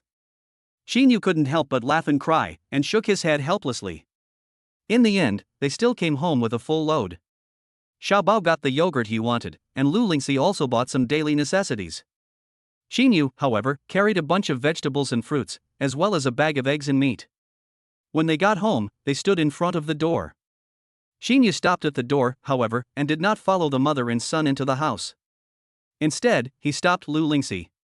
I'm not going to eat with you today. A friend is sick, and I'm going to visit her this afternoon. I've already sorted the vegetables and fruit here. This bag is for you and Xiaobao, and I'm going to give the rest to my friend. Lu Lingxi wasn't surprised. Shinu had a former girlfriend, and naturally he would have friends around. She nodded. It's fine, Xiaobao and I won't go hungry. You go ahead and get on with your work. Lu Lingxi's tone was natural, and there was no blame. Shinu let out a sigh of relief, and the weight on his heart lifted. He took his bag of vegetables and fruit and returned to the house, where he set to work cooking. The friend he planned to visit was his younger sister, Xinwan. Xinwan was about to have an operation. Before the operation, he wanted to cook a sumptuous meal for his sister. After she went under the knife, no one could guarantee what would happen. If there is an accident, Shinu doesn't want to regret it, and neither does his sister. However, Shinu and Lu Lingxi are each living their own quiet lives. Sudo, who is in the villa in the south of the city, is not having a good time. Early in the morning, she is lying in bed without opening her eyes, frowning and yelling, and starting to lose her temper. Chan Ma? Chan Ma? Where is she? Where the hell is she? Chapter 30. It's me. Sudo. Crouched on the bed, her forehead covered in fine beads of sweat, her face pale as paper, her lips without any blood. The stomach pain came in waves, almost unbearable, and she tried pressing her hand on her stomach to relieve the pain, but it didn't help at all. And there was blood under her, and her period had also arrived. At this moment, the body felt incredibly weak and the pain was unbearable. She shouted at the top of her lungs. Chen Ma, where the hell are you? Go buy me some painkillers. Chen Ma had just walked up to the second floor, planning to wake Sudo up for breakfast, when she heard Sudo's shouts and hurried into the bedroom. She saw a large patch of blood spreading across the champagne-colored bedsheets. She thought that Sudo had been injured and immediately panicked. Then she thought, how could someone like Sudo injure herself? It must be her period. She quickly comforted Sudo, saying, Miss Su, don't worry, I'll go buy you some painkillers right away. After she finished speaking, she ran out of the room. 10 minutes later, Chen's mother returned, carrying painkillers and a cup of hot water. She also had clean sanitary products, and she helped Sudo to the bathroom first. Then she went back to the bedroom and changed the bedsheets. She helped Sudo back to bed. Chen's mother quickly handed Sudo the painkillers and hot water, saying, Miss Su, you should take them. They will make you feel better. Sudo took the painkiller and swallowed it. Then, she took a sip of hot water, and her body felt slightly better. Chen Ma looked at Sudo and couldn't help but sigh inwardly. This Miss Sue is mean and harsh, and speaks harshly. She likes to pick on trivial matters, so it's no wonder that the nanny changes frequently, and it's really troublesome. Having her period seems to take half her life away, but it's her retribution. 10 minutes passed. The pain in Sudoku's abdomen did not ease at all. Her emotions became more and more agitated, and she began to curse Chenma again. Chenma, Chenma. Where the hell did you buy the painkillers? Were they fake? You want to kill me, don't you? You want me to die in bed today? In ancient times, I would have you thrown in jail and executed by slow torture. Her screams did not summon Chenma in time. Sodoka's anger flared even more. She reached out and forcefully knocked over the table lamp. There was a loud bang in the room, and the ceramic lampshade shattered completely, scattering broken porcelain all over the floor. Chen's mother, who was on the first floor, also heard the sound. She was originally cleaning the house, holding a vacuum cleaner in her hand, and immediately dropped it. She ran up the stairs in small steps and immediately rushed to the second floor. Opening the bedroom door again, she saw the mess all over the floor. The table lamp had broken. The glass had also broken. The pillows had fallen to the ground, and the quilt had been overturned. Chen's mother had a splitting headache and almost thought that Sudoku was mentally ill. Before she could ask about the situation, Sudoku's eyes were fixed on her, their coldness making Chen's mother's heart sink. Give me your phone. What are you doing? Give me your phone. Chen's mother was startled by her shout. She nearly had a heart attack. She immediately took out her phone from her body and handed it to Sudoku carefully. The woman had messy hair, was wearing white pajamas, but her fingers were sliding across the screen with extreme familiarity. It seemed that she had entered a number. Chen's mother heard the phone dial out. On the other end of the line, Shinu was still cooking in the kitchen when suddenly the phone rang, ringing for a long time. He wiped the water droplets off his hands. He walked over and picked up the phone, and saw that the screen displayed a strange number. He hung up. But the number kept ringing, and it dialed in again, and the ringtone repeated. He had no choice but to answer it. Hello, who is this? Sudoku heard Shinu's voice and her heart tightened, but she mustered her courage and said, It's me. Shinu heard Sudoku's voice and, remembering her violence, he immediately became angry. Why are you calling? We're over. He hung up angrily. Sudoku listened to the busy signal on the phone, and tears could not help but well up in her eyes. It seemed that Shinu was still angry, but she really wanted to explain clearly. She didn't mean to slap him. She was just so angry. Shinu had always been extremely good to her and had always done whatever she said. Shinu's cold demeanor now was such a huge contrast that Sudoku simply couldn't accept it.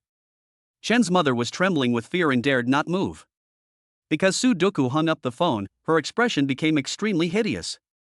Not only did she slam her phone against the wall, she also overturned the bedside table.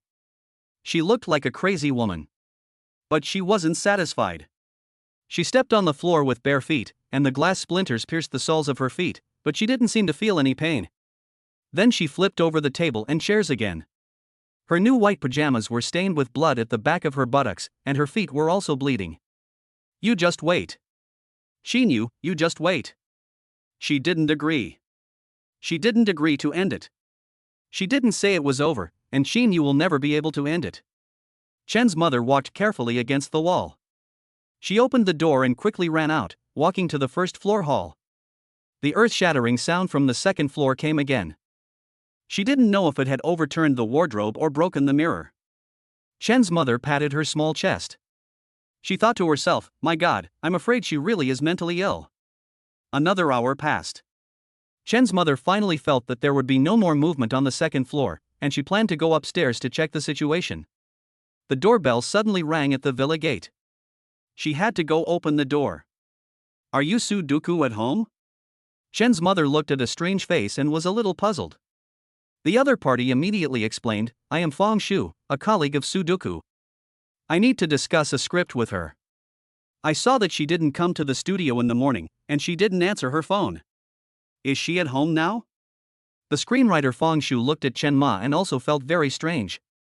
More than a month ago, she attended the celebration dinner for Spring Mud, and the nanny at the villa at the time seemed to be Lu Ma. So soon, there was another nanny. Sudoku was really difficult to please. Oh, it's Miss Fong. Miss Su is at home, I'll go get her to come downstairs now. Fang Shu followed behind Chen Ma and said, I'll go with you. They changed their slippers and walked together to the second floor.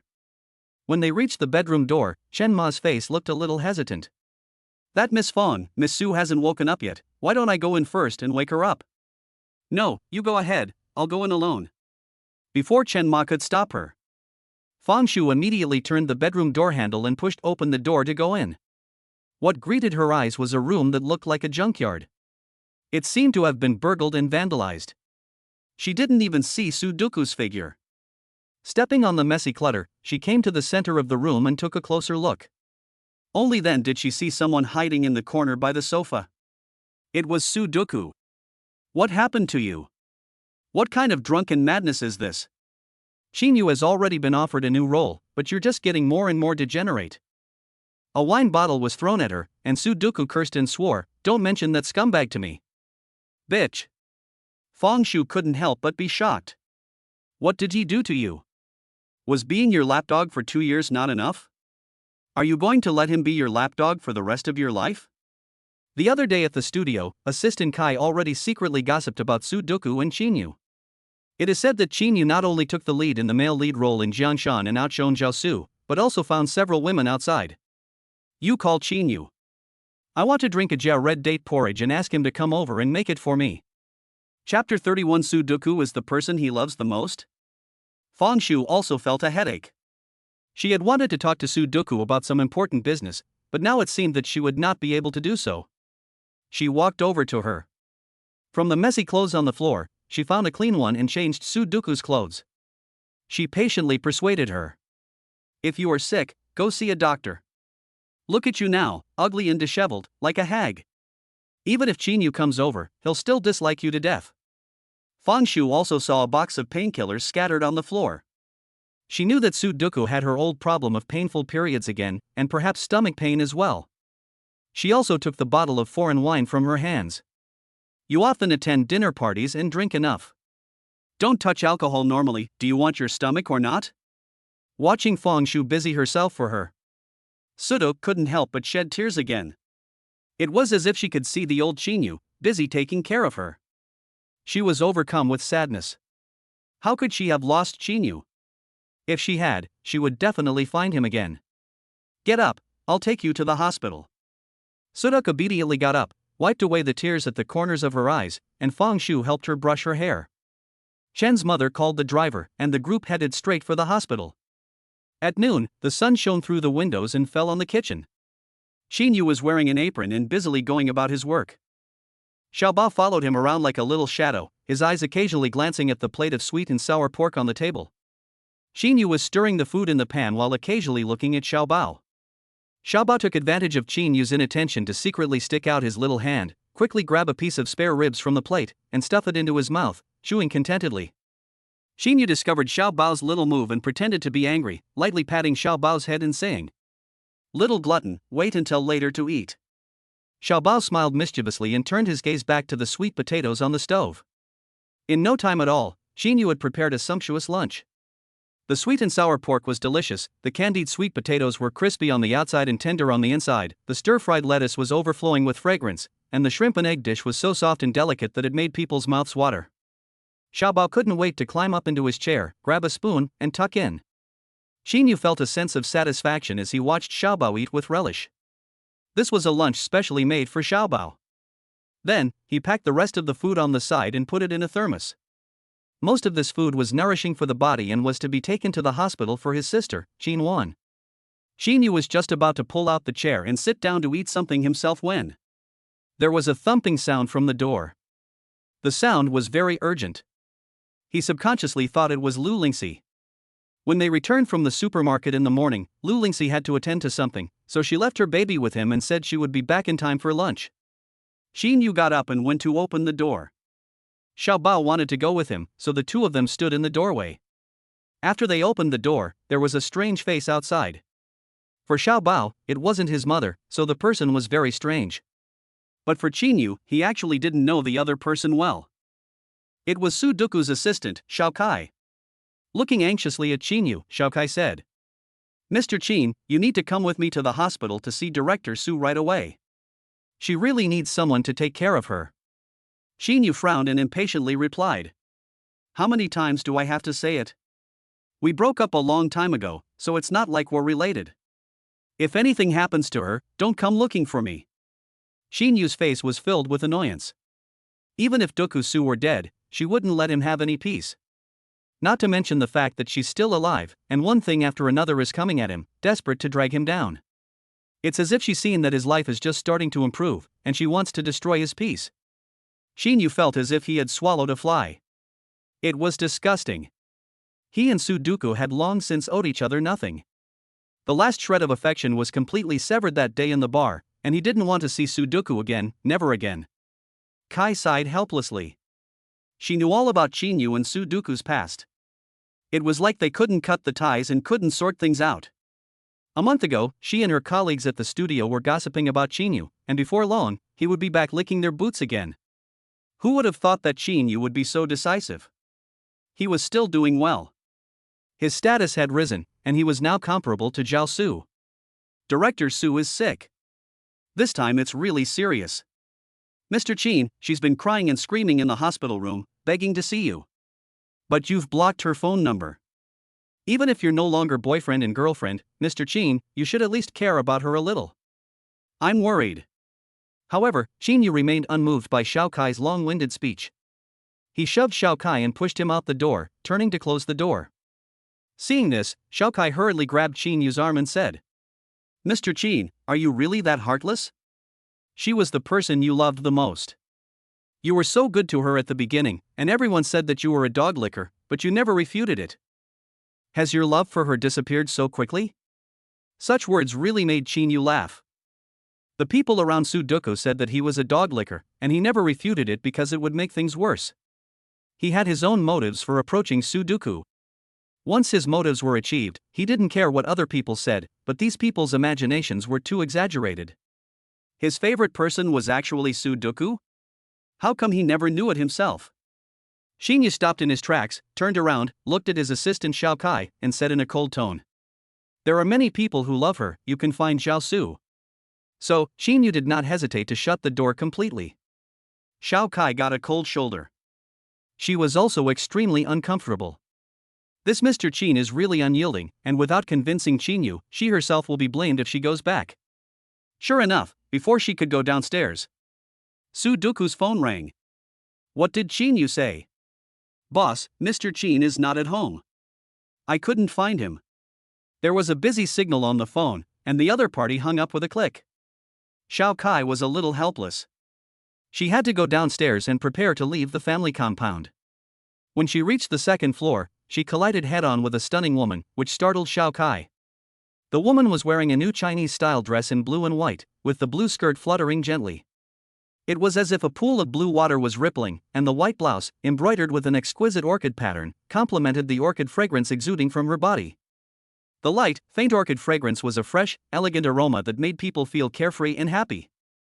Her black hair, red lips, rosy cheeks, snow-white skin, slender figure, beautiful and gentle, exuding a pure beauty and charm after the rain, like an ethereal and unique landscape painting. This broken and dilapidated place can still have such a person with such an outstanding appearance, and Xiao Kai was extremely surprised. He immediately fixed in place and did not dare to move, shocked by the aura exuded by the woman. The woman passed by her without even glancing at her. Lu Lingxi had just stood on the second floor for a while. She had heard the entire conversation on the third floor. Sudoku was the person he loved the most? Lu Lingxi's mouth curled up slightly, revealing a somewhat self-deprecating smile. She began to reflect on herself. Had she and Xiaobao suddenly interfered in someone else's relationship? After walking up to the third floor, Lu Lingxi immediately knocked on the door, planning to take Xiaobao away. Chapter 32, followed by a ghost. Shinu thought that the person knocking on the door was his assistant, Kai, but when he opened the door, he saw Lu Lingxi standing there. Has Xiaobao had lunch yet? Don't you have to go see a friend? I'll take Xiaobao away. Shinu froze for a moment, then nodded. He turned around and took Xiaobao from the room. He handed the child over to Lu Lingxi, and the mother and child disappeared. The door on the opposite side slammed shut, and Shinu belatedly realized something. Just now, Lu Lingxi had stood in the doorway the entire time. She had not set foot in his house. Afternoon. Shinu rushed to the People's Hospital and walked into Chinwan's ward. He saw her leaning against the bed, her face turned towards the window, looking out at the scenery outside. The quiet, empty ward. The loneliness and desolation on Chinwan's face was now unmistakable. Shinu felt even more distressed. His sister had been cheerful and optimistic in front of him, just so he wouldn't worry too much. The operation was going to take place tomorrow, and Shinu knew full well that once on the operating table, there was a 90% chance of dying, and no one could guarantee the final outcome. Bitter feelings welled up in his chest again. Shinu hesitated for a long time in front of the ward door. Finally, he took the thermos in his hand and pushed the door open. The worry on his face disappeared, replaced by a gentle smile. "Wan, I made your favorite sweet and sour pork." Shinu's voice came from the other side of the door. Chinwan was momentarily stunned. She seemed to try hard to make her face look happier and more positive, paused for a moment, and then slowly turned her face in Shinu's direction. "Brother, you're here." Chinwan pulled the corners of her mouth and smiled. Shinu didn't want to bring up those heavy topics either. He walked over and opened the food in the thermos. He pulled over a small table and placed the food on it. He handed Chinwan the chopsticks, but Chinwan was in no hurry to taste the food. Her face was as pale as paper. She even lifted her hand with some difficulty and gently grasped Shinu's hand. "Brother. In the future, when you cremate me, choose a pink princess-style urn for me." Chinwan's voice was weak but firm. "You will be alone in the future, so take care of yourself. When you marry my sister-in-law in the future, be good to her." Explaining her last words to Shinu word by word. "Even if a suitable bone marrow match is found. But after the operation, if the bone marrow rejects the body, the disease may recur. If her life expectancy has already come to an end, now it is just the end of a strong bow. Chinwan does not want to die unprepared." Hearing these words, Shinu's tears could not help but well up in his eyes, and he tightly gripped his sister's hand. Wan, don't think so much, you will definitely live a long life," Shinu said chokingly. Chinwan gave a small smile, and a hint of relief could be seen in her eyes. "Brother, everyone has to face birth, aging, sickness, and death. Just like when we said goodbye to our mother all those years ago." Shinu's face became even more downcast. "All right, I won't say any more." Chinwan picked up her chopsticks, savoring the delicious food that Shinu had prepared. He stuffed his mouth with food, as if it were the most delicious meal in the world.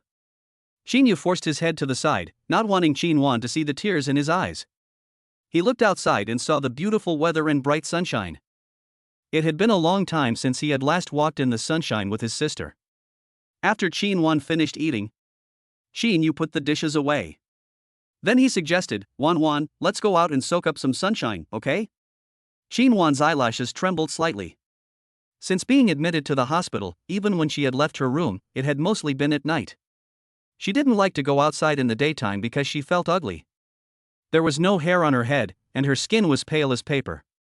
She felt like a lifeless zombie, and going out into the sunshine with other people would be out of place. But what if she really died tomorrow? Perhaps this was the only chance she would have to go out with her brother. "Okay, let's go for a walk." Shinu's features finally relaxed. The dull melancholy just now disappeared without a trace, and a little bit of his former radiance was revealed. He walked out of the ward and borrowed a wheelchair from the nurse. He helped Chinwan sit in the wheelchair and pushed her out of the inpatient building.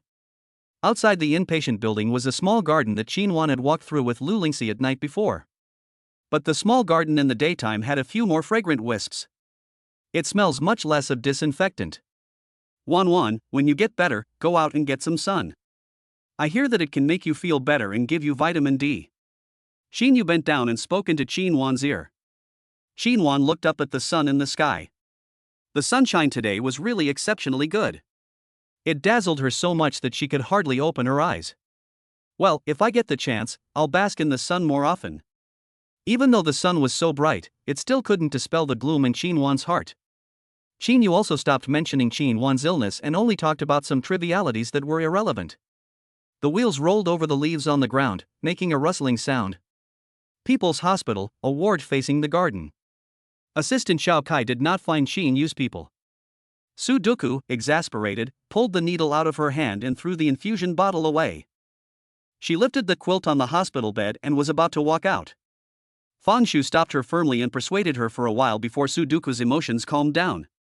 The infusion drug made her fall asleep slowly. Fangshu let out a sigh of relief. But she called Jiaosu. After all, Jiaosu was Sudoku's current boyfriend. Jiaosu was being scolded by his manager Dai Lu when he received the call. The company had lost 5 million yuan because of the surveillance he and the cleaning staff had set up, and Dai Lu said that the money would come out of his personal account. He had just walked out of the manager's office.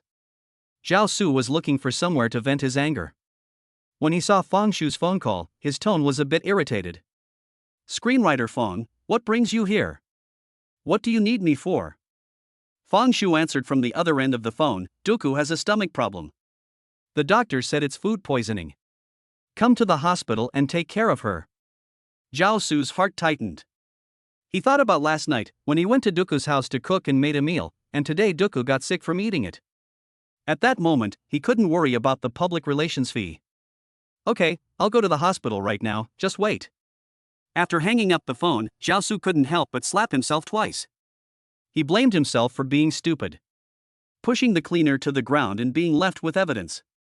Now his cooking skills are also not good, causing Sudoku to get a stomachache. This time he has to make a good impression and not let Sudoku lose his good impression. When Jiaosu rushed to the people's hospital, it was already lunchtime. Seeing the address Fangshu gave him, the ward was near the small garden. Walking on the path in the hospital garden, there were patients out for a walk everywhere. Jiaosu was in a hurry, and in a trance, it seemed that he saw Shinu, and he followed him by some strange force. Chapter 33, One Wild Woman After Another. When he reached the end of the garden path, Jiaosu looked carefully, and realized that he must have mistaken someone for Shinu. There was only a woman in a wheelchair. It wasn't Shinu. Jiaosu then retraced his steps, heading straight for Sudoku's ward. But he had just left, and hadn't seen carefully. Behind him, in the bushes, Shinu came out holding a bouquet of flowers. He had woven these wild flowers into a wreath and delivered it to Qinwan. In the hospital room, Jiaosu stayed with Sudoku all afternoon. She never woke up, just kept sleeping. Fangshu had already left, so he had to sit on the sofa, bored, playing with his phone. He logged into his Weibo account. He was surprised to find that he had lost hundreds of thousands of followers. His Weibo account was usually managed by his management company, and now, Dai Lu, who had cost him 5 million yuan in public relations fees, was not even managing his Weibo account properly. Jiaosu was furious. He browsed through the support groups on his Weibo account and Weibo Super Comments, and was so angry that he wanted to smash his phone. Someone was setting the tone on his Weibo Super Talk, saying that he was inconsistent, that he was privately furious, and that there were pictures to prove it. One of the pictures showed the screenshot of the surveillance video that Dai Lu had privately settled for 5 million yuan. "Duku, are you awake?" At this moment, he heard Sudoku murmur, so he put down his phone and hurriedly sat down in front of the bed.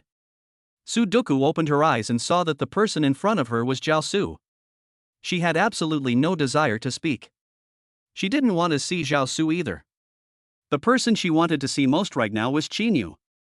If Jiaosu hadn't cooked for her, she wouldn't have gotten a stomach bug, which caused her to have her period, and now she was feeling sick all over again. "Duku, I swear I didn't do it on purpose. I don't cook often, and I didn't know that meal." Jiaosu was embarrassed to continue, because Sudoku's face was getting uglier and uglier. "Shut up, I want to be quiet for a while." Jiaosu felt a little aggrieved. But he didn't dare to anger Sudoku at this critical moment. He sat quietly in the hospital room, watching Sudoku fall asleep again. He just sat there, and the night passed. Jiaosu also lay down in front of the hospital bed and slept for the night.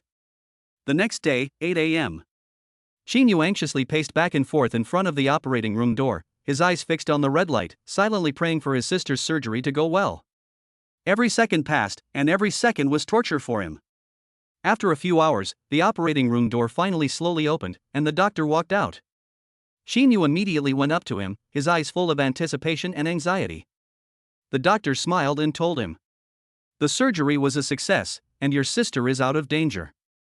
Hearing this, Shinu's heart finally let go of the weight it had been carrying, and he was so moved that he almost burst into tears. He gratefully shook the doctor's hand and kept saying thank you. Then, Qinwan was wheeled out of the operating room. He saw his sister lying quietly on the hospital bed, her face pale but her breathing steady. The room was filled with the faint smell of disinfectant. Shinu sat quietly by the bed, his eyes betraying a hint of fatigue and relief. His sister had finally woken up. This was a great relief. 1-1, the operation was a success, you don't need to worry anymore. Shinwan opened her eyes slightly and looked at Shinu. Tears glistened in her eyes as she said weakly, "Brother, thank you for always being by my side." Shinu smiled and looked at his sister, saying, "Silly girl, what are you thanking me for?" Shinwan's face revealed a trace of a smile as she said, "Brother, I'm hungry." Upon hearing this, Shinu hurriedly got up. "I'll go buy you something to eat." "What do you want to eat?" Shinwan thought for a moment and said, "I want some plain kanji." Shinu nodded and said, "Okay, I'll be right back." Shinu walked out of the ward. It was only then that he felt like he had come back to life. His stomach was also growling with hunger. Unexpectedly, when he walked into the hospital cafeteria, the first thing that caught his eye was a table with Zhao Su sitting at it wearing a cap. The moment the man looked up, he happened to see Shinu as well. An undercurrent surged when their eyes met. Shinu was the first to look away. He walked over to the window and ordered his meal. He sat down at a table far away from Zhao Su. He was in a good mood today. He didn't want Zhao Su to ruin it. But if Shinu didn't provoke Zhao Su naturally wouldn't let him go. "I'll say who I saw yesterday, and sure enough, it was you. Yesterday, you were with a woman. Could it be that you've hooked up with a rich woman? You're the one rushing to the hospital to fawn over a sick rich woman, and what kind of clean thing are you yourself?" Shinu frowned, ignored Zhao Su's provocation, picked up the tray, and turned to leave. Zhao Su, however, would not relent and continued to mock him from behind, saying, "What, did I get it right? People like you can't amount to anything except through women. Behind the scenes, you must be sleeping with some female boss to get the male lead in Kingdom." Shinu stopped in his tracks, turned around and looked at Zhao Su, and said coldly, "Don't go too far." Zhao Su laughed triumphantly. "Go too far? I'm just telling the truth. After 2 years with Sudoku, you haven't gone from a dog licker to a real dragon. You immediately saw a huge rise in resources after leaving Sudoku. You didn't change masters, did you? Could it be that smoke is rising from your ancestors' graves?" Shinu didn't know what had come to his mind, but suddenly his mouth corners rose, revealing a smile. He no longer looked as angry as he had just been. "You're rushing to belittle me. You didn't get any benefits from Sudoku, did you?" Shinu's words fell. As expected, he saw Zhao Su's face turn exceptionally ugly. He knew he had hit Zhao Su's sore spot. He no longer wanted to prolong the battle. The food on his tray was uneatable. He placed it in the food collection area, lifted the curtain at the hospital cafeteria, and walked out. He took out his phone and finally ordered takeout. He walked upstairs. He returned to his sister's ward. But he completely failed to notice that someone was following him. This person was not Zhao Su, but Sudoku. Sudoku had gauze wrapped around her leg and was planning to go to the nurse to change the dressing. She happened to see the elevator doors open on this floor and a familiar figure walk out. She immediately followed. She found Shinu walking into a ward at the end of the corridor. The wards there were all VLP wards. Sudoku felt a little uncomfortable. The people in VLP wards were either rich or powerful. Who would Shinu visit? She followed him quietly and went to the door of the ward Shinu had just entered. There was a glass partition embedded in the ward door. In the ward lived a young woman, wearing a hospital gown, with no hair on her head, but her facial features were extraordinarily three-dimensional and delicate, her eyes were watery and radiant, and she didn't look old, she was still young. Shinu talked and laughed with her, behaving in a close and natural manner. This scene made Sudoku's eyes red. Before, Shinu had been seen with a woman with a child and had also been seen having coffee with an old hag in the industry. None of these women had given Sudoku a sense of crisis. After all, one had a child and the other was getting on in years. But now, the woman in the hospital room was probably in her early 20s and had very tender skin. Over and over again. After the breakup, Shinu had slept with countless women. Sudoku was furious, and her emotions could no longer be suppressed. She immediately opened the ward door and walked in. Chapter 34, Don't Make Me Slap You. Sudoku walked into the ward. Her eyes were cold and arrogant as she scanned the furnishings of the room, finally settling on Shinu. Wow, one wild woman after another. Shinu, you've had more fun than I have. Sudoku's voice was not loud, but her eyebrows and eyes were full of contempt. Why are you here? Shinu frowned and asked, looking at Sudok. I came to visit. My new girlfriend is sick, so naturally I, the old one, have to show some concern. Shinwon on the hospital bed looked pale. She looked at Sudok, and a trace of doubt and incomprehension flashed in her eyes. Sudok walked up to the bed, leaned over and looked at Shinwon, a sneer curling the corner of her mouth. You think you can keep him by getting sick? This man, he was just playing with you. Shinwon bit her lip and remained silent. Sudoku straightened up, put her arms around her chest, and with her condescending posture and half-smiling expression, she seemed to be mocking Shinwon's stupidity and vulnerability. She looked at Shinwon hypocritically, her tone full of arrogance, and continued. He prepares 3 meals a day for me. Has he ever cooked for you? He brings me hot water to wash my feet, but has he ever washed your feet? He leaves the light on for me when it's dark, and has my meals ready and waiting. I love fried yellow croaker, fried in lard until it's golden brown on both sides, and he debones the fish for me, one by one. No matter where I go to work, he follows me around, buying me medicine when I'm sick, cooking me congee when I get my period, tying my shoelaces when they come undone, and buying me water when I'm thirsty. Has he ever done any of these things for you? Sudoku's face was full of pride. The bits and pieces of their past together all proved that she held an extremely important place in Chinyu's heart. However, Shinwon was completely confused. She didn't know the Sudoku in front of her. And her brother's face was very ugly. From the meaning of this woman's words, she should be her brother's ex-girlfriend, and now she had mistaken herself for her brother's girlfriend. Shinwon had no choice but to explain, Miss, I. But she hadn't finished speaking. Shinyu immediately stood up from his chair, walked up to Sudoku, and pushed her towards the door. You get out, you're not welcome here. Shinyu, what are you doing? I haven't finished speaking, don't you dare touch me. Sudoku screamed, trying to break free from Chinyu's grasp. I don't want to see you, get out. Shinyu snapped, pushing Sudoku forcefully towards the door of the ward. But Sudoku blocked the door, grabbed the doorknob, and refused to leave. This also prevented Shinyu from closing the door. If I remember correctly, Sudoku, you were the one who said, let's break up, part on good terms, and you should be with Jiaosu in the future. Shinyu and Sudoku faced off. His tone also became calmer. Sudoku seemed to be shaken by these words. A hint of guilt and panic appeared on her face, which had just been domineering. But this cowardly expression only lingered on her face for a short moment, and then she plucked up the courage again. She retorted to Shinyu. It's not the first time I've said we should break up. Anyway, I don't want to break up now. Shinyu, let's just forget about the past. Who's sick in the end? Shinyu sincerely felt that Sudoku should see a psychiatrist. Her mind was really not normal. Why did she think that she could still let her come and go as she pleased? Just now, in the hospital room, talking about all the things he had done for her in the past, Shinyu laughed to himself. Those were trivial things that could be done casually, without effort or expense. He was just raising a pig, and when it was mature, it would be slaughtered. He took a little thing and gloated about it, even bragging to his sister Shinwon. Sudoku was really cheap, and she still thinks she's a piece of cake. Don't make me slap you. Get out of here. Shinyu's face instantly turned dark, and his eyes flashed with the flames of disgust. His voice echoed through the ward like thunder, and he pointed at the door, signaling for Sudoku to leave immediately. Sudoku's eyes flashed with a look of dismay. It was as if she had just met Shinyu. In the past, she had always known that Shinyu was good-looking, and everyone around him said that Shinyu was a dog-licker. Sudoku was fascinated by his handsome face, but also looked down upon his meekness. Handsome, but without a soul. But now, Shinyu looked like an enraged lion, so vivid and lively.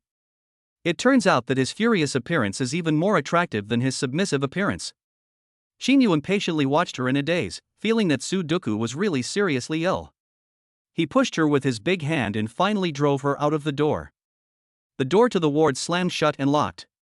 Shinyu let out a long sigh.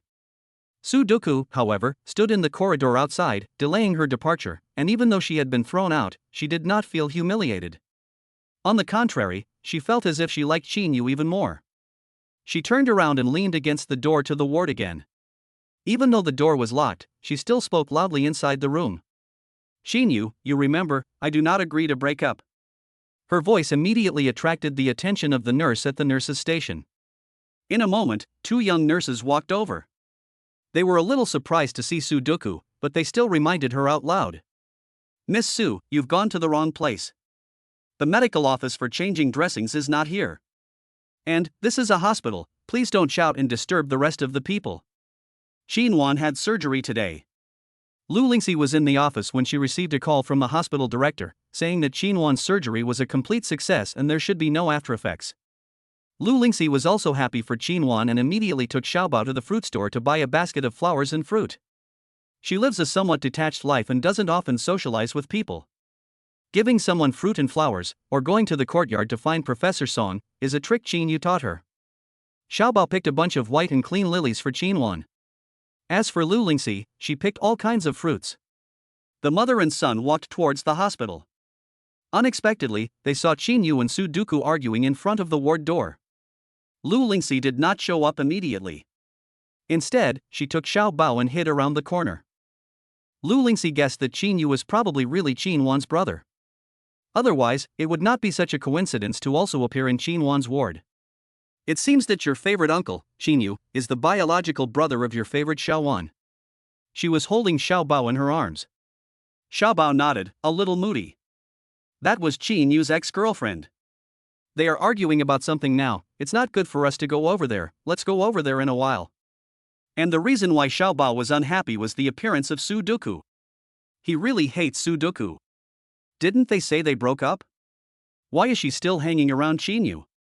Xinu is going to be his father, how can he be taken away by another woman? "Mom, let's go to the cafeteria and get something to eat, and we'll come back up in a while." Xiaobao helplessly blinked and had to agree with Lu Lingxi. The little guy jumped off the ground, obediently took Lu Lingxi's hand, and the mother and son went to the hospital cafeteria. Chapter 35. The sunset is really beautiful. Yes, it is. After Sudoku left, the ward finally fell into silence. Xinu pursed his lips tightly and didn't say anything to Xinwan. At this time, the takeaway's phone rang. Xinu went downstairs to get the takeaway. Zhao Su, after eating in the cafeteria, returned to Sudoku's ward, but found that no one was in the ward anymore. He felt a little annoyed in his heart and felt like he had made a wasted trip. Thinking about the large number of followers he had lost on Weibo, he couldn't care about Sudoku for the moment, and turned around to leave the hospital and head straight for the talent agency. Xinu took the takeaway. After going upstairs, he collided head-on with Lu Lingxi and her son. Xiaobao was holding a bun in his hand and nibbling on it. Lu Lingxi was also carrying flowers and a fruit basket. "President Lu, why are you here?" Xinu was extremely surprised. Lu Lingxi smiled at him and said, "You are Xinwan's real brother, aren't you? I guessed it was you, but I didn't think it was really you." For a moment, Xinu thought about Lu Lingxi's identity. As the female tycoon of the Lu group, she had countless resources. In an instant, his thoughts cleared. Xinu asked in shock, "The foundation you founded helped find a matching bone marrow donor for my sister?" Lu Lingxi nodded. They did not stay in the hallway for long. Even though Xinu was shocked, he did not forget to open the door to the ward and walked in with Lu Lingxi. Seeing Lu Lingxi and Xiaobao appear, Xinwan's originally weak face suddenly became beaming with a smile. "Sister Lu, I'm so happy that you came to see me. My brother said that my surgery was a complete success, and Sister Lu, my body will recover and be healthy." Subsequently, Xinwan shifted her gaze to Xinu. She didn't notice the connection between the two and thought they didn't know each other. She introduced Lu Lingxi to Xinu. "Brother, this is Sister Lu, she volunteers at the hospital." Xinu raised an eyebrow casually. He had to say, Lu Lingxi was really too low-key. Immediately, the man's face wore a gentle smile as he turned to Lu Lingxi and said, "Hello, I'm Xinu, Xinwan's brother." The man's voice was low and full of magnetism. Lu Lingxi almost laughed at him. He took the bait and played along, pretending to be a stranger, and also said, "Hello, I'm Lu Lingxi." Their gazes met, as if time had stopped at that moment. Xinwan watched them and secretly laughed to herself. "Brother, you and Sister Lu chat first, I'm not hungry right now, I'm a bit tired and want to rest a bit." After Xinwan finished speaking, she closed her eyes and pretended to be sleeping. Xinu smiled helplessly. He turned his head and looked at Lu Lingxi, saying, "Thank you for visiting Xinwan." "You're welcome." Xinhuan is a very good girl, and Bao Bao really likes her, said Lu Lingxi.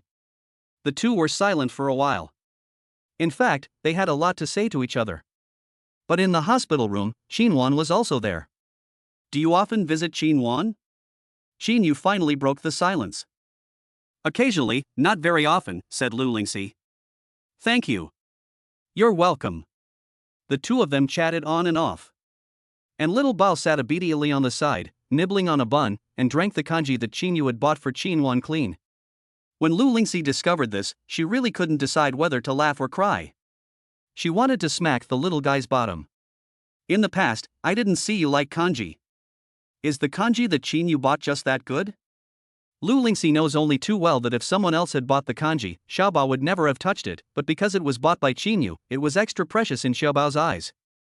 It's fine, Wan is asleep for now, when she wakes up, I'll order her another one. Lu Lingxi didn't know what to say. After eating the plain kanji and side dishes, Xiaobao's tummy was full and he was feeling a little sleepy. He nestled down on the sofa and slowly closed his eyes, falling asleep. Lu Lingxi then suggested, let's take a walk after the two of you have rested. The afterglow of the sunset spilled over the platform on the top floor of the hospital. Xinyu and Lu Lingxi stood there quietly, looking out at the cityscape in the distance. A hint of sadness could be seen in Xinyu's eyes.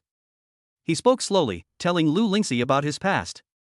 Ever since I can remember, my mother has been the only one looking after me in Xinhuan.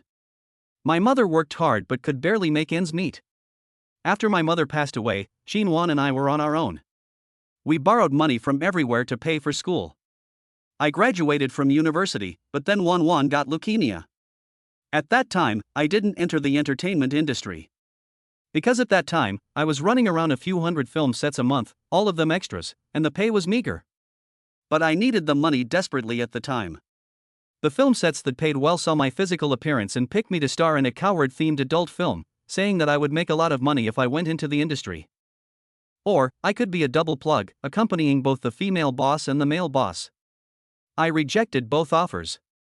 So Professor Song thinks that I wasted my youth and gave up on my future. Actually, it wasn't like that. Rather, I didn't have many opportunities. His voice was low and hoarse, as if it carried the vicissitudes of the years. Recalling those hard times, Xinyu's eyes were slightly moist. Lu Lingxi's appearance had added a little brightness to his darkest life. Fortunately, now, Wan's surgery had been successful. Lu Lingxi listened quietly. Using beauty to get ahead is not only limited to women, there are plenty of men who do it too, and Lu Lingxi has seen many such men. Xinyu makes her feel special. She gently takes his hand, giving him silent support and encouragement. At this moment, the two souls seem to connect, and the distance between them is brought even closer. I have also had a hard time. I always tell myself that standing here tonight, I cannot not see the sun tomorrow. Just hang in there a little longer, and the sun will always set in the west and rise in the east. Xinyu looks up and sees the sunset in the sky, and an inexplicable feeling wells up in his heart. He turned his head and looked at Lu Lingxi next to him and saw the same light in her eyes. The sunset is really beautiful, Lu Lingxi said softly. Xinyu nodded and looked at Lu Lingxi's profile. Yes, it is beautiful. The golden light reflected on their faces. At this moment, it felt as if they had forgotten all their worries and pain and were just enjoying each other's company and warmth. Back in the hospital room, Xiaobao and Xinhuan were getting along very well. The two were not sleeping. Instead, they were playing Chinese checkers. Xiaobao's school bag was open, and various snacks were scattered inside, which he shared with Xinhuan. Xinyu suddenly discovered something fishy. Lu Mingyan had told him that when Xiaobao was at home, he was a big devil when faced with strangers. But he was exceptionally friendly with him. Now, he also relies on his younger sister Xinhuan a lot. Xinyu planted the seed of doubt in his heart. He always felt that something was wrong. Chapter 36, Your camera is at my house. Sudo left the hospital and returned to the villa in the south of the city. Like a whirlwind, she rushed upstairs, her footsteps echoing in the empty hallway. She frantically rummaged through things, throwing clothes and skirts everywhere, leaving the room in complete disarray. However, her face was filled with an excited smile, and she was humming a cheerful song, completely ignoring the feelings of her nanny Chenma. Chenma followed behind her, trying to dissuade her. Miss Su, what are you looking for? I'll help you look, okay? You're just making a mess of the room. But Sudo ignored her. Until she finally saw the camera that had been thrown in the corner. Sudo's face broke into a maniacal smile, as if the camera was the lifeblood of her existence. Chen Ma was shocked to see it. Oh my god. It's getting more and more unstable. The villa door slammed shut. The loud noise of the slam almost made Chen Ma's scalp numb. Chen Ma let out a sigh of relief when she saw the sports car outside rev its engine and speed off. Why didn't they take the camera with them? It's getting dark, where are they going to fool around? We need to sleep at night, I don't want to get up in the middle of the night. Chen's mother muttered to herself. She felt that if things continued like this, she herself would be driven insane by the cardamom. She let out a deep sigh and slowly walked up to the second floor of the villa. Her skirt was a mess, with one strip here and one strip there, her high heels were crookedly on the floor, cigarette butts in the ashtray were rolling everywhere, and her socks and underwear were thrown around. Chen's mother. Alas, she still has to pack for Sudo, running around busily. Nightclub. The lights flicker and the shadows dance. The strong rhythm of the music pounds against people's eardrums, making them sway involuntarily to the beat. On the noisy dance floor, even though she is menstruating and has a slight injury on her foot, Sudo is still dancing. A bright smile spreads across her face. Some of her girlfriends gathered around her, chatting and gossiping. Duku, are you really getting back together with Shinu? That would be great. Congratulations. Shinu has landed the lead role in Kingdom, while Jiaosu is only the second lead. If the show airs, Shinu's value will probably exceed Jiaosu's. One of the girlfriends said. Yes, I didn't know how to cherish you before, mistaking pearls for fish eyes. I won't do that again. Sudo answered with a smile. Since you two are getting back together, Sudo, you should be nicer to Shinu. He licked you for 2 years, and you won't find another dog like him anywhere else. Said another young lady. Well, I will. Sudo nodded. At this time, the music suddenly became more intense, and the people on the dance floor danced even more frantically. Sudo and the young ladies were infected by the warm atmosphere and enjoyed the beautiful night even more. Sudo finally refused any men who tried to chat her up. She planned to live a good life with Shinu. It was midnight. Sudo left the nightclub and walked out the door. Whenever she saw a man who was well dressed and about 185 centimeters tall, her heart would subconsciously skip a beat. She realized that she had such a deep impression of Shinu. Just seeing someone with a similar build. Now, her mind was filled with nothing but Shinu, no longer Jiaosu. When she returned home, it was already 1 a.m. Chen's mother, who was very skilled in cooking, had made her a porridge with red dates and donkey hide glue in a pot. Sudo poured herself a bowl and placed it on the table to savor it slowly. But the taste of this porridge was still lacking a little something, and she always felt that it was not as good as Shinu's cooking. It turns out that only after losing something do you know how to cherish it. This saying is not false. After finishing the porridge, Sudo walked up to the second floor of the villa. She gently pushed open the familiar door and stepped into the room where Shinu had once lived. Everything was exactly as he had left it. It was as if time had stood still here. Her gaze slowly swept over every corner of the room, finally resting on the wardrobe by the bed. The door was half open, so she walked over and gently pulled it open. Inside hung a few of Shinu's clothes, all in black, cool, edgy clothes. The matching rings, necklaces, gold and silver accessories, none of them were taken by Shinu. Even the clothes, only the ones he bought himself were taken. Sudo reached out and gently stroked the dark clothes, feeling his lingering presence. She sat by the bed and reminisced about the 2 years she spent with Shinu. In the past 2 years, it seemed like she had treated Shinu like a marionette. She didn't try to understand his thoughts. She didn't pay attention to the outlet for his soul. She just greedily enjoyed the good things he gave her. It was like many men, the red flag is flying at home, but outside, there are colorful flags fluttering. After playing around outside, and having eaten his fill, he naturally doesn't want to touch that red flag when he goes home. She suddenly realized that in the 2 years she had been with Shinu, the two of them had never had sex. This thought rushed into her mind. In Sudo's heart, an alarm suddenly sounded. Could it be that Shinu was now determined to break up with her because the two of them were clearly divided? Sudo suddenly had an idea. She stood up, took one last look at the room, and then gently closed the door. She went downstairs and came to the door of the maid's room. Chen Ma, wake up. Chen Ma was sleeping soundly when she heard someone knocking on the door in the middle of the night. Chen Ma was startled. When she opened her eyes, she almost couldn't find her bearings. Outside came the impatient voice of Sudo. She hurriedly got out of bed and threw a dressing gown over her. When she opened the door, she saw Sudo, who had not yet removed her makeup. The woman had smoky eyeshadow on her face, her hair was indeed long, straight and black, and she was wearing a white nightdress, looking exactly like a female ghost. "Miss Su, why aren't you asleep yet? Didn't you hear what I just said? Give me your phone for a second." Chen Ma's expression suddenly became hesitant. Previously, her phone had been broken by Sudo. The phone she was currently using was an old model that cost a few hundred yuan. She was extremely reluctant to buy a new phone. "Miss Su, don't break it again, I can't afford to buy a new one." Sudo became impatient. Why was this person so slow? She snatched Chen Ma's old phone away from her. "Give it to me. Next time, I'll ask Xiaokai to buy you the latest smartphone." Chen Ma was finally happy, and immediately nodded. Sudo took the phone. Naturally, she dialed Qinyu's number. When Xinyu heard her voice, as usual, he wanted to hang up. But Sudo hurriedly said these words. "Your camera is at my house. I'll be free tomorrow, so come to my house to get the camera. I won't wait any longer." Xinyu, on the other end of the phone, had just left the hospital and parted ways with Lu Lingxi.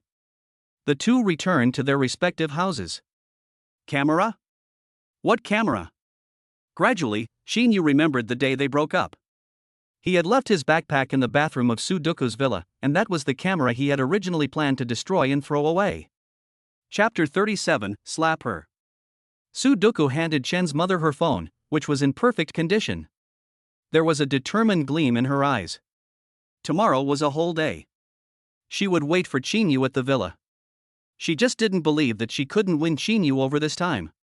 She went back to her room. Sudo was so excited that she hardly slept all night. When it was almost dawn, she got up from bed and took out the camera again. She pressed the power button, but the camera was out of battery. She had to remove the memory card and insert it into her computer. The photos that came into view made her gasp in shock. There were hundreds of photos, all of her with all kinds of men. There were bar models, young entertainers, villa security guards, and film crew martial arts directors. Although they weren't explicit bed photos, it was obvious that she had a deep friendship with the men in the photos. For example, she was smiling seductively at the villa security guard. She kept making little gestures, poking the young entertainer in the small of the back.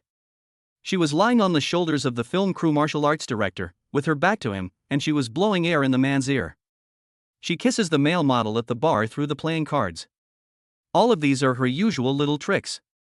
Whenever she sets her sights on a man, she will secretly and teasingly seduce him. If he falls for it, they will sleep together. After having fun, she will just kick him out. If he doesn't fall for it, she will continue to seduce him harder until he does. Unexpectedly, Xinyu had captured all of it. Is this also the reason for his sudden change in temperament?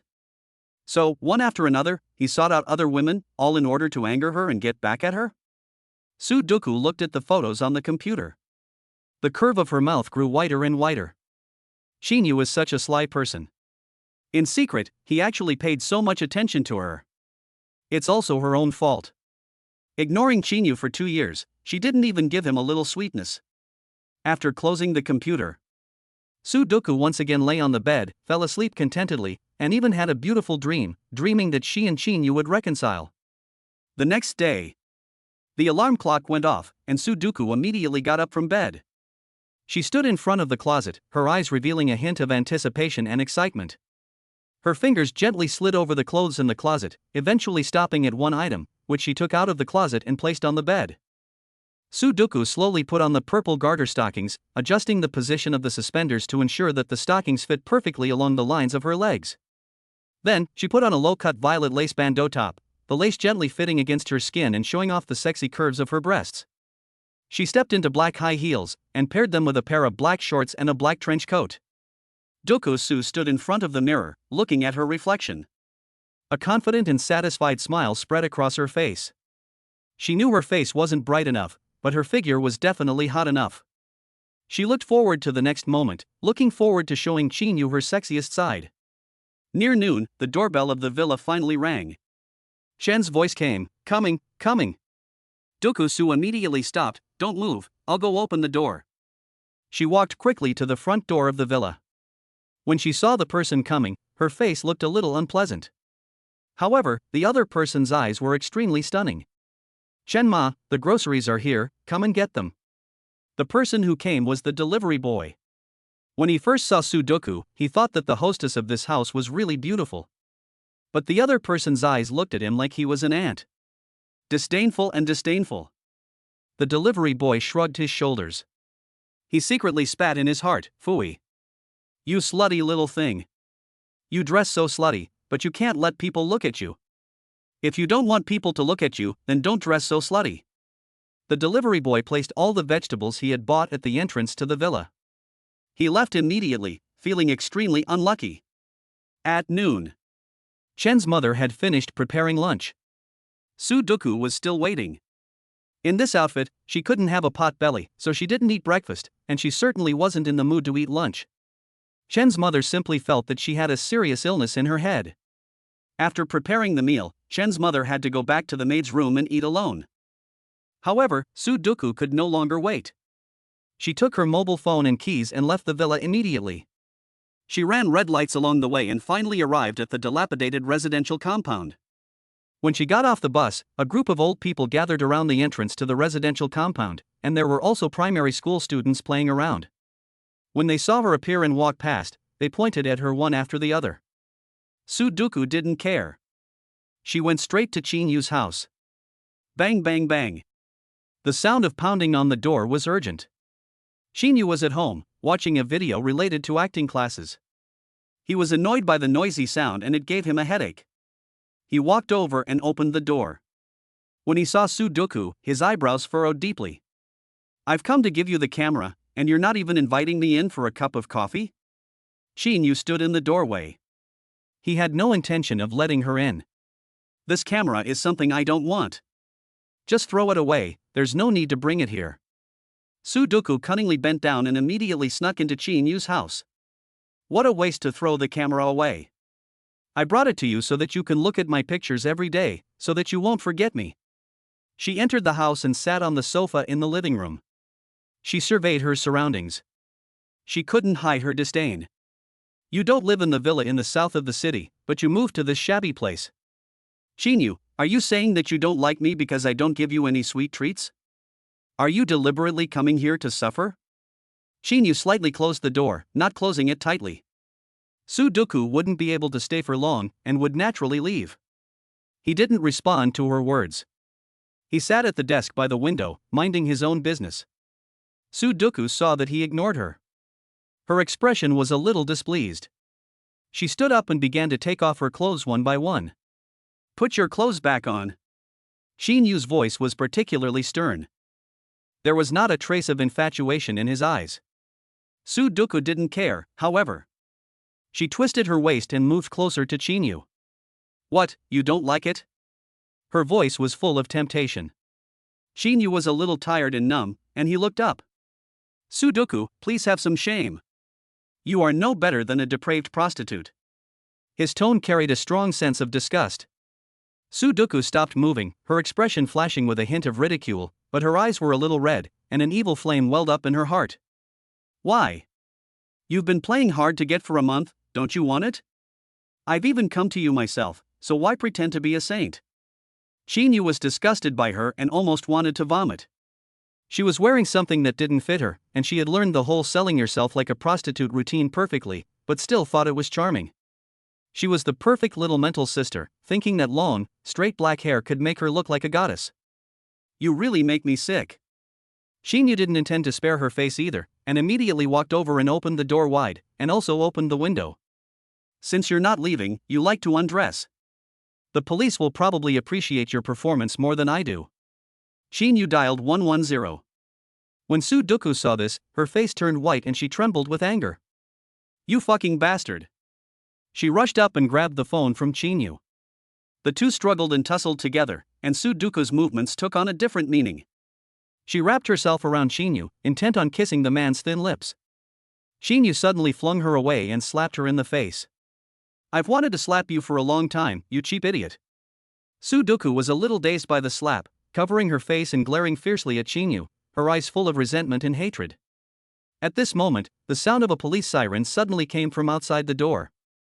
Chapter 38, He didn't solicit prostitutes. The siren was getting closer and closer. Sudoku panicked. She didn't care about the slap from Shinu, got dressed, turned around and rushed towards the door to escape. But as soon as she ran out of the door, the police had already blocked the third-floor steps. Which one of you called the police? What happened? The police asked sternly. Shinu tidied his messy clothes, walked out and said, Officer, this lady broke into my home and tried to force me into a sexual transaction. I refused and asked her to leave, but she refused to go. Shinu's words undoubtedly blocked Sudoku's escape route. Even if she said now that the two were former lovers, the police would not believe her. As expected, the police took Sudoku back to the police station for investigation. Shinu stood by the window, looking at the police car as it drove away, and let out a long sigh of relief. However, his call to the police did not go through. Who was it that called the police in time? Noon. Lu Lingxi left the company with her son. She planned to go home for a nap. When she walked near the staff dormitory, she saw several police cars parked there. The police were arresting a woman from inside. Lu Lingxi looked closely and realized it was Sudoku. Her face changed slightly, as she could not believe it. What crime had Sudoku committed that even the police had been called? After Lu Lingxi and Xiaobao entered the residential compound, some elderly women recognized her and hurriedly stopped her. My dear, I remember you live on the third floor of Unit 1, right? The elderly woman in front of her was very serious, as if she were about to tell Lu Lingxi something extremely important. She stopped in place and nodded. Yes, I live on the third floor of Unit 1. What's going on? I saw a police car just now. Hearing this, the nosy old lady suddenly changed her expression, slammed her hands together, and startled Lu Lingxi. Then, the old lady said to Lu Lingxi in a vivid manner, Daughter, the man opposite you hired a prostitute to come to our residential compound. You have a child with you, so you have to be careful. A few of us old ladies saw the prostitute enter the residential compound and immediately called the police. Just now, the police just took the man away. Lu Lingxi understood every word the old lady said, but when it came to putting it together into a few sentences, she was a little confused. The man next door hired a prostitute? Shinu would never do such a thing. Besides, the person the police took away was Sudoku, and Sudoku was not a prostitute. Auntie, that's his ex-girlfriend. It's not prostitution. The old ladies froze in place, looking at each other. Ex-girlfriend? Where did an ex-girlfriend get the idea to dress like a hooker? They went to the door first, and they called the police. The police went upstairs second, and they successfully took the person away. They said it wasn't a hooker, but it was obviously a hooker. But Lu Lingxi had already walked far away with her baby, and she didn't know that the old ladies behind her were still talking about it. She walked to the third floor of Unit 1. Qinyu's door was already closed. Lu Lingxi didn't want to disturb him. She was a little tired after working all morning and wanted to rest, but Su Bao tugged on her finger. Do you want to go visit Qinyu? Su Bao nodded. Before Lu Lingxi could say anything, Qinyu in the room seemed to hear a noise outside the door. He immediately opened the door and locked eyes with Lu Lingxi. Qinyu's face was a little embarrassed, and he hung his head. I'm sorry, you should have seen the police car outside. I had a fight with Sudoku. Lu Lingxi was silent for a long time. Even though she had some good feelings for Qinyu, she hated trouble and didn't want to get involved in Qinyu and Sudoku's emotional entanglement. Lu Lingxi gave a soft grunt and had nothing more to say. She took out the key. She opened the door of the house on her own. Behind her, Qinyu frowned, his expression a little annoyed, and an impulse welled up in his heart. He mustered his courage and walked over. He took hold of her wrist and stopped Lu Lingxi from opening the door. Me and Sudoku. We really broke up for good. I don't know what she's smoking. Maybe it's because I'm about to star in the drama kingdom, and she's not happy about it. But Lingxi, Sudoku and I never had any relationship from beginning to end. These words surprised Lu Lingxi. From Qinyu's meaning, it seemed that the two were not a couple. Then why did he agree to be her dog for 2 years? Qinyu saw the disbelief and confusion in Lu Lingxi's eyes, and his expression was also very embarrassed. In the end, he finally told the truth. In the past 2 years, I did it for my younger sister, Shinu. Sudoku as panda blood. Just for a moment. Shinu's heart was in a panic, and he always had a feeling. If he didn't explain the real relationship with Sudoku, the little warmth that Lu Lingxi had released to him might disappear. Xiao Bao stood aside. The little guy was dumbfounded, looking at Shinu and then at Lu Lingxi. He didn't understand what the two adults were talking about anyway. The little guy innocently asked, "Is the cardamom a panda?" Xiao Bao spoke again without warning. Lu Lingxi's attention was suddenly drawn to Xiao Bao. She crouched down and hugged Xiao Bao. "Say a few more words and call me mommy, okay?" Xiao Bao was a little shy and once again was reluctant to speak. His little mouth was tightly pursed, and no matter how Lu Lingxi coaxed him, he was unwilling to say another word. Panda blood is a special blood type, not the blood you think is on the panda. Sudoku is also not a panda. Shinu's low voice came and explained this problem for Xiao Bao.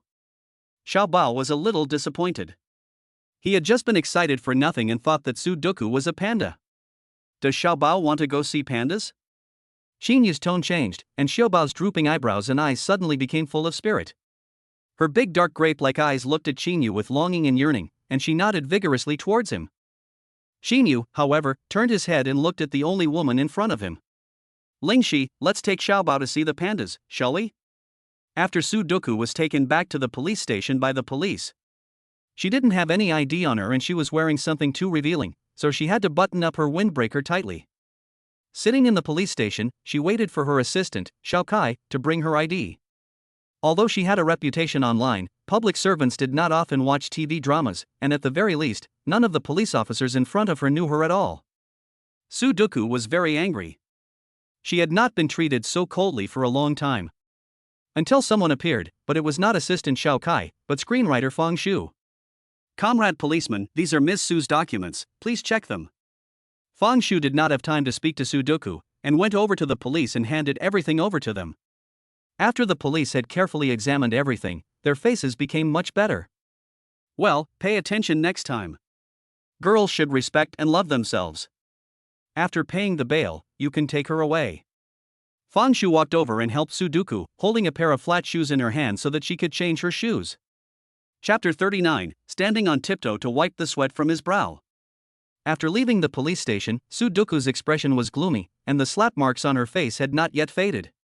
Fang Shu was standing nearby, and when she saw her expression, she couldn't help but burst out laughing. Sudoku would come to this. Wasn't she always so arrogant? Sure enough, the bitch has her own nemesis. Fang Shu suppressed her expression and asked the question she most wanted to ask. "Doku, you weren't beaten up by Shinu, were you? How dare he hit you? It's better not to mention this." Doku was furious when she mentioned that Shinu had hit her.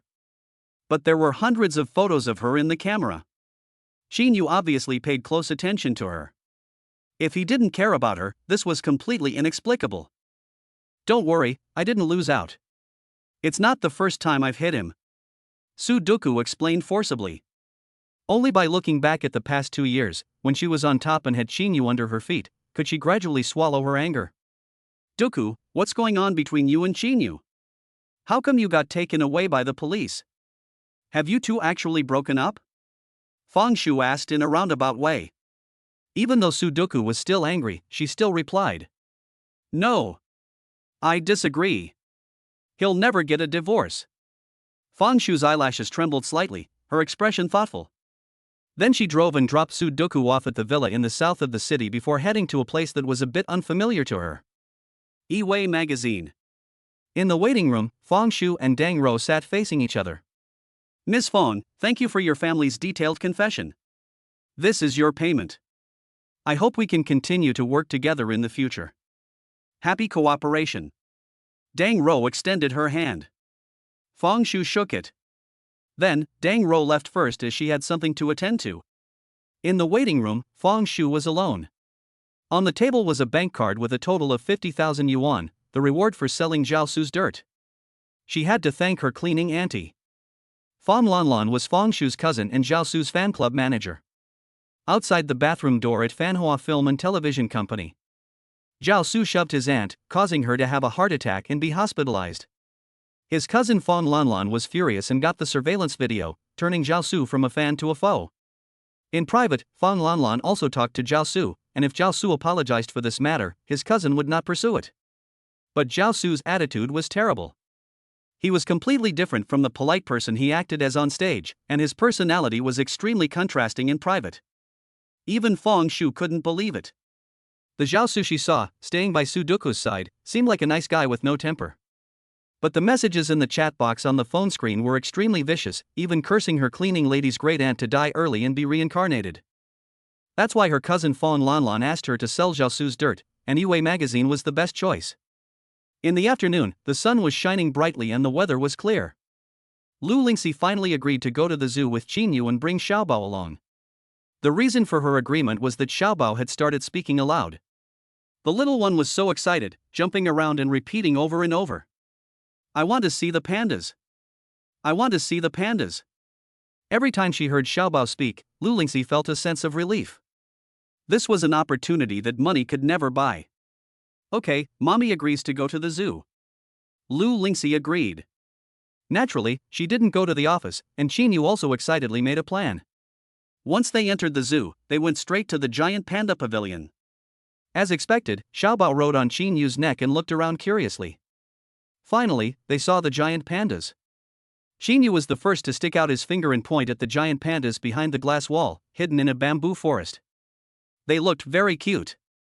Xiaobao, look, there are pandas. Lu Lingxi's gaze was drawn there too, and she looked up at the pandas at the same time as Xiaobao. The pandas were eating bamboo leisurely, and they lifted their heads, revealing their chins. Xiaobao was surprised to discover that the pandas' chins were heart-shaped. Wow, Mum, look! The pandas' chins are heart-shaped, so cute! Xiaobao exclaimed, his face beaming with joy. He didn't speak very often, and his voice was as sweet as his grandmother's. Lu Lingxi and Shinu were also infected by his happiness. The two adults smiled at each other, their eyes full of surprise. Xiaobao, did you know? Giant pandas are a national treasure, they are very precious. Shinu gently explained to Xiaobao. In a way, he was also gently guiding Xiaobao to say more. I know. I know. I love pandas, they are the cutest animals in the world. Xiaobao walked right into Shinu's trap, without realizing it himself, and answered his words seriously. At this moment, Xiaobao and Shinu were like a real father and son. The two of them were immersed in the wonder and beauty of nature, asking and answering questions, taking each other's words. Lu Lingxi, on the other hand, was on the sidelines, becoming a background board, but she remained silent and did not interrupt their time together. After leaving the panda pavilion, the group, led by the zoo guide, visited many other pavilions in the back together. This is the peacock garden, and if you go further, you will reach the lion forest. The guide said, as Shinu hugged Xiaobao, and Lu Lingxi followed behind. It was getting a little hot. Lu Lingxi took out a pack of tissues and wiped the sweat from Xiaobao's forehead. At that moment, she saw Shinu next to her. She handed him a tissue, wiped the sweat. Shinu smiled, but did not take her tissue. I'm holding Bao Bao, you wipe it for me. Lu Lingxi had to raise her hand. The man was very tall, so she stood on her tiptoes and tried hard to reach Shinu's forehead. Shinu sensed her difficulty and subconsciously bent slightly. The two looked like a loving couple with a great relationship. The tourists nearby saw this scene and even took out their phones to capture this heartwarming moment. When they were at the entrance to the peacock garden, there were small fans for sale nearby. Lu Lingxi bought a round fan and stood next to Shinu, fanning Xiaobao from time to time, who was afraid of the heat. But as they walked, Shinu looked back and saw that Lu Lingxi was having some trouble keeping up with him, and the woman's lips were a little pale, looking very weak. Shinu walked over to her and said, "Why don't we find a place to rest for a while?" The peacock garden was planted with many trees, providing a cool shade. The three of them took their seats in a small pavilion. The garden was filled with the fragrance of the butterfly orchid, and the peacocks were strutting about. Along the well-laid-out paths were planted all kinds of flowers, blooming luxuriantly and showering the ground with petals. Little Bao rarely went out for a walk. Seeing everything around him as new and interesting, he looked around. He saw a small lake in the distance and immediately pointed his finger at the small lake behind the peacock garden. Shinu smiled and asked him, "Xiaobao, do you want to row a boat?" Xiaobao nodded. "If your mother agrees, then let's go boating. The scenery on the lake is also very interesting." The lotus leaves reach to the sky, and the lotus flowers are a different shade of red when they are in bloom. Bao Bao was fascinated. He also saw a lot of lotus pods, all of which were new and interesting sights for him. Mom, I want to go for a boat ride. I have to say, Lu Lingxi really thinks Shinu is very clever. Every time he speaks, he always manages to get Bao Bao to say a few more words. She also readily agreed, okay, Bao Bao, let's go for a boat ride. Chapter 40, Why are the lotus leaves so numerous? Shinu and Lu Lingxi took Bao Bao with them on the boat. The breeze blew, and the surface of the lake shimmered. The boat moved slowly to a place with luxuriant lotus plants. Lu Lingxi reached out and picked a lotus seed pod, handing it to Bao Bao. Xiaobao curiously played with the lotus seed in his hands. The little guy had never seen this before and had a lot of fun, picking out the seeds one after the other and stuffing them into his mouth. Unfortunately, the lotus seeds were really bitter. Xiaobao immediately spit them out, his mouth watering. Lu Lingxi didn't even look at this stupid son. However, Shinu didn't dislike it at all. He just thought that Xiaobao was adorable. He gently picked Xiaobao up, wiped his mouth, and patiently told him, "This is the lotus seed head, and the grains are lotus seeds. Lotus seeds are very bitter when eaten raw, so Xiaobao, remember, don't eat them raw next time." Then, he pointed at the lotus leaves on the lake and said, "Look, these are lotus leaves, and they are so lush." Xiaobao nestled obediently in Qinyu's arms, blinking big watery eyes and listening with an understanding that was not quite there. Xinyu continued, "Let me teach you a poem, uncle. Lotus flowers can be picked in the south of the Yangtze River, and the lotus leaves are so many. Fish play among the lotus leaves, fish playing among the lotus leaves to the east. Fish playing among the lotus leaves to the west, fish playing among the lotus leaves to the south, fish playing among the lotus leaves to the north."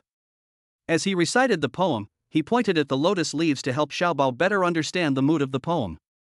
Xiaobao's mouth moved slightly, and he recited along with Xinyu. Although his pronunciation was not quite accurate, his seriousness made Lu Lingxi unable to hold back her laughter. A faint smile then appeared on the woman's beautiful face. So, Xiaobao began to repeat over and over again the 4 directions in the poem: east, south, west, and north. The boat slowly moved across the lake, leaving behind beautiful streaks of water. Along the way, the sound of Qinyu and Xiaobao reciting the poem could be heard. At night, the sky was full of stars. Lu Lingxi lay quietly in bed, her thoughts racing. But she couldn't sleep. Xinyu's time with Xiaobao, Xinyu's face, Xinyu's words and deeds, all of it was spinning around in her head. And Xinyu's relationship with Sudo. Lu Lingxi gave it a little thought, and came to a conclusion: Xinyu was doing it for Qinwan? Panda blood? And Xinyu himself, in fact, has been carrying a heavy load. Lu Lingxi immediately sat up. She poured a glass of warm water and slowly drank it. Standing in front of the window, she saw the neon lights flashing outside. Her mind twitched slightly, and she picked up her phone and sent a text message to Xinyu. "Are you asleep?" A prompt sounded from the other end of the phone, and Lu Lingxi immediately checked. "Not yet." Lu Lingxi quickly typed a line and sent it. "Look out the window and see the company sign." After receiving the text message, Xinyu rolled over and got up. He walked doubtfully to the window and looked in the direction of the Fanhua Film and Television Company. The towering building, hidden in the darkness, was the familiar sign at the top. The large logo, Fanhua, shone brightly in the night. Lu Lingxi's text message rang again. "You will be like that sign and eventually become the brightest star." A warm current welled up in Qinyu's heart. He understood what Lu Lingxi meant. She was encouraging him to pursue his dreams and become the best in the industry. "Thank you, Lingxi." He guessed that Lu Lingxi must have guessed what was on his mind. He hadn't gone to bed yet. He was worried about Sudo from the day before. He knew that he had slapped Sudo in a fit of anger, which was bound to make things worse. However, he had no regrets. However, he must be prepared for the fact that Sudo may not let it go. As such, he gradually lost his sleepiness, and Lu Lingxi's text message suddenly swept away the melancholy in his chest. Xinyu looked at her text message. He read it over and over again, imprinting every word in the deepest part of his heart. The villa in the south of the city was brightly lit at night. Sudo had been determined to seduce Xinyu during the day, but she was still menstruating, and in fact, she had no intention of fighting a losing battle. Who would have thought? She took off her clothes, but Xinyu avoided her like the plague. After that, she went to the police station again. Sudoku's anger, which had been burning fiercely, had dissipated by the time she got home. Miss Su, the eggs are ready. Come and apply them to your face. Chen's mother had seen Sudoku sleep all afternoon, and as soon as she woke up, she went straight to the kitchen to get busy. She was carrying a tray in her hands. On it was an egg with its shell removed. Sudoku placed the egg on her cheek and rolled it around. A slight touch caused a trace of pain to spread through the unhealed slap mark on her cheek. Miss Su, what's happened? You don't look well. Shall I call the family doctor? The woman held the egg in her hand, but her eyes were red. She didn't know if it was because the wound hurt too much or because she was too sad, but a series of big tears rolled down her cheeks. Although Chen's mother is familiar with the Chinese proverb "a cricket chirps, a cardamom pod cracks," after all, this is her employer. Suddenly seeing her employer's vulnerable side, Chen's mother doesn't gloat at this juncture, but is somewhat concerned for her. Am I really annoying? Chen's mother immediately shakes her head. Am I really despicable? Am I really stupid? Or, am I really ugly? Sudoku's barrage of rhetorical questions left Chen Mama at a loss for words, and she didn't dare to answer a single one. She just kept shaking her head and didn't dare to speak.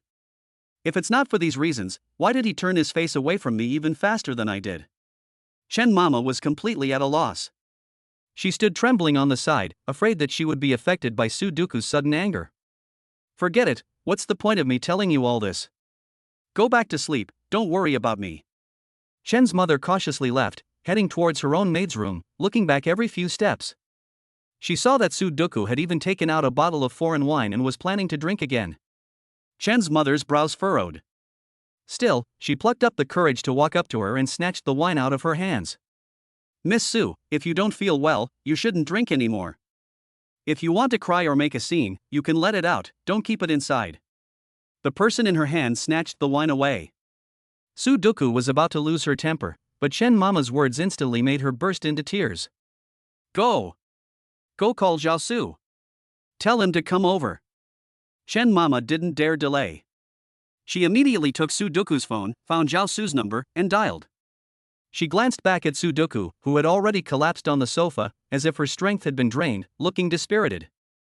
Hello, is this Mr. Zhao? Something has happened to Miss Su, and you need to come to the villa in the south of the city as soon as possible. At that moment, Zhao Su was also at home, intently reading his script. Upon hearing the news about Sudok, he immediately got up. He grabbed the car keys and drove straight to the villa in the south of the city. 20 minutes later.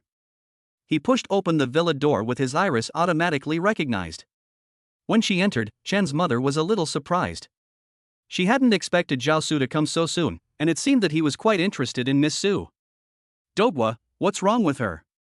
Chen's mother replied, Mr. Zhao, Miss Su is in a bad mood today, and since she's menstruating, she just wanted to drink. You go upstairs in a while and talk some sense into her. Chapter 41. I want to wear the dragon crown too. Zhao Su gently pushed open Sudoku's door. He saw the woman lying on the bed. He walked over slowly. Together with the quilt, he held Sudoku in his arms. Bauer, what's wrong? Has something happened to make you unhappy? Sudoku rolled over. What she saw was Zhao Su with a gentle expression. He was very concerned about her, and his eyes were filled with concern for her. But Sudoku just felt that Zhao Su was far less impressive than he once was, and it didn't make her heart flutter like it used to. It's nothing. My stomach hurts, so rub my stomach. Zhao Su took off his shoes and outer garment, lay down on the bed, and gathered Sudoku in his arms. He didn't miss the fingerprints on the woman's face, but he was smart enough to remain silent and not ask who had given her the slap. The knuckles of the 5 fingerprints were thick. It was obvious that a man must have done it. Zhao Su couldn't think of anyone else who would hit Sudoku and make her care about it except Shinu. Shinu. Not only did he ruin everything for him, but he even hit a woman. Bah! Son of a bitch. Okay, go sleep in the guest room, I need to rest. Zhao Su was so shocked that she almost opened her mouth wide. Duku Su, you're not still pining for Shinu, are you? Zhao Su's rhetorical question made her look very unpleasant. Although Duku Su's face turned cold, she didn't get angry after all. She said in a calm voice, You're the one in my bed, but you're talking about Shinu with me. Zhao Su, I think it's you who misses Shinu, not me, Sudoku. Zhao Su looked at her expression. Had he guessed wrong? The palm print on Sudoku's face wasn't from Shinu? Then who else could it be? Don't be angry, I care about you too. Anyway, don't contact Shinu anymore, you're my girlfriend now, Xiao Su. But Sudoku kicked him out of bed. Go to the second bedroom. I'm going to sleep. Chen's mother had just come out of the bathroom and her eyesight passed through the second floor corridor, where she saw Sudoku's door open from the inside and Xiao Su walked out. Then she saw the man walk to the guest room and push the door open as if he was going to rest in the guest room. Chen's mother was even more puzzled. Don't the two of them sleep in the same room? It seems that Mr. Zhao has never spent the night in Miss Su's bed. In the blink of an eye, it was mid-July, and the sun was blazing. The atmosphere in the studio was tense and exciting. Shinu walked into the studio, wearing a magnificent dragon robe. The dragon robe was embroidered with exquisite dragon patterns that shimmered with dazzling light, as if a real dragon was coiling around him. With the help of makeup, the man's face is even more handsome and majestic, and his eyes reveal the domineering power of an emperor. The photographers are busy adjusting the lighting and angles, trying to capture the perfect moment of Shinu. Lu Lingxi is supervising the work with Xiao Bao by her side. Lu Lingxi attaches great importance to the play Kingdom and Mountain. From the beginning, she planned to participate in all the filming of this play. Now, the studio is filming the final makeup shots. Naturally, Lu Lingxi is not absent. When Bao Bao sees Shinu in his dragon robe, he tugs at Lu Lingxi's clothes. When facing his mother, his mouth turns into a closed clam, not willing to say a word. He only uses his eyes to signal Lu Lingxi. His big, dark, grape-like eyes are full of envy and expectation. You want to take a photo with Shinu? Bao Bao nods. Do you also want to wear a dragon robe like Shinu? Xiao Bao nodded again. Lu Lingxi couldn't help but smile. All right then. Say thank you, Mom, and I'll help you. There were also the production staff standing around. Xiao Bao looked up and looked around, everyone looked so unfamiliar. He lowered his head shyly, still not willing to speak. Lu Lingxi didn't want to force him either. With some helplessness, she rubbed Xiao Bao's head. All right, I'll help you. Then, Lu Lingxi called her assistant and instructed her to get a children's version of the dragon robe for Xiao Bao. The female assistant was very fast. In less than 5 minutes, she was holding a brand new small dragon robe in her hands, along with a pair of cute black boots. Shinu was posing for the camera. The clicking of the camera continued, and his eyes shifted slightly, and he saw that Xiao Bao was wearing the same dragon robe as him and walking towards him. Lu Lingxi took Xiao Bao's hand. She whispered something in the photographer's ear, and then she nudged Xiao Bao. The little guy threw himself into Shinu's arms in full view of everyone. At this moment, Shinu is sitting on an antique sandalwood prop chair.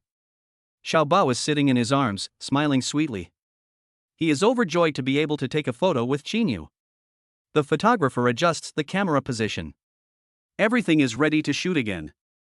However, Xiao Bao suddenly reaches out his little hand, grabs the dragon crown on Shinu's head, and tries to take it off.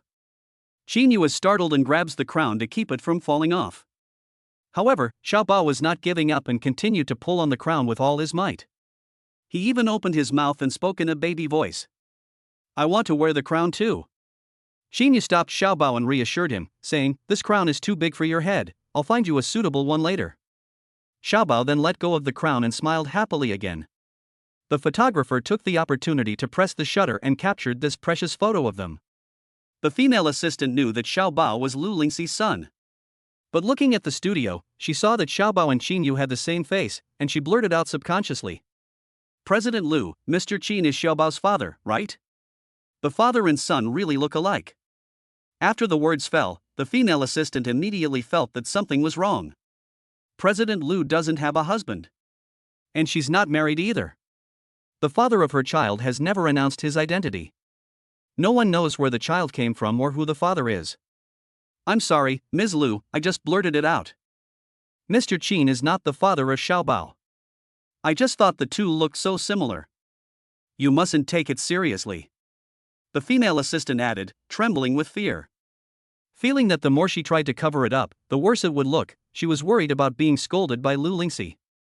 After all, this female boss was far from the gentle person she appeared to be. But Lu Lingxi, unusually, did not scold her. In fact, her assistant noticed that she looked a little dazed. Lu Lingxi was indeed in a daze. This was not the first time someone had said that Xiaobao looked like Shinu. She began to recall that night 4 years ago. Then, she shook her head unconsciously. It can't be him. Xiaobao's father can't be Shinu. Shinu never appeared in her experience 4 years ago. Xiaobao is good looking, and so is Shinu, so it's not surprising that they look similar. She realized that Lu Lingxi wasn't blaming her, and her assistant's heart immediately felt lighter. Chapter 42. 4 years ago, that woman. After the studio finished work, Shinu came to the photographer.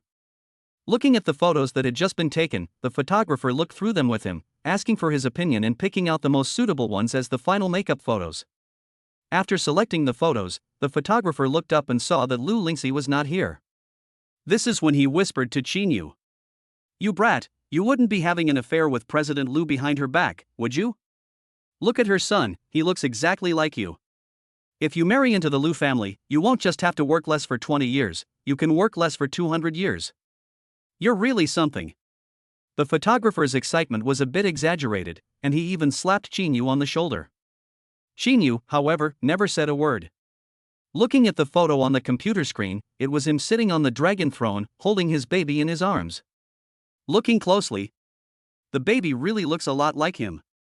Even though the little guy is only 3 years old, his nose is high and straight, his eyes are big, and the expression in his eyes is exactly the same as his. At that moment, Shinu's heart almost jumped into his throat. It was as if a big secret was about to be revealed. But in an instant, his emotions calmed down again. No. It's impossible. The speculative thoughts in his mind couldn't be true. The baby was born 4 years ago. 4 years ago, he was only in his second year of university. At that time, he didn't even know Lu Lingxi at all. Don't be ridiculous. I have nothing to do with President Lu. She's the investor, I'm the leading actor, and she's just my immediate superior. Shinu turned and left. The photographer, who was sitting in front of the computer, stared at the photo on the screen and helplessly scratched his head. Could it really be that they weren't father and son? Then how come they looked so similar? Unfortunately, no one would give him an answer. The photographer stopped worrying. He immersed himself in the work of retouching the photos. That night, Shinu felt a little dazed. During the day, he had done several sets of makeup tests, wearing all kinds of clothes, and he was getting numb. The makeup on his face was removed, washed off, and reapplied. The heavy wig headpiece was glued to his scalp, and he felt like a top that was randomly manipulated all day long, very dizzy. After returning home, Shinu took off his clothes, casually went to the bathroom and took a shower, then fell asleep on the bed. Rarely, he fell into a dream. In the dream, there appeared the figure of a woman with long white blonde hair and a delicate face. Her waist was as curved as a curved sword, tightly entwined around him. With snow-white skin and a bulging chest, the woman was incredibly beautiful, and the soft touch of her body made Shinu unable to let go.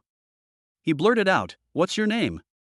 The stunning woman tilted her head slightly, her eyes like a sea of stars, a charming smile curving her lips, her voice as melodious as a nightingale. "My name is Asteria." It turned out to be an English name.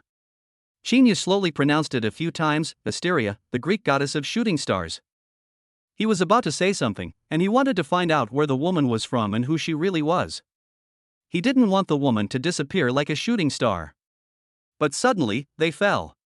The two of them rolled from the bed to the ground, surrounded by rose petals, which were scattered all over the floor, filling the air with their fragrance. In his dream, Shinu couldn't control his actions.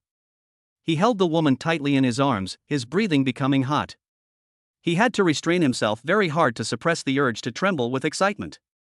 He leaned close to the woman's ear. "I want to kiss you, is that okay?" The woman obediently let him caress her as he wished. "Is that okay?" He leaned down, his voice coming from his chest, suppressed and with a nervous heartbeat. The woman had already tilted her head back unconsciously, and the moment her lips touched his, a sharp tingling sensation shot through her brain like a direct current.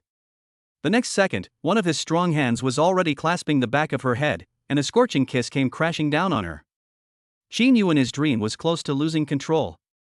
As soon as he pressed up against her, he couldn't wait to take her in his mouth and suckle on her. The woman was almost unable to breathe from the force of his weight. She resisted by shrinking back. Shinu's strong arm had already come around and lifted her whole body off the ground, turning her back against an empty wall. Just then, the phone suddenly rang. Shinu gasped and immediately woke up from his dream. He sat up and rubbed his eyes, only to realize that it was already bright outside. General Liu, what's the matter? On the phone, Lu Mingyan informed him of a series of work arrangements. Shinu, the final makeup photos for Jiangshan will be officially released soon, so remember to open your Weibo account, increase your followers, and use all major social media platforms. Shinu gave a soft grunt. After hanging up the phone, his thoughts returned once again to that dream. The scene in the dream took place 4 years ago, on a chaotic night in his life. Memories that he had buried deep in his heart and had not thought about for a long time suddenly came back to him in the dream, lingering and poignant. That was the first woman in his life. And also the only woman he had. But he didn't know her name or what her identity was. Except for an ambiguous English name. Shinu never knew the person's background. A feeling of emptiness welled up in his heart. 4 years ago, he received a private job offer from school to host a company's annual meeting. The annual meeting was held in a grand hotel. After the show, a senior from the same school recognized him and dragged him to drink with him. He was not a strong drinker, so naturally he got drunk again. He was dragged by his senior and stayed in a hotel room upstairs. When he woke up the next day, the room was empty and he was naked. 1 week later, after the official photos of Jiangshan were posted online, they immediately caused a stir. Netizens praised Shinu's handsome appearance and called him the handsomest emperor in history. Shinu's newly opened Weibo account gained 3 million followers overnight. His fans were overjoyed and expressed their love and support for him by reposting and commenting on social media. However, the second most popular actor was Zhao Su.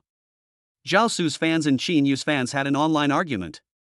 Zhao Su's fans thought that Shinu was a poor actor with poor business skills, and was too young to fit the image of an emperor. For a while, they also spread a lot of negative information about Shinu. Lu Lingxi, however, gave Shinu the best team. After various public relations and marketing methods, the attention of the fans gradually focused on the drama kingdom. Fanhua Film and Television Company. The script reading session had just ended, and the actors had dispersed. Lu Lingxi walked over and asked Shinu, "You haven't been looking well lately. Is something on your mind?" Shinu looked up. In the conference room, only he and Lu Lingxi were left.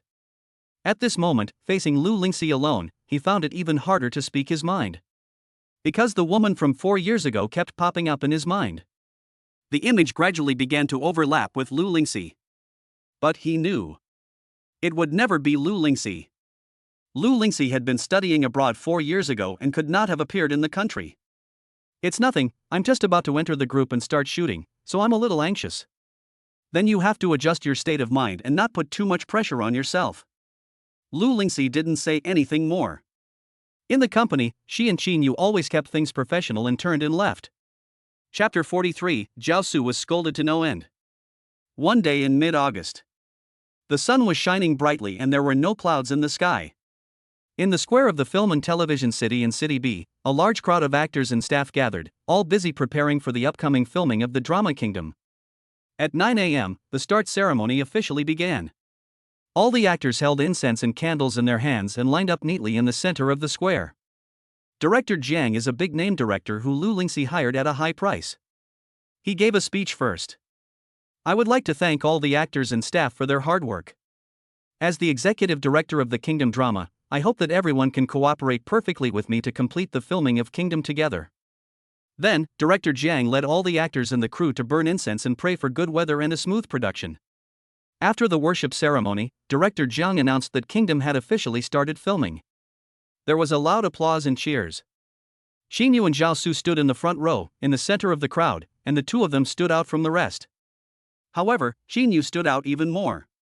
After all, he was wearing a costume. The luxurious and expensive gorgeous dragon robe shined in the sunlight. The scenes that were filmed did not follow the order of the script. Shinu's first scene today was a scene with Zhao Su. He plays the emperor with full majesty. After arriving at the set, Director Jiang gives the order. Action. At this moment, Shinu's thin lips are tightly pursed, and he is in the imperial garden. Suddenly, a noise breaks the tranquility of the garden. Shinu's face darkens, and he quickly walks in the direction of the noise.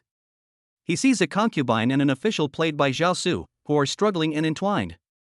A flash of anger appears in Qin Yu's eyes, and the domineering nature of the emperor is completely natural. It was as if he wasn't acting, but was truly the emperor. He suddenly shouted angrily, "Li Baidang, drag him down and drown him in the pond." The group of extras and guards immediately stepped forward and dragged Li Baidang away. Qin Yu stood still, his face gloomy, his heart filled with anger and disappointment. He knew full well the intrigues and scheming in the palace, but witnessing such a thing happen in person still made him feel incredibly angry. A moment later, Qin Yu took a deep breath. His gaze shifted to the official played by Zhao Su, one of his trusted subordinates. Yet he betrayed him and got together with his woman. "Jinbei Wang, do you know your crime?" Zhao Su immediately knelt on the ground, his eyes darting about, pleading for mercy. "Your Majesty, it was that bitch who seduced your servant, which led to this great mistake." At that moment, Director Jiang shouted cut. The atmosphere on set instantly became tense. Because Zhao Su's acting was so bad, he couldn't catch up with Qin Yu's performance at all, which made Director Jiang very angry. In front of everyone, he had no mercy and loudly cursed Zhao Su. "Jinbei Wang, what the hell are you acting?" Facing the emperor, who holds the power of life and death, he didn't even show any fear. "Zhao Su, do you know how to act at all?" After being scolded by Director Jiang, Zhao Su's face turned very ugly. He lowered his head and listened to the director's criticism in silence, not daring to argue back. His co-star was Qin Yu, who simply could not get into the role. No matter how he looked at Qin Yu's face, he felt annoyed and could not calm down enough to act. Qin Yu, on the other hand, stood aside and silently witnessed it all. He felt helpless.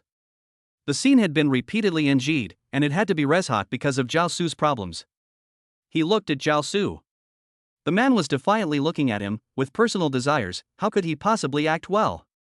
Then, he walked over to Zhao Su and, with no choice, pulled out the cardamom. "So that's all you are. On the bed you can give cardamom pleasure, but in reality, you will still lose to me. With such bad acting skills, you're shameless to transform from an idol to an actor. If I were you, I'd pack up and go back to the countryside to farm, before you lose face in front of the whole country and make a fool of yourself." Qin Yu's words fell. Zhao Su's emotions were surging, but this was on the set, and he had to hold back. He and Sudoku had been together for a while, but these days, apart from being the spokesperson for a cosmetics company, Sudoku hadn't given him any sweetness at all. It seems like she is still thinking about Qin Yu, and the name she mumbles when drunk is also Qin Yu. Who would have thought that Director Jiang happened to capture this scene? He immediately said, "Hold it, right now this expression, this look, dare to be angry but dare not speak, all grievances are held in the heart." Plus a little panic. Behind the king of Jinbei is going to rebel, the emotions in the early stage have to be down, down, down.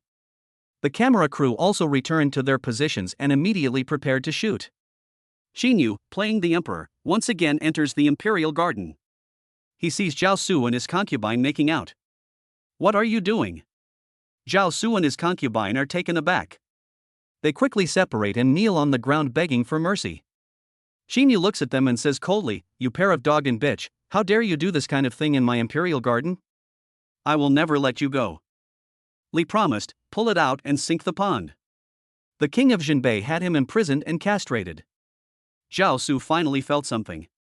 This time, with a haggard face, he knelt on the ground, trembling and begging Qin Yu for mercy. "Your Majesty, please forgive me, I am innocent.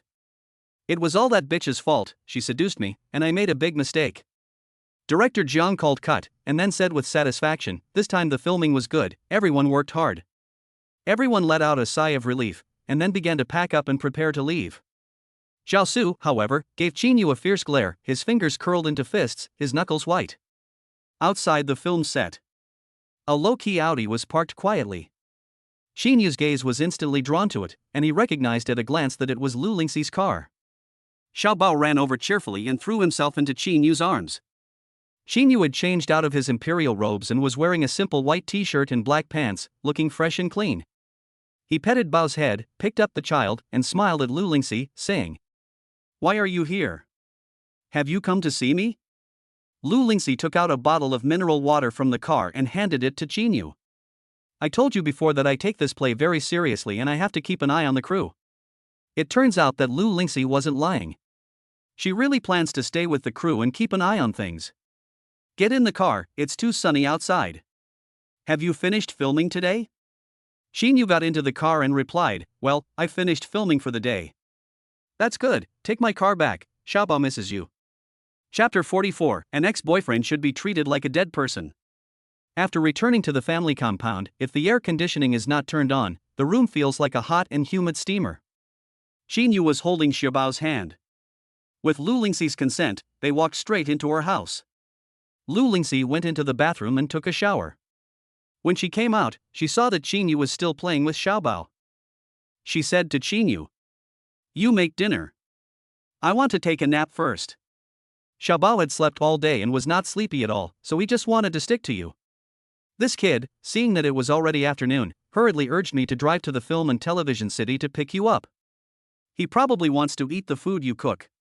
Lu Lingxi revealed all of Xiaobao's thoughts in a few words. Shinu lowered his head and looked at Xiaobao's face. He noticed that the little guy's eyelashes trembled and his fair face was rosy. He couldn't help but smile. He then looked up at Lu Lingxi. He nodded in response. Outside the window, the weather was stifling. Shinu wondered what to cook. Mung beans are good for relieving the heat. Mung bean cake is also sweet. Xiaobao, do you like mung bean cake? Xiaobao nodded vigorously. He liked everything Shinu cooked, as it was much better than his mother's cooking. My mother is a total kitchen disaster. Even the takeaways she orders are exceptionally bad. Okay, then. Do you want some sweetened red bean milk? Xiaobao nodded again. Shinu made up his mind right away. He got up and went to the kitchen. Sure enough, there were mung beans in the fridge. Judging from the ingredients, it had been a long time since Lu Lingxi had cooked, which meant that she didn't cook at all. He had been busy at work recently. He had to go to the film set every other day to film, and he rarely came home. When I'm not with you, don't be a picky eater and listen to your mother. Xiaobao needs to eat a lot to grow as tall as me. Your mother takes care of you, so don't make her angry. He was busy washing the mung beans. Shinu stood in front of the sink, explaining to Xiaobao sentence by sentence. In front of him, Xiaobao was always willing to say more, and the expected little baby voice drifted out again. Okay, I won't make my mother angry. The process of making mung bean cake and sweetened red bean milk is not complicated. An hour later, Shinu placed the finished products on the coffee table. He and Xiaobao sat on the floor on a padded bench. The mung bean cake was lukewarm after cooling. Shinu cut a small piece and handed it to Xiaobao. The little guy stuffed it into his mouth with big bites, eating like a little hamster, which was exceptionally cute. Lu Lingxi saw this scene. When Shinu wasn't at home, Xiaobao wouldn't eat this or that, and his little tummy had grown thin from hunger, as had his face. Lu Lingxi sometimes felt like a stepmother. Her own son didn't like to talk to her or eat with her. She couldn't think about it anymore, because the more she thought about it, the sadder she felt. What's that delicious-looking food? Shinu looked up and saw Lu Lingxi in her pajamas. The woman was probably so used to his presence that she didn't feel the need to hide it. Because Shinu noticed that she wasn't wearing any underwear under her pajamas. Shinu immediately looked away, not wanting to offend Lu Lingxi. Do you want some red bean milk? It's good for the heat. He picked up the drink on the table and handed it to Lu Lingxi. Lu Lingxi usually liked to drink milk tea, but she had never tried red bean milk before. The light green mung bean paste was mixed with thick smoothie and milk. She lifted the glass and took a big sip. Her cheeks immediately puffed up and her eyes slightly narrowed. Not bad, your skills in making drinks are also so good. You could even open a drink shop. In 2 or 3 gulps, Lu Lingxi drank the entire glass of red bean milk. She was even more than satisfied, and asked Shinu, "Do you have any more in the kitchen? I want to drink some more." Shinu nodded. Lu Lingxi walked into the kitchen and once again filled a cup with red bean milk. This time, after she came out, she didn't chat with Shinu. Instead, she got down to business. The theme song and ending song for Jiangshan were still up in the air. Director Zhang's idea was that Yu and Zhao Su would each pick one to sing. However, Zhao Su doesn't quite agree. He is a former idol and can sing and dance well. His company has suggested that he sing both songs. A shadow of gloom flashed in Qinyu's eyes. Zhao Su is going to take both songs? It's obvious that Zhao Su wants to take the limelight of this drama to the extreme and add gold to his own name. I disagree.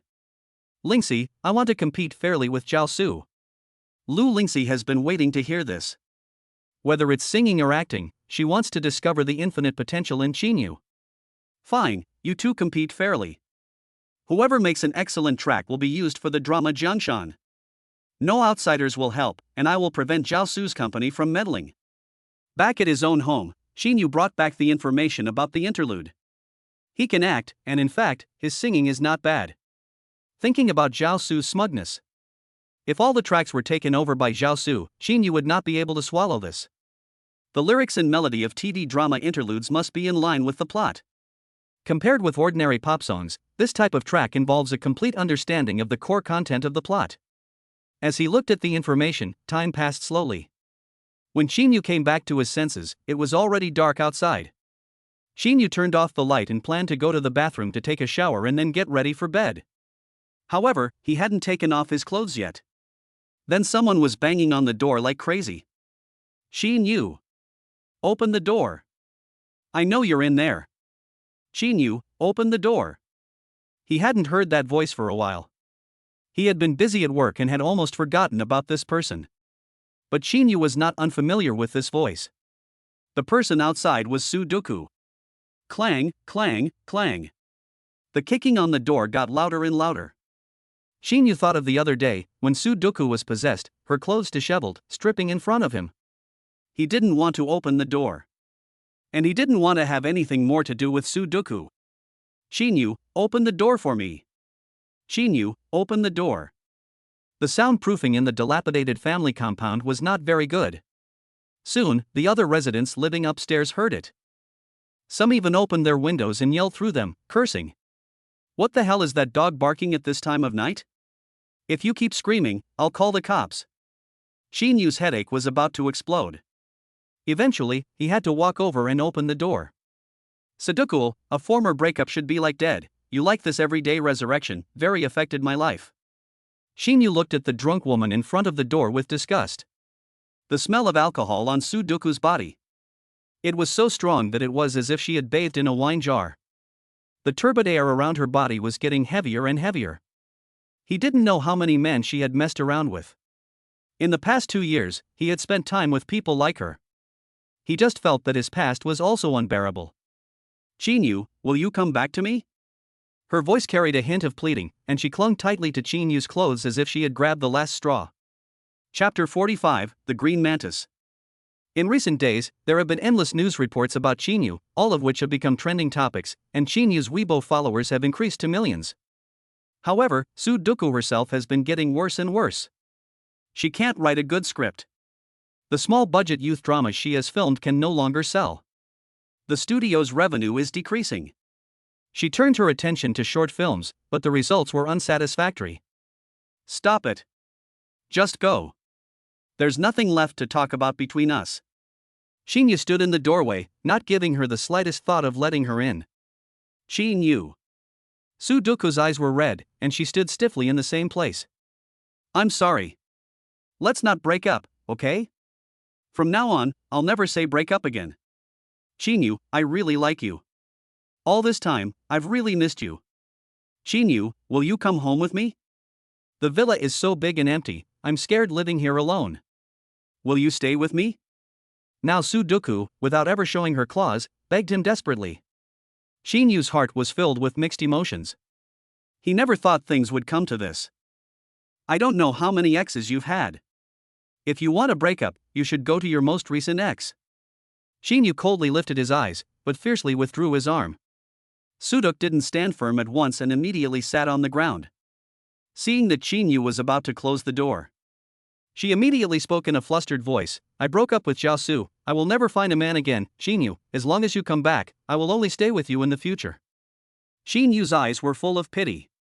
He looked at Sudo as if he were looking at a beggar. No thanks. I don't need company as much as you do.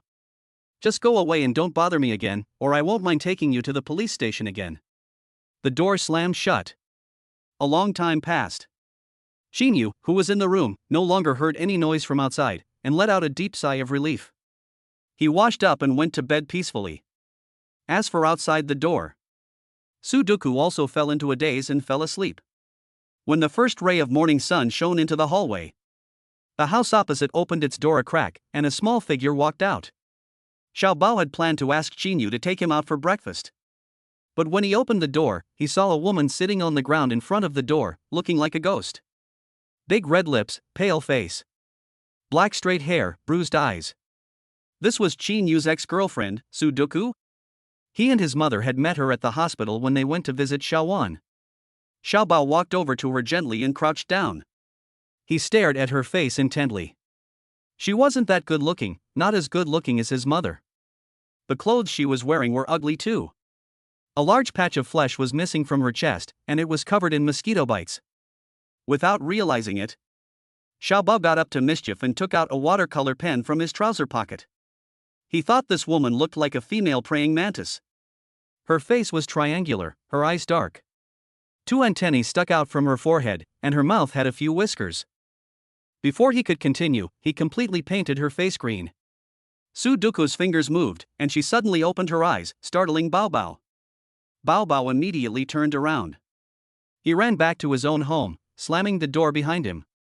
Sudoku realized belatedly that she was still sitting in front of Shinu's house. Did a little boy just appear in front of her? Sudoku didn't take it seriously. She took out her phone and looked at the time. Unexpectedly, her face was reflected on the screen. A female praying mantis with an inverted triangle face?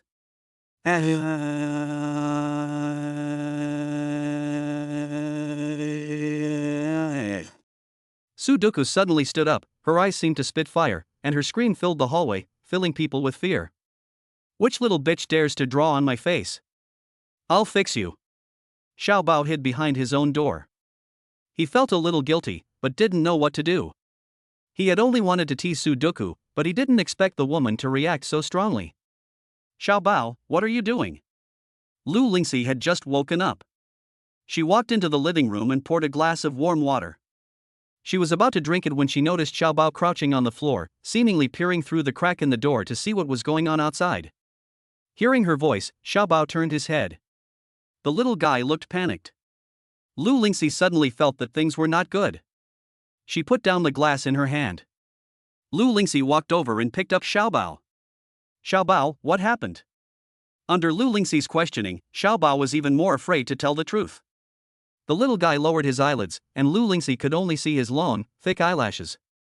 Realizing that her tone was too harsh, she softened it and was about to speak when she heard the noisy cursing outside the door. Little brat, come out here and let me spank your bottom. Rude, ill-mannered child. I'll teach you a lesson today. Lu Lingxi, who was inside the door, looked out through the peephole and saw Sudoku. She pointed her finger at the door, and Xiaobao nodded to her. Lu Lingxi felt that she was in trouble. Outside the door was Sudoku, whose face had been painted green like a praying mantis. Although Xiaobao had been scolded harshly, he had indeed done something wrong. Lu Lingxi hated trouble the most, and she knew that if she opened the door at that moment, Sudoku would even scold her. Lu Lingxi has never been good at arguing with shrewish women or with other people. Besides, she is not the type to lower herself by arguing with others. So, no matter how much Sudoku yelled outside the door, Lu Lingxi did not open it. Shinu got up and opened the bedroom door. He was surprised to find that Sudoku was still yelling. He walked over and opened the front door. Sudoku turned around and suddenly met a pair of gloomy dark eyes. Shinu? Shinu's expressionless face and cold voice came through. Do you remember what you did last night? Sudoku rubbed her head. Her stomach was empty. She got drunk last night, staggered along the road, vomited, and then? Then what happened? I don't remember. She shook her head. Shinu wasn't surprised. You were screaming in the middle of the night, and the neighbors upstairs were scolding you. After all, you are a female director with status. Sudoku, you are an adult, don't act like a little psychotic girl, it's really degrading. With a green face like a praying mantis. No matter how you look at it, it's ridiculous. The ridicule in Shinu's eyes felt like a stab in Sudoku's heart. What kind of place do you live in? Do you think I care? It stinks like urine. Children urinate everywhere. Yuck. I won't come here even if you kill me. Then she picked up the bag that had been thrown on the ground, and stepped forward fiercely, stamping Shinu with her high heels. The sound of footsteps came. The person ran quickly, leaving the old family compound. When she got to the gate of the family compound, she called her assistant, Xiaokai, on the phone. I'm in the residential compound near the Fanhua Film and Television Company. You drive over and pick me up. She took out a mask from her bag and put it on her face. The green color from the watercolor pen could not be cleaned off at all, so she could only cover it up with the mask. Chapter 46, accompanying her to the interview. When the car pulled up, Sudo opened the door. She found Assistant Kai sitting in the driver's seat and screenwriter Fang Shu in the passenger seat. Fang Shu could be considered her best friend. However, when Sudo faced her, she felt extreme disdain. Both of them started out as junior screenwriters, and she was luckier, as her work became famous. Fang Shu was accepted into the studio by her, and has to do what she says and take her pay. Boss, get in the car, what are you doing? Assistant Xiao Kai urged. Sudo was a little embarrassed. She had a mask on her face, and Fang Shu was here, so she was sure Fang Shu would laugh at her. Sure enough. Before she could sit down in the car, Fang Shu's questioning words came immediately. Duku, why are you wearing a mask in this hot weather? Have you gone to see Shinu again? You won't get a cold shoulder and be thrown out by Shinu, will you? In the past, Fang Shu would also ask her about her relationship with Shinu. But these days, her relationship with Shinu is no longer what it used to be, and Duku was a little annoyed. Why are you asking so much? What? Are you interested in Shinu? Who would have thought that Fang Shu would stop pretending? Duku, if you really broke up with Shinu, don't bother him in the future, it's quite annoying. Sudo shrugged. Her face was painted green like a praying mantis. She naturally knew that she was annoying, but when Fang Shu said it, it didn't sound good. Shut up. Have you finished the manuscript that you were rushing to finish recently? Fang Shu, if you're not too busy, I'll give you more work. Fang Shu's throat suddenly felt like it was closing up. Sudo's words really had the ability to choke a person to death. Sudo's sudden appearance did not cause any ripples in Chinyu's heart, and his life returned to normal. It was just that Zhao Su would occasionally complain a little. At one point, Shinu thought that Sudo and Zhao Su were not a couple. After all, while filming at the film studio, Sudo never visited Zhao Su on set. But it was none of Chinyu's business, and he didn't really want to know. The end of August. The day Chinwan was discharged from the hospital, the sun was shining brightly and the breeze was gentle. Shinu arrived at the hospital early to help his sister go through the discharge procedures, and then took her home. As soon as they entered the house, Shinu asked her to go to her room to rest and turned on the air conditioning for her. The hot weather suddenly became cooler. Chinwan surveyed the old house. The wall paint was peeling off a bit, and the furniture was very old. She knew that her brother had been working hard to pay for her medical expenses, and she felt very guilty. However, her health was really poor, and she couldn't even help her brother share his difficulties. Chinwan was in no mood to rest. She opened the bedroom door and walked into the kitchen. She saw her brother busily preparing a meal. Shinu saw his sister appear and said with a smile, "Wan, the meal will be ready soon." Shinwan stood in the doorway of the kitchen, her heart full of emotion. During her time in the hospital, her brother had visited her from time to time, bringing her all kinds of delicious food.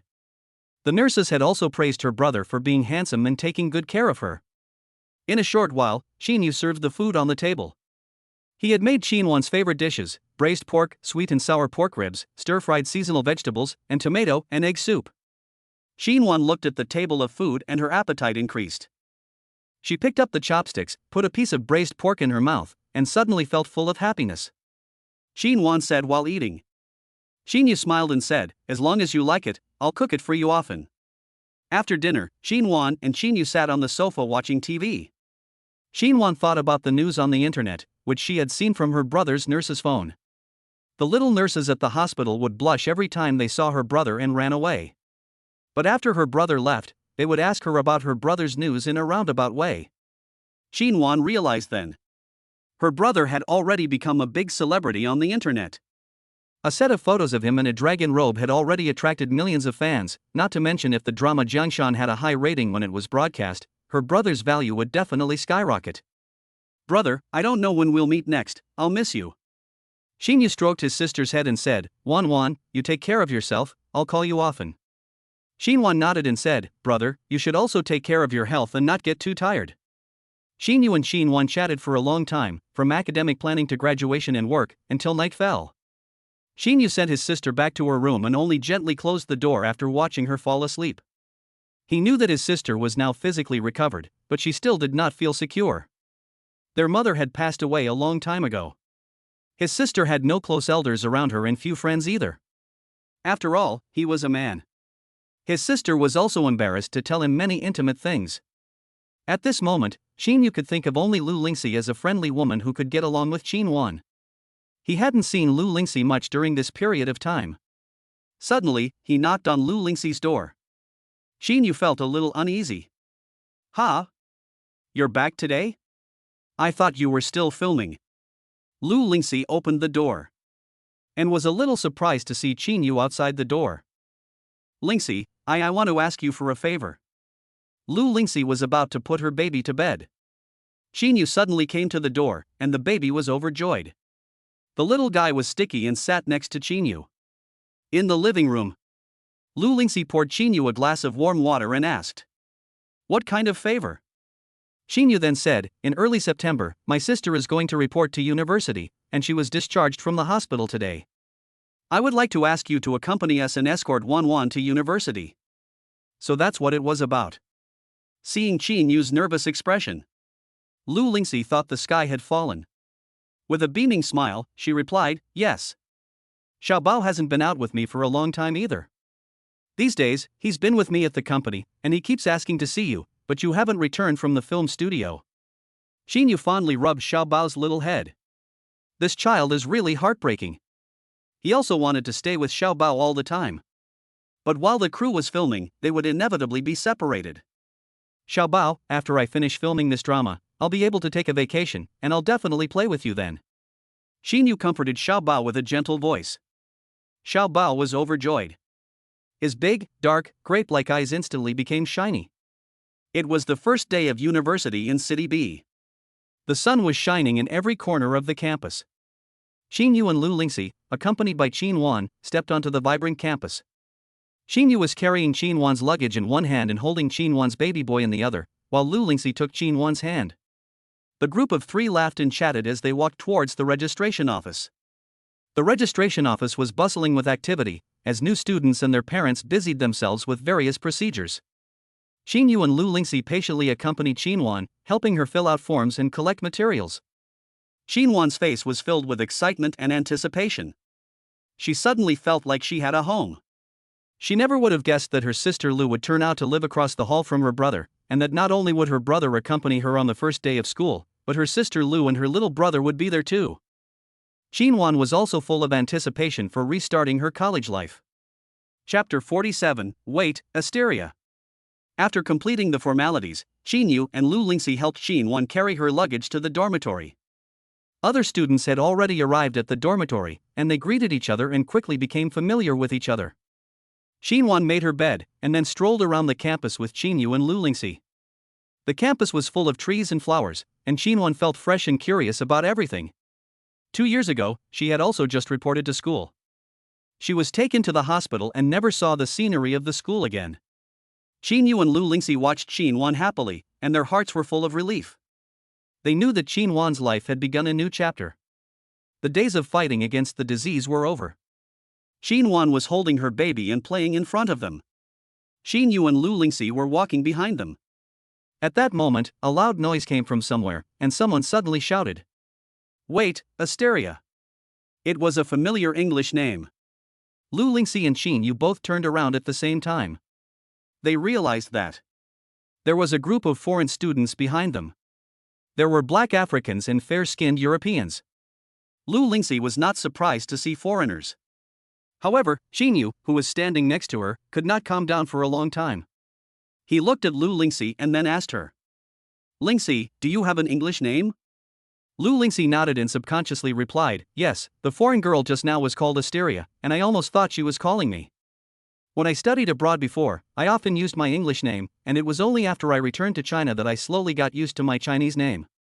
It had been a long time since she had heard a familiar name.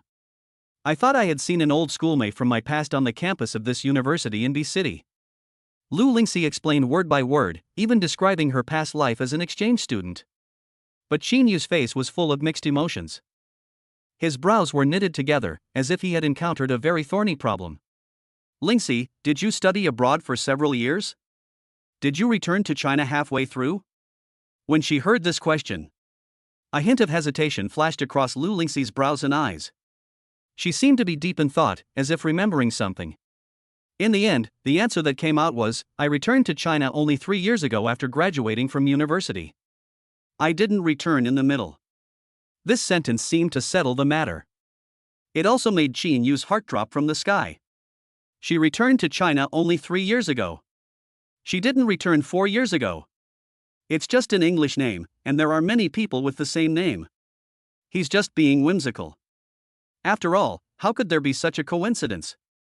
What's wrong? Why are you suddenly curious about this? Could it be that you've seen me before? But that's impossible. Shinyu, you're so handsome, if we had met before, I would definitely remember. Shinyu's thoughts were exactly the same as Lu Lingxi's. If he had met Lu Lingxi before, he would definitely remember her. And the woman in the dream had platinum blonde hair, with cut-off eye makeup and bold European and American makeup. No matter how hard he looked, he couldn't find the slightest resemblance to Lu Lingxi. The Lu Lingxi in front of him had a calm temperament and a bright and elegant appearance.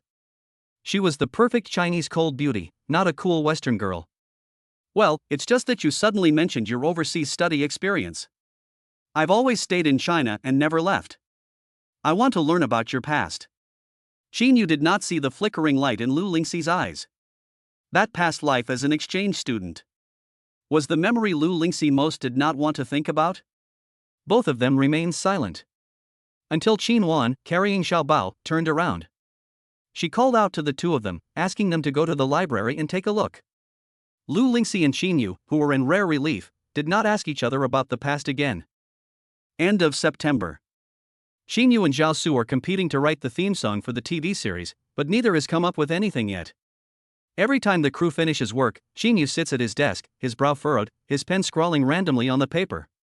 He has been writing songs at home all day, but his thoughts are always stuck, unable to flow smoothly. He felt extremely frustrated and lost, as if all his talent had been exhausted by acting, and he was completely drained of ideas for composing music and lyrics. After dusk, he was troubled. He opened the window at home and looked at the sky outside. He repeatedly pondered the content of the script. The male protagonist of Kingdom and Mountain rose up in rebellion. He became the powerful party leader, Jun Shizhan, and wanted to unify the world. The old ministers and loyalists who helped him ascend the throne were unwilling to see the bloodshed, but their feeble advice was ignored and they were forced to resign and return to their hometowns. The king imprisoned his old friends and persisted in his own way. After years of constant warfare, he finally aroused the anger of the people. With external enemies and internal troubles, he was deserted by all. In the end, all that was left was Zhao Su's portrayal of the eunuch, who was also the former lord of the north, but he also joined forces with the enemy army to rebel. Later, the city walls were broken open. A sea of smoke and fire, the city in ruins. The king finally came to his senses, but it was too late. His old comrades, who had been his closest friends, including his mother, who had tried to persuade him, had already lost faith in him. He had conquered the country, but he could not hold on to it. In the end, he lost the country, and the king turned white-haired overnight. Shinyu turned and walked over to the table, looking at the ball of waste paper on it. An impulse suddenly welled up in his heart. He picked up a pen and wrote down a tune on the paper. He kept writing, and at that moment, his thoughts flowed out like a spring. At that moment, he forgot about time and everything else, focusing only on his creation. Finally, he finished the song. He was glad that in college, he had dabbled in music composition. Shinyu organized the sheet music. He immediately opened the door and walked out, heading for the recording studio. A few days later, Lu Lingxi was checking financial statements in her office. Shinyu suddenly sent her a link. Lu Lingxi clicked on it to view it. It was an original song by a blogger on the music website, called Lament for an Old Friend. It had only been released the day before, and the number of followers had already increased by hundreds of thousands. She clicked the play button absent-mindedly. The hair of the old friend has turned white, covered in dust. I don't ask for a do-over. The walls of the city finally crumbled, and she looked out over the sea from a high vantage point. The sea of fireworks. The person she loved was already far away. Lu Lingxi browsed through the comments section of the account. The blogger's voice is so beautiful. It immediately draws people back into a sad mood. Yes, the tune is majestic and domineering, but it also has a tragic undertone. Naturally, Lu Lingxi could tell that the person singing the song was Shinu himself. After spending some time with Shinu, she was familiar with his voice. The phone page was pulled to the WeChat end. Lu Lingxi typed a line in the chat box. Perfectly fits the content of the movie and TV series. Shinu, you're awesome. Lu Lingxi was an investor in the drama and knew its main content best. It seemed to be a drama about a man who dominated the story, but in the end, it ended in a complete failure. The emperor couldn't hold on to the kingdom and lost everything. The melody is extremely capable of mobilizing people's emotions. Like right now. Lu Lingxi thought about the old friends and the old self, who also almost lost everything. Across the chat box, Shinu had not yet replied to the message, but the office phone suddenly rang. After Lu Lingxi answered, she heard Lu Mingyan's voice on the other end. Sister, Xiaozhuo is about to return to the country. Chapter 48, Is President Lu on drugs? After hanging up the phone, Lu Lingxi sat in her office, holding a cup of warm water in her hands, recalling this long-lost name. She hadn't seen Xiaozhuo for a long time. She hadn't inquired about Xiaozhuo's news either. This name, which had suddenly appeared, instantly pulled Lu Lingxi's memory back to those painful memories from the past. What makes you think that I would want a woman who was pregnant with someone else's child? Lu Lingxi, you really make me sick. These words pierced her heart like sharp thorns. Lu Lingxi's eyes were a little vacant. Once upon a time, she liked Xiaozhuo very much. Their families were quite similar, and their marriage had been arranged since they were young. They got to know each other, grew close, and fell in love. Everything was natural and beautiful. But fate played a cruel joke on her. 4 years ago, before she could explain to Xiaozhuo, she was met with all kinds of cold words and was then ruthlessly abandoned. Lu Lingxi took a deep breath, and a flash of determination appeared in her eyes. The past could no longer be changed, so she would look forward. She left the office. She went to the company's recording studio. She obtained the complete score of Yu's self-composed song, as well as various other materials. She notified the secretary that an urgent meeting would be held next. In the meeting room, everyone was discussing heatedly. Lu Lingxi quickly got into the swing of things, and her sharp opinions and decisive decisions impressed her colleagues. At work, she seemed like a different person. Even the subordinates in the company noticed that she seemed in a bad mood today.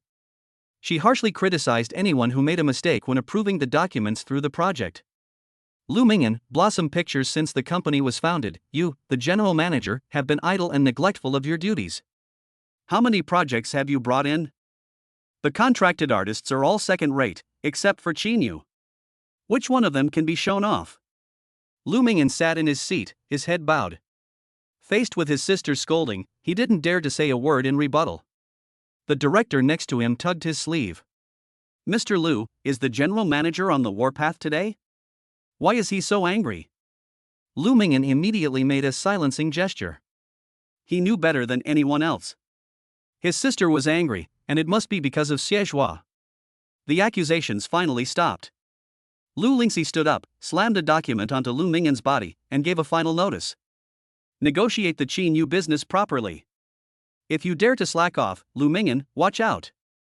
The company subordinates who were still present all made wry faces. They were all secretly rooting for Lu Mingyan. It wasn't until after Lu Lingxi had left the meeting room that a few colleagues surrounded Lu Mingyan and chattered away at him.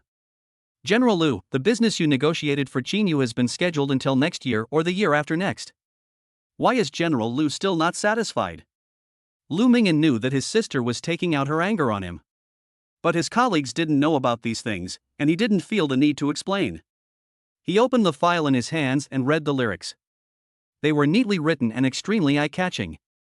But the songwriter was surprisingly Shinu. Lu Mingyan was shocked. Didn't Shinu know how to act? How could he also write songs? Surely Shinu is not singing this song? Could it be that this is an interlude for a film or TV drama? Lu Mingyan saw a QR code at the top right of the document and took out his mobile phone to scan it. You are the only one guarding the palace, no longer the majestic figure of yesterday. Who is choking up here? The old friend has always been standing in front of you. Without asking or complaining. The lyrics mention many old friends. Lu Mingyan could also feel the majestic momentum in the song, and the tune was simple and elegant. But the title of the song was Sighs of the Old Friend. My sister must have thought of an old friend too, and that old friend is about to appear. General Lu, this song is really good. Who wrote it? Was it written by one of our company's artists? Lu Mingyan calmly replied that it was a song by Shinu. The atmosphere behind him suddenly exploded. Lu Mingyan himself took out his phone and dialed Zhao Su's manager's number. Manager Dai, it's been a while since you announced the production of the film and television drama Interlude.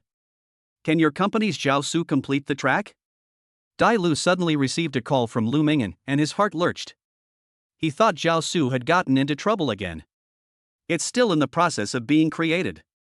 As you know, Mr. Lu, Zhao Su has to film during the day and can only rest every other day, so he has limited time to create. There is still a long time before the filming of the film and television drama ends. After filming is complete, there will be post-production editing and dubbing of the episodes, so it will be busy then, but it's not too late. What Dai Lu meant in her words was to discuss it. However, Lu Mingyan hung up on her. On WeChat, he sent her a link. Dai Lu clicked on the link. What she saw was music posted by a blogger with sound symbols. The song vividly depicted the sadness and vicissitudes of a country in ruins and a family in mourning, the helplessness of a minister, and the remorse of a king. It even involuntarily drew people into the strictly hierarchical and brutally competitive feudal dynasty. Shinu has already come up with the music, and if Zhao Su doesn't come up with a result, the company's decision is that this lament of an old friend will be the theme song for Jiangshan.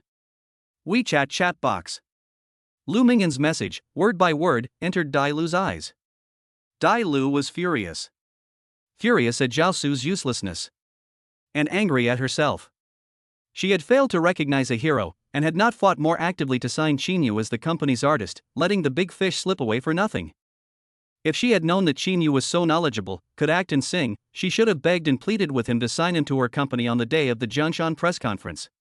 Alas, she had let slip such a good money tree. These past few days, it happened to coincide with the cruise break. Zhao Su left the film studio and finally moved into Sudoku's villa as he had wished. Baby, stay with me for a while longer. Zhao Su noticed Sudoku's movements as she tried to get up, and pulled her down. Sudoku was the youngest patron he had ever had. However, the resources given to him were also the least. But Sudoku is also his favorite client. In fact, he has even thought that even if he works hard to earn money in the future, he will be able to support Sudoku for the rest of his life. He wants to marry Sudoku. I still need to go to the studio. Be careful when you leave later, because if you get photographed by the paparazzi, you'll be in trouble. Although you are living in my house now, Zhao Su, you are not allowed to sneak into my bed next time. Sudoku sat up abruptly. It was as if she had just slapped her bottom and walked away. Zhao Su immediately panicked. Did he not serve Sudoku well last night? Why was she giving him that look? Baby, I'm off from the film crew today. I have the whole day to spend with you. He snuggled up to Sudoku's waist from behind. Sudoku found him annoying and flung his arm away. Zhao Su was about to lose his temper when he heard the noisy ringtone of his mobile phone. It was the ringtone he had deliberately set for his agent, Dai Lu.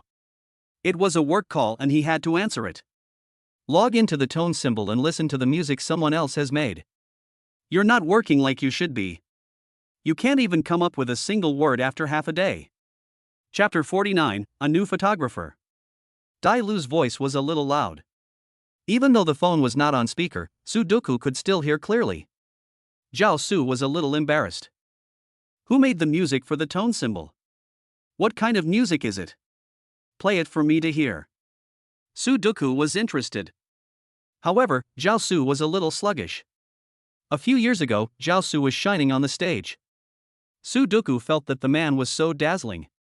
It was like a rising star in the vast blue sky. But after getting together, Sudoku no longer felt that Zhao Su was special. She really had the illusion that it was tasteless to eat and a pity to throw away. Oh, okay. Zhao Su immediately logged into the music notation and clicked on the song that Dai Lu had told him about. It had only been posted for 2 days, but the blogger's account had already gained millions of followers. The song had already been played tens of millions of times. The number of likes and saves was also in the millions. In such a short time, it had attracted countless fans. Who on earth is this person? He clicked play. A familiar voice came to their ears. Jiaosu and Sudoku's hearts trembled, and without saying a word, their expressions on their faces were extremely shocked. Shinu? Shinu? The two of them said the same thing at the same time, both uttering the same name. Still, Sudoku couldn't hold back any longer, and she snatched Jiaosu's phone away. She clicked on the blogger's personal page. She saw the profile information: actor Shinu, Fanhua film and television company artist. Sudoku's legs were weak, and she was in disbelief. She reached out.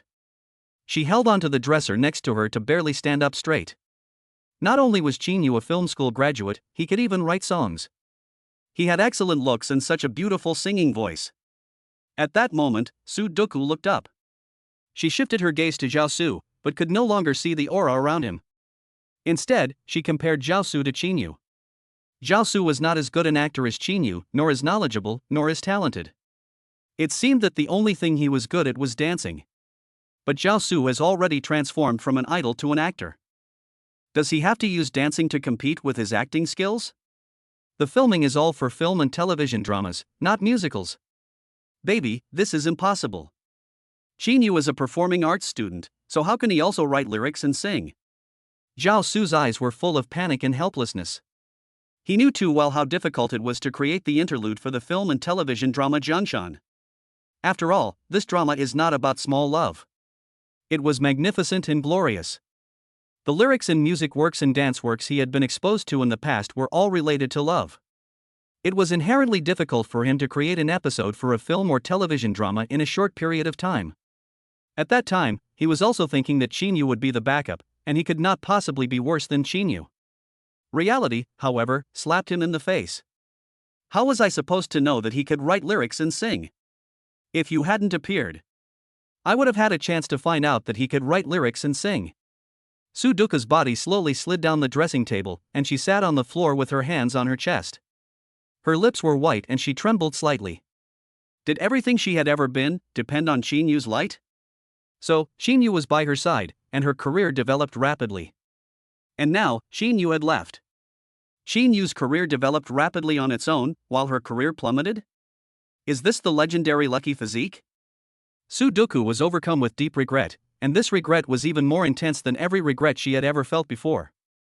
The song created by Shinu quickly entered the music charts of various platforms within a week, and achieved the great result of ranking first on the bestseller list.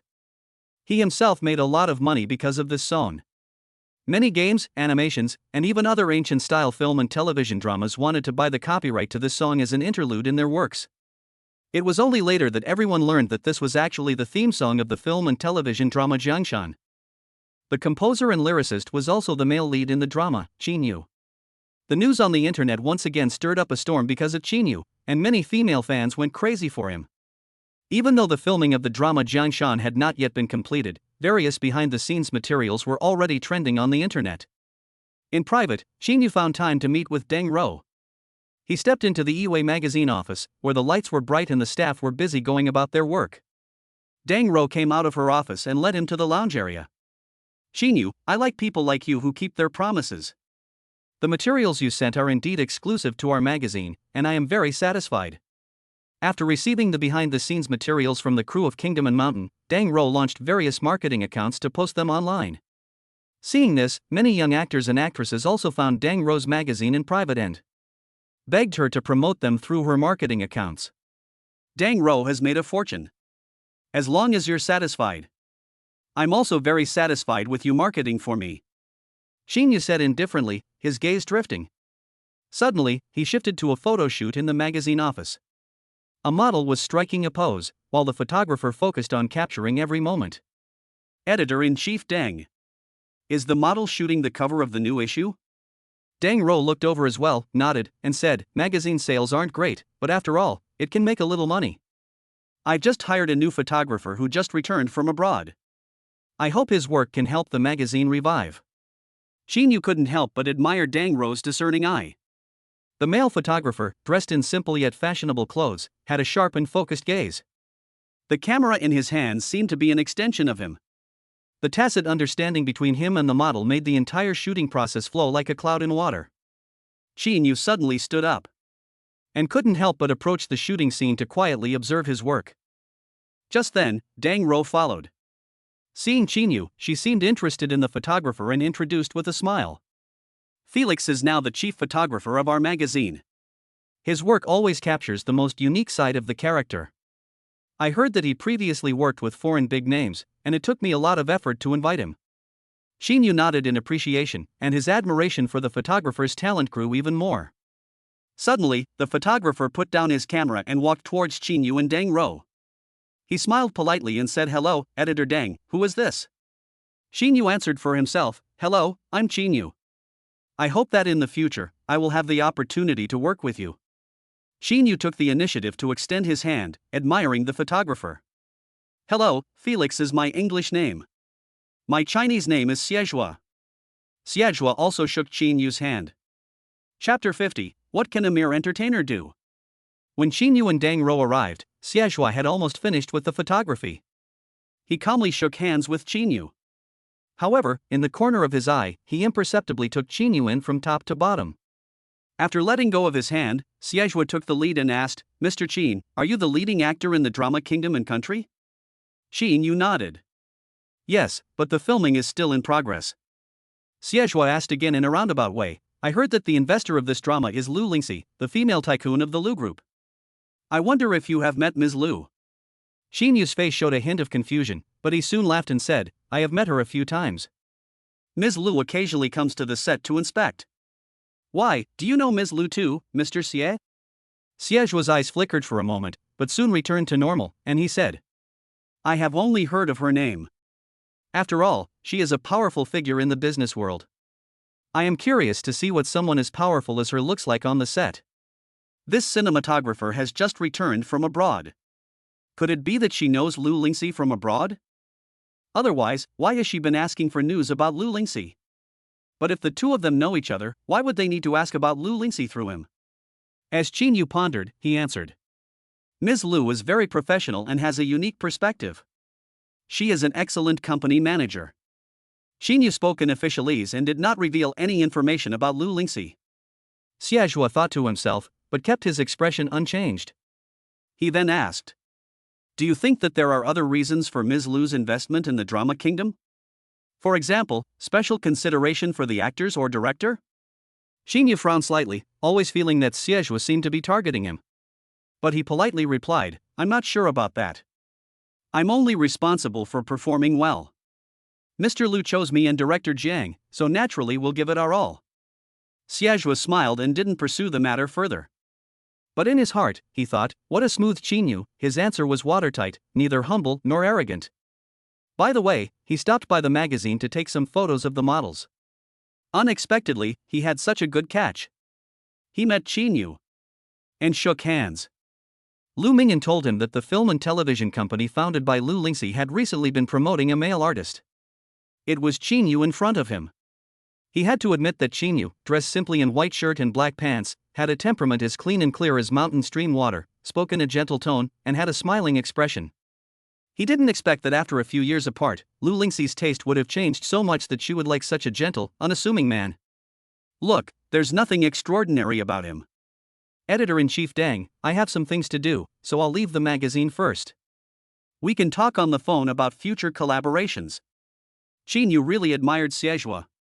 The man's attitude towards his photography work was serious and focused, but that didn't mean he had to rush to please Xiejua and let him look him over as he pleased. Xiejua's face was calm, but his eyes kept darting over to Shinu from time to time. Shinu sensed, without knowing what he was looking at, the man's disdain and contempt for him. Dang Ro heard what he said and immediately smiled and made amends. "That's good, Shinu, you go ahead and get busy. If there's anything, we'll call each other."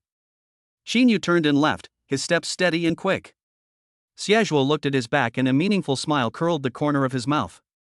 Dang Ro, on the other hand, looked at Xiejua with some concern. "Felix, you just returned from abroad and don't know much about the domestic market. Shinu's business value is gradually rising. Do you know Shinu? Or did you have a grudge with him in the past? Just now, you were being too obvious." Xiejua snorted, "What can a showman do? I'd like to see how capable he is."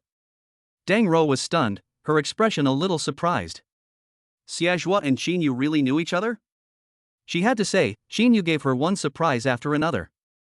Shinu let out a long sigh of relief after leaving the magazine company. He knew that in the entertainment industry, he would inevitably be scrutinized and envied, but he didn't want to get involved in groundless disputes. He put Siegehua out of his mind. He went straight to the film and television city and got back to work on the next episode of the film and television series. In October, the crew took a holiday. The early filming had been completed for the most part. Shinu was also able to take a good rest for a week during the National Day holiday. He had created the theme song, and Zhao Su had also submitted a work for the ending song. Unfortunately, the song's playback volume was not nearly as high as the popularity of Shinu's theme song. But it could be used. Zhao Su was a bit dazed, and often made mistakes on set. Luckily, he was playing a eunuch. His depressed mood coincided with most of his scenes. After the crew finished work every day, Zhao Su's greatest joy was to go to the villa in the south of the city to look for Sudoku. However, as soon as he got into the car, his phone rang. It was his agent, Dai Lu, calling in an anxious tone. You can fall in love, the company doesn't oppose it. But Zhao Su, can you be reliable and stop messing up all the time? Zhao Su clutched the phone. He tried to think back to his recent days. He had been a model citizen, never going to nightclubs or ordering takeout. He had just hung out with Sudoku. What trouble could he have gotten into? Dai, you need to be clear. I don't understand. I've been working hard on the set all day, I haven't gotten into any trouble. Dai Lu's tone was unusually heavy. Zhao Su felt that if they weren't talking on the phone, Dai Lu would probably be so angry that she would punch him a few times. It's not that you've done anything wrong, it's that the person you're dating has. Someone took a picture of the two of you together. And now, cardamom has been exposed. She celebrated the export of her debut film Spring Mud with champagne, and the script involved plagiarizing other people's ideas and underpaying her staff. Now a bunch of people are calling her a heartless boss, which has provoked public anger and angered many employees. It has also been revealed that she does not pay her employees 5 social insurance premiums and 1 housing fund, and she only spends her time partying and chasing men. She is ignorant and has no culture, and yet she dares to be a director. It really is one disaster after another. I can't believe that Sudoku would be so ruthless. Zhao Su had thought that her work was progressing smoothly, but it turned out that there were so many problems. You were the one who told me to cling to Sudoku, the big tree. Now that there are problems, you're blaming me. Dai Lu, I think your career as an agent is over. You're a weather vane. You go with the wind, you're a grasshopper. Zhao Su's tone was exceptionally impatient. He hung up the phone abruptly. The driver drove on in front, not daring to utter a word.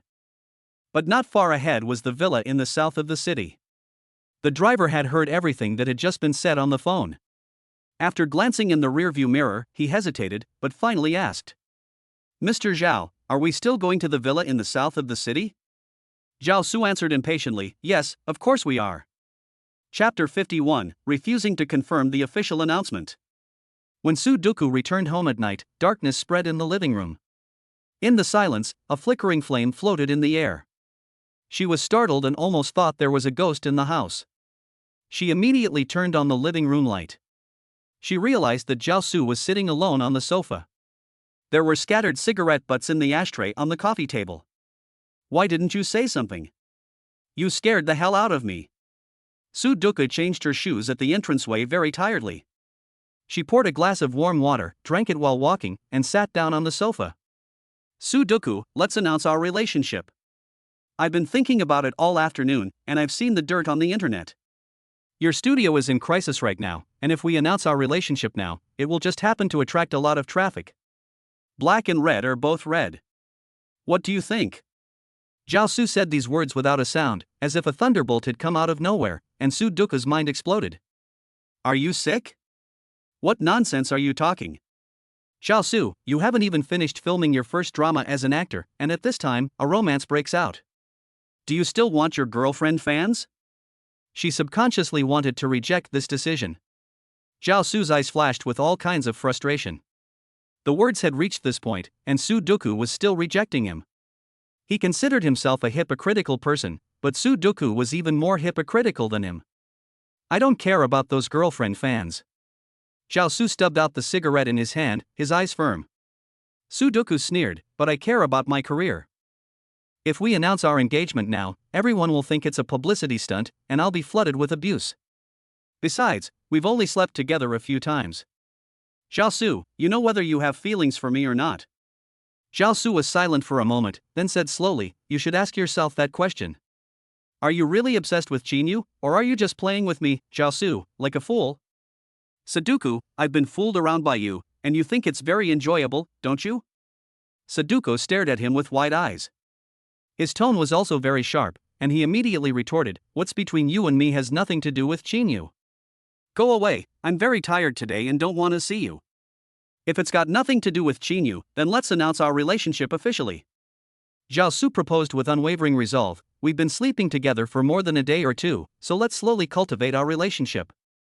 This will solve your crisis and also allow my fans to gradually accept it.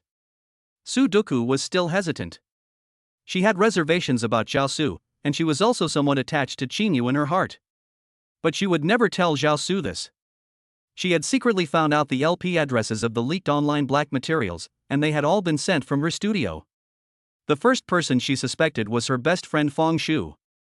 She planned to use the situation to her advantage, using the traffic to build buzz for her short film and get rid of Fong Shu in the process.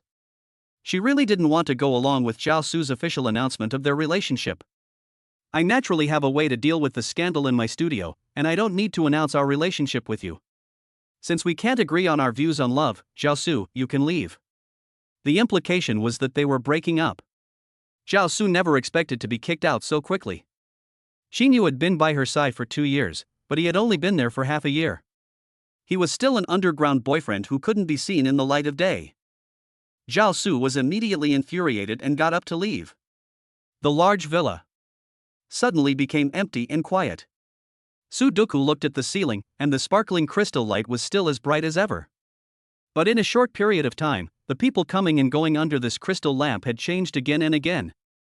The last person who slammed the door and left was Shinu. Now, it had become Zhao Su. During the National Day holiday, Shinu stayed at home. Naturally, he saw Sudoku's black material, but he also had to admit that Sudoku was sometimes a bit clever. Netizens angrily accused her of not paying 5 social insurance premiums and 1 housing fund for her employees. Privately plagiarizing the ideas of others. Withholding employees' wages and spending money on parties and wine. Under this wave of negative publicity, Sudoku rose to the challenge and released her own short film Doku's Working Years. The short film was shot in Sudoku's studio. The content of the short film is particularly down to earth. The main characters are Sudoku and her nanny Chenma. However, the roles in the play are reversed, with the nanny Chenma becoming the boss and Sudok becoming the working horse, and she also has to work as a nanny at night. Once the short drama was broadcast, it resonated deeply with many company users. Many people originally cursed Sudok for being a heartless boss, but she herself went on the show and played the miserable worker, blacking herself out and cursing herself. Instantly, the public opinion shifted. Many people went from being black to being fans. The impact of this short film on social media is almost as strong as Shinu's song Lament for an Old Friend. Shinu knows this. This short film is going to make Sudoku a lot of money. However, he and Sudoku have long since had nothing to do with each other. Shinu is feeling a bit awkward at the moment. It's an invitation. The gold embossed font shines with dazzling radiance, telling of the extravagance and grandeur of this feast. The cover features an exquisite floral pattern, with delicate brushstrokes and vibrant colors that particularly echo Lu Mingyan's unrestrained personality. October 5th, birthday banquet at Shangshir Villa, welcome all friends to come. Lu Mingyan is having a birthday. Shinu received this invitation before the National Day holiday. And Lu Lingxi, with her child, also returned to Shangshir Villa, which is said to be the Lu family's old mansion. A plot of land in a prime location, with a villa built on the hill. A few months ago, Shinu would never have imagined that he would be treated like this, that he would get to know Lu Lingxi, and that he would win the competition and get the leading role. A few months later, the invitation was heavy in his hands. He knew that for Lu Mingyan's birthday banquet, the guests going to the old Lu family mansion would definitely be VIPs. Shinu, I miss you so much. Come to the old house to play with me soon, I'm lonely and bored here all alone. A WeChat chat bubble appeared on his phone. Lu Lingxi had suddenly sent him a voice message. Shinu's heart leapt, but when he opened the message, it was actually Xiaobazi's voice. Have you been eating properly? Talk to your mother more often, she really wants to hear your voice. Xiaobazi replied quickly, sending another voice message. I've said it.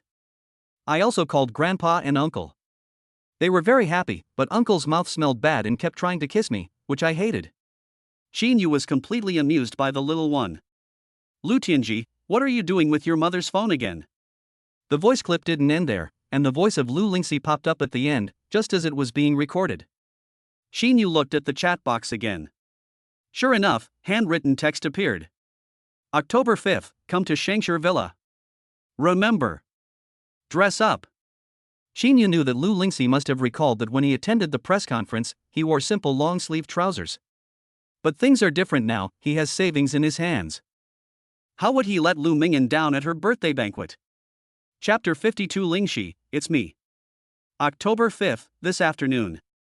After his lunch break, Xinu took out a business card from his drawer. It was the one that Lu Lingxi had given him earlier. The business card had the contact information for the stylist David. He made the call. David readily agreed over the phone to come and style him. Xinu had originally planned to pay for a custom-made suit himself, but when David arrived at his home, he already had a ready-made suit in hand and informed him that it was a suit specially prepared for him by Lu Lingxi. The suit was gun gray with a black shirt underneath, well cut and with smooth lines. After Xinu put on this suit, he looked even more upright and slender. Standing in front of the mirror, he looked handsome, with a pair of sword eyebrows and starry eyes, a high and straight nose, and thin, sexy lips. David had specially styled his hair. His hair was neatly combed, revealing a smooth forehead, which made him look even more energetic. Mr. Qin, remember to call me for styling in the future. With your talent, I think you'll be able to do a good job next time you get your hair done, and you'll be ready to go on stage to receive an award. David was once again amazed by Qin Yu's appearance. Even though he was used to seeing other male celebrities in the entertainment industry, Qin Yu was still the best of them all. His figure was outstanding. His temperament was exceptionally clean, not muddled or fawning. It should be about time, right? You're going to Shangshur Villa with me? No one can say for sure whether he will accept the award or not. Qin Yu did not make presumptuous assertions. He looked at the clock on the wall, and it was exactly 5 p.m. It was getting late. Lu Mingyan's birthday banquet was at 7 p.m. It was a long way from his home to Shangshur Villa. Go! Mr. Qin hasn't bought a car yet, right? You can just take my car and go to Shangshur Villa together. When it came to cars, David reminded Qin Yu. He goes to the film studio to film, and he always rides in the company's chauffeur-driven car. Lu Lingxi has arranged for him to have an agent, but the agent doesn't always stick with him. He doesn't actually own a house or a car yet. He thinks he should look at cars in the future. As they walked downstairs, Qin Yu and David walked together. Qin Yu is calm and reserved, while David is extra showy, wearing a purple suit with a yellow undershirt. At the entrance to the residential compound, the old ladies sitting on small stools chatting turned to look at them one after the other. Qin Yu remained calm at all times. David was also used to these looks, and after the two got into the car and left, the old ladies behind them sighed with emotion. They got on the ring road. Over the past hour, the sky had gradually darkened. The car finally pulled into Shangshur Villa. Shangshur Villa, like a bright pearl, was set on top of the mountain, commanding a magnificent view of the entire city. The villa was surrounded by lush trees, which isolated it from the hustle and bustle of the outside world. The white walls and transparent glass roof complemented each other, and they looked especially dazzling under the flickering lights. The car stopped at the gate of Shangshur Villa. Today is Lu Mingyan's birthday banquet, and celebrities from all walks of life gathered, and the atmosphere at the gate was lively. The cars coming and going and parked on the roadside were almost all luxury cars. Suddenly, there was a commotion in the crowd. I saw the guests in the villa come out one after another, as if they were waiting for someone. Qin Yu and David had not yet gotten out of the car. The two looked out through the car window. They saw a black luxury car pull up, and a man in a black suit stepped out. He was tall and had an extraordinary air about him. He was a little stocky, and his eyebrows and eyes were exceptionally cold. Although his face wore a faint smile, his aura was very detached. Qin Yu was still in a daze. The next second, he saw Lu Mingyan walk up to him. He embraced the man in the black suit. Felix. It's really Felix. Qin Yu was thoughtful. David in the car had already screamed loudly. Shinu knew that Felix was a photographer, but why was this person at the Liu family's Shangshur villa? Shinu couldn't figure it out, and curiously asked David next to him. Do you know him? What is his background? Why do so many people seem to be very excited to see him? David immediately explained to Shinu. Of course I'm excited, that's Felix. In City B, the Liu family is the leader in the business world, and the Xie family is the leader in the political world. Felix's Chinese name is Xiehua. When he said this, David, even though he was sitting in the car, looked around, then looked down and whispered to Shinu. It's been years since they were involved, and they suddenly showed up tonight. I'm afraid there's going to be some drama. Shinu's eyes suddenly grew dark. Xiehua and Lu Lingxi were once engaged? No wonder at Iway magazine, he inexplicably felt that Xiehua's gaze was extremely provocative. So that was the crux of the matter. Let's go, we should get out of the car too, we can't just sit here. Shinu opened the car door first. After he got off the car, quite a few people looked back at him, but he didn't attract as much attention as Xiehua. Lu Mingyan had already led Xiehua inside, and there were not many acquaintances at the door. Shinu was momentarily at a loss, and his feet stopped in place. However, like a little cannonball, Xiaobao seemed to have emerged from the ground, his eyes scanning precisely for Shinu. The little person, with short legs, strode straight towards Shinu. Shinu, I'm here. A clear little voice came out. Shinu immediately caught the position of Xiaobao. He immediately extended his arms towards the right side of the door, and Xiaobao threw himself into his arms. Why did you suddenly come out? Where is your mother? Aren't you with her? Shinu surveyed the area. He found that there was no trace of Lu Lingxi at the gate of Shangshur Villa. There were all kinds of celebrities dressed in luxurious clothes. Mom was taking too long getting ready, so I came out to meet you. In front of Shinu, Xiaobao speaks very fluently, but only in front of him does he speak. Let's go in then. This is my first time here, so can Xiaobao show me the way? The little guy obediently nodded his head, wearing a little black suit with a bow tie and his hair slicked back with hairspray. Shinu was overjoyed by his adorable appearance. Shinu put him down and took his little hand as the two of them walked into Shangshur Villa. Xiehua followed Lu Mingyan and entered the villa first. He greeted the Lu family uncle. He was so familiar with the layout of Shangshur Villa that without Lu Mingyan's introduction, he walked to Lu Lingxi's room on his own.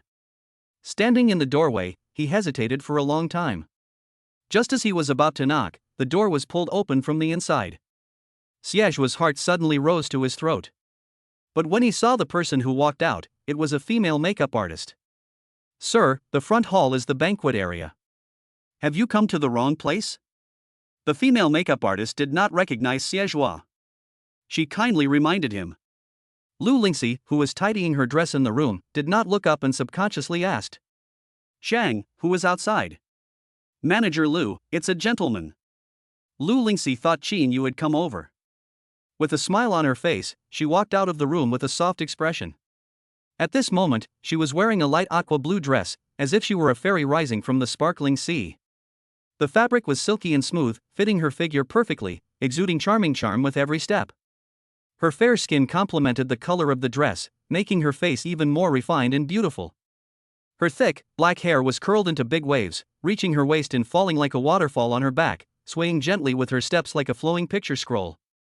She walked over with an elegant posture. The hem of her skirt moved slightly, as if she were walking on lotus flowers with each step. In a short moment, Xiehua was almost mesmerized. They hadn't seen each other for 4 years. Lu Lingxi had blossomed and was even more stunning than before. Lingxi, it's me, long time no see. Xiehua took the initiative to say hello. It was as if the two were just good friends who hadn't seen each other for many years, and there had been no disputes in the past. Chapter 53, Lost. The man in front of her had the same burly build as always. His muscular physique was so well developed that it was impossible to hide it under the sleeves of his suit. After spending a few years abroad, Xiehua's skin had turned a wheat color. Perhaps from too much sunbathing, his skin was also firmer.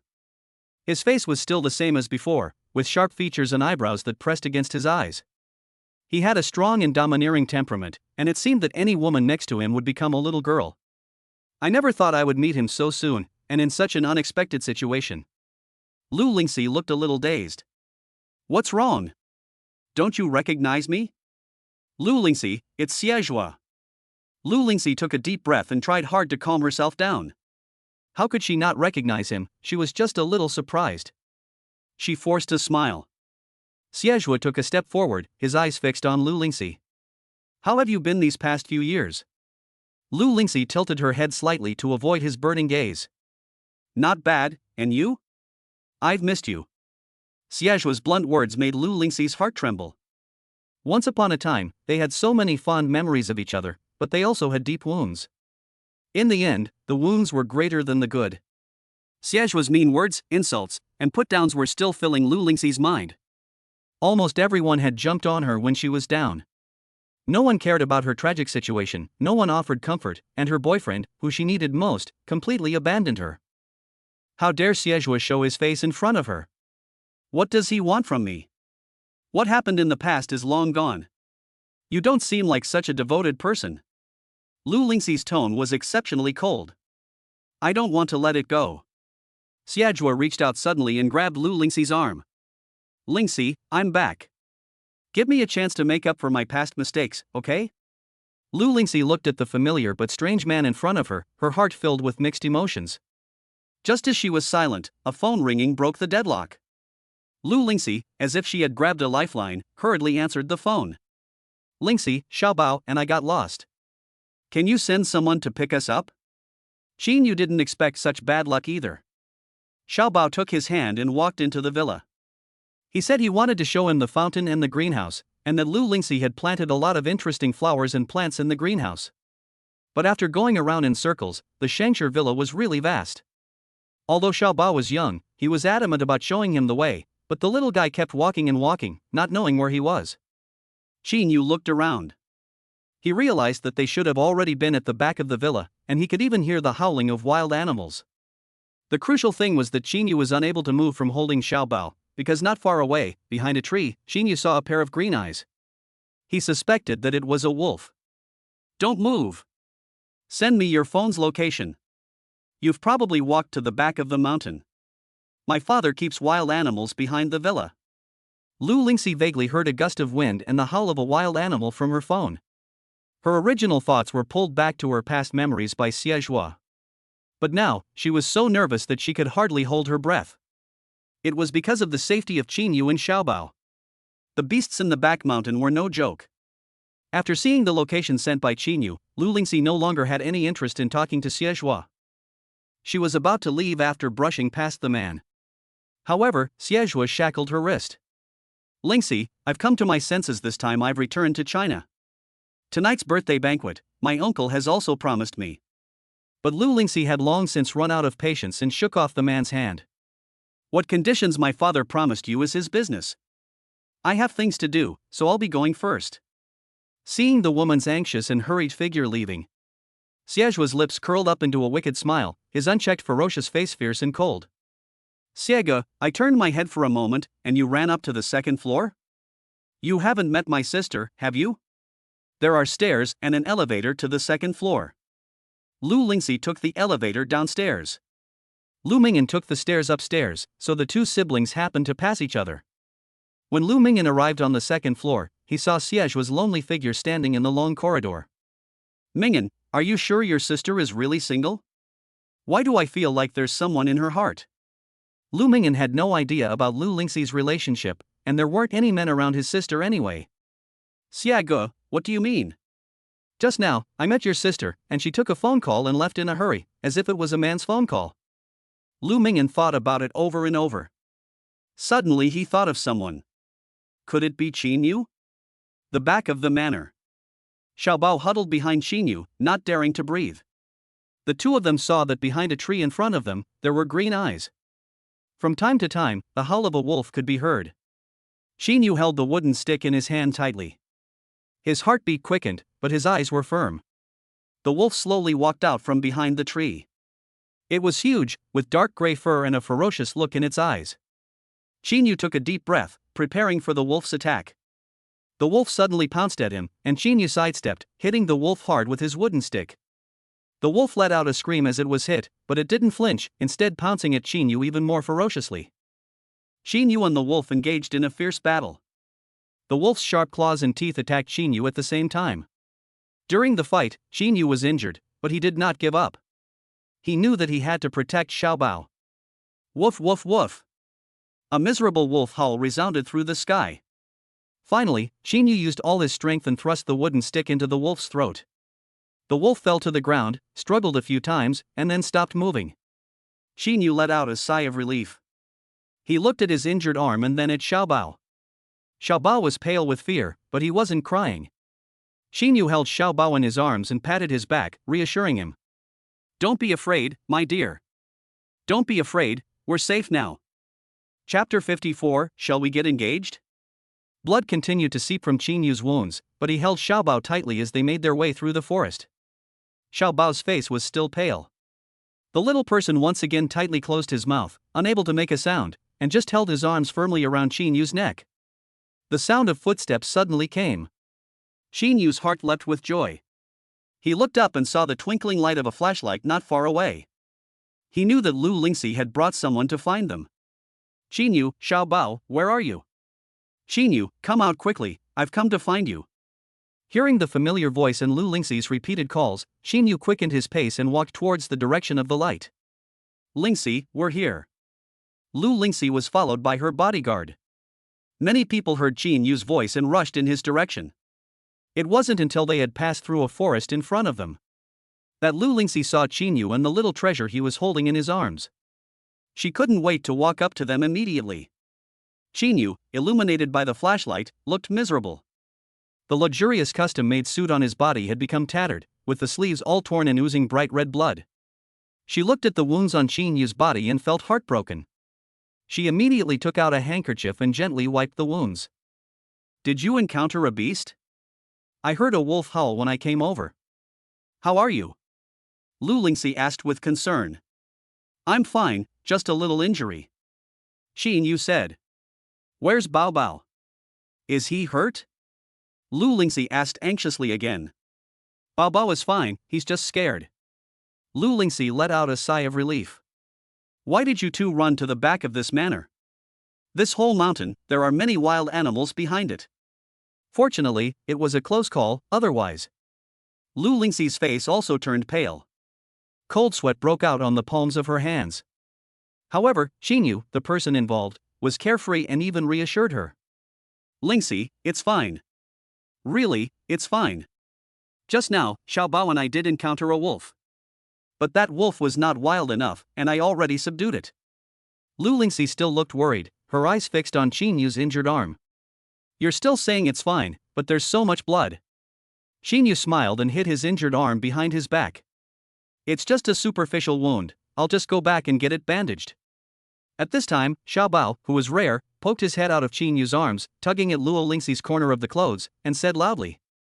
No, that wolf was fierce and ugly, and wanted to eat people. Uncle Shinu was shaking with tension, and I was also scared to the point of peeing my pants, Mom. However, Uncle Shinu did not abandon me, but instead stood in front of me the whole time, protecting me. Uncle Shinu was like Ultraman, suddenly becoming awesome. He picked up a stick on the ground and stabbed the wolf to death.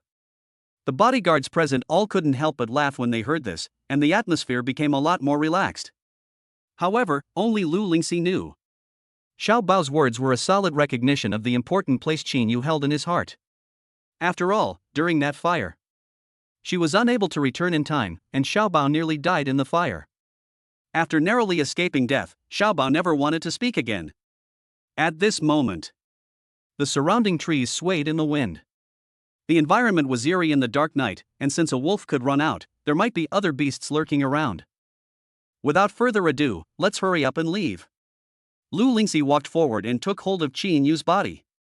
Seeing the bodyguards she had brought, she immediately gave the order. The rest of you stay here and continue to patrol the surroundings of the villa. If you encounter any more wild animals running away, shoot them on the spot. A uniformed voice came. Yes, Ms. Lu, we will definitely do as you say. Leaving the dark and gloomy forest, under Lu Lingxi's guidance, Shinu finally saw the long-lost lights. I have to say, if I hadn't seen it today, Shinu would never have imagined that the rich could behave so recklessly as to keep wild animals in their villa. After the birth of Bao Bao, we didn't often stay at Shengshi Villa, and he didn't really know the geography of the place. This is the old Lu family residence. My father and younger brother often stay here, and there are not only wolves but also tigers and lions among the wild animals in the mountains behind. The planned route is also very complicated. If an outsider accidentally enters these woods, it is generally difficult to get out, and they may even be eaten by wild animals. Fortunately, you promptly asked me for help. Shinu, your call came at the right time.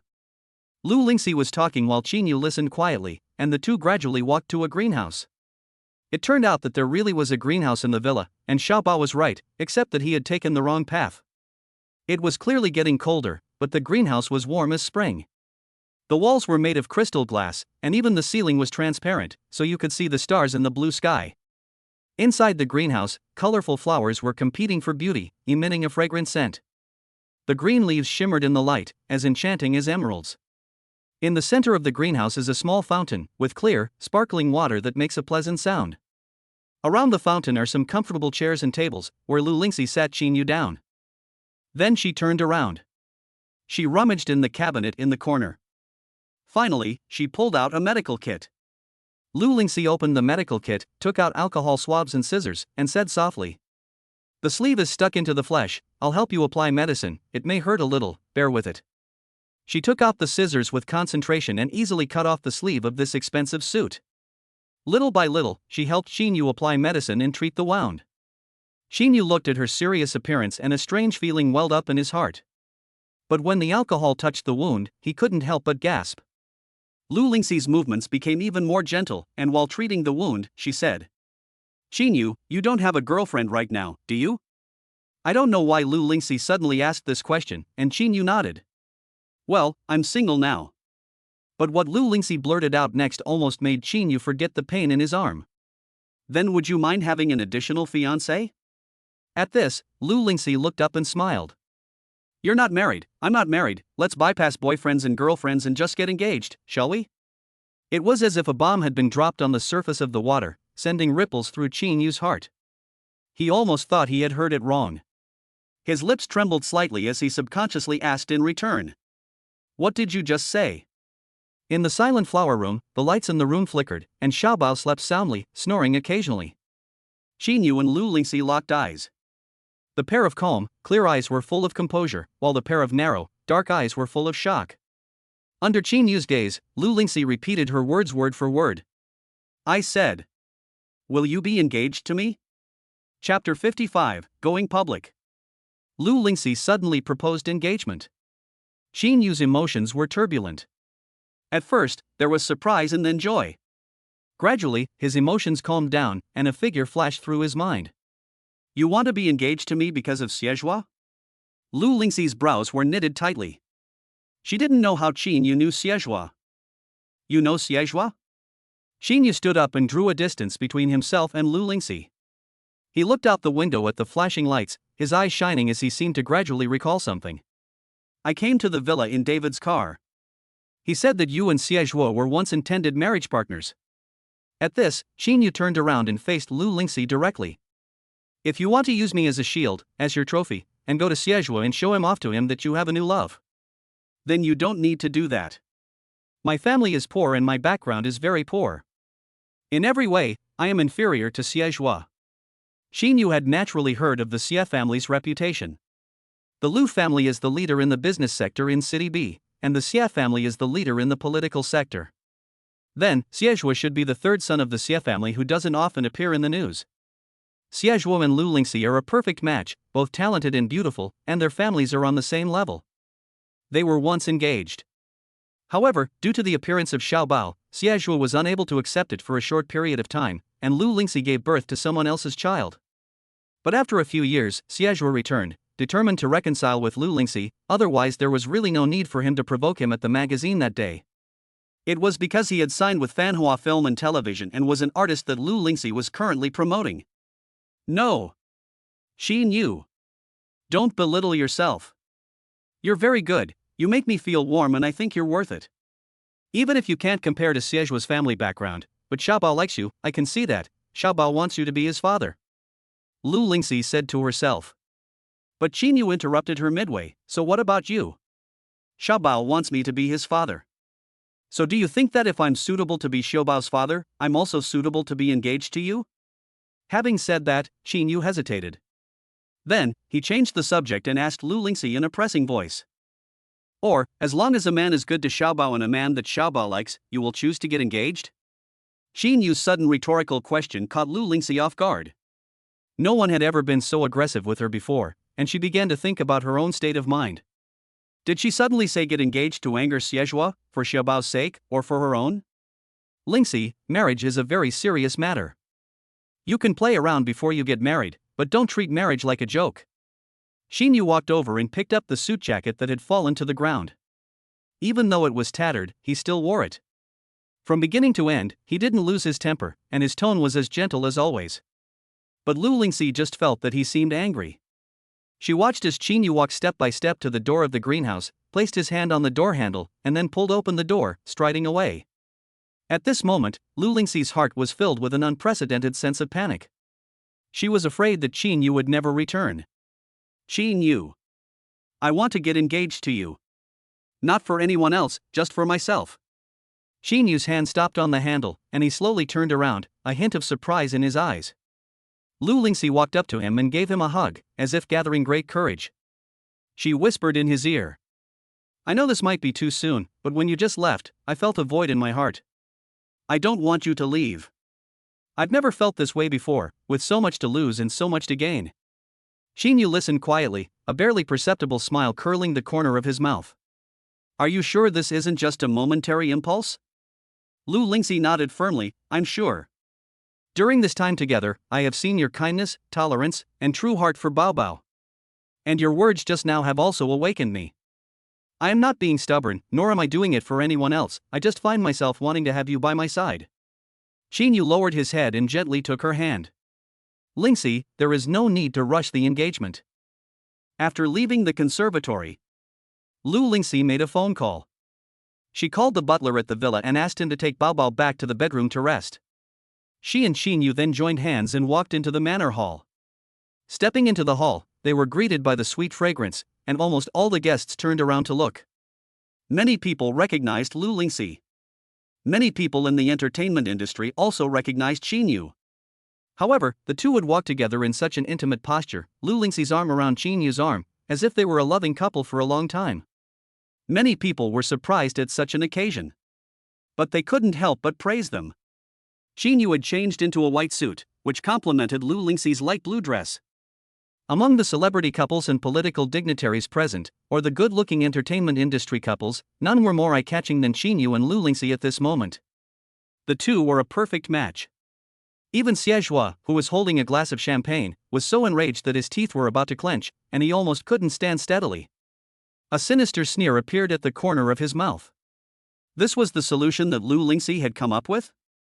To avoid him. Really find a showgirl to anger him? Xiehua stood still, but instead, Lu Lingxi's stepmother, holding a glass of wine, walked up to Lu Lingxi and asked her in a shrill voice. Hey, Lingxi, who is this?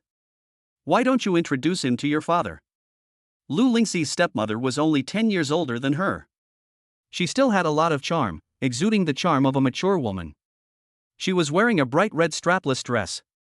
It was obviously Lu Mingyan's birthday banquet, but it seemed as if she were the heroine of the banquet. Lu Lingxi wore a modest smile on her face and said softly, Aunt Yun, this is Xinu, my boyfriend. Yun Jing looked at Xinu and her heart was bubbling with jealousy. She had just gotten over Xiehua, and now there's a new handsome guy popping up. Lu Lingxi's luck with men is just so good. Not like her, she still has to serve the old man. Yun Jing forced a smile. When did she get a boyfriend? Such an important matter, and she didn't even discuss it with her family. Xinu politely extended his hand, saying hello and apologizing for any offense caused. Stepmother Yun Jing gladly shook his hand, but when she heard Lu Yaozong cough, she immediately withdrew her hand. Lu Yaozong's face was very ugly. The moment Xinu appeared, he felt that something bad had happened. Sure enough, the child Lingxi was full of rebellion. So, Lu Yaozong, who had been silent, spoke. Since you are home, it is Mingyan's birthday banquet today, so have a good time. In his words, there was not the slightest mention of Xinu. Seeing this scene, Xiehua's anger grew even more, and he strode over to them. Lingxi, let's have a chat. Xiaozhua glared at Shinu, his eyes full of hostility. Lu Lingxi was about to refuse, but Shinu spoke first. Sorry, she's my girlfriend now. If you have something to say, you can say it to my face. The atmosphere suddenly became tense, and the guests around them cast curious glances. Chapter 56, Xiaobao cries and throws a tantrum. Xiaozhua sneered, who do you think you are? Do you know what Lingxi's identity is? Do you think you are worthy of her? Xin Yu's expression was indifferent.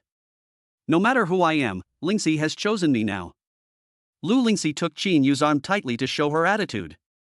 At this moment, Lu Yaozong saw what was going on and everyone around was watching the show.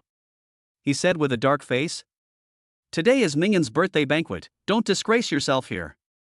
He said this to Lu Lingxi. But Lu Lingxi didn't even take him seriously. The relationship between the father and daughter was like a piece of paper, which would break with a gentle poke. After all, in the beginning, it was also he who forcibly drove Lu Lingxi out of the house. Xiaozhua was never part of the Lu family.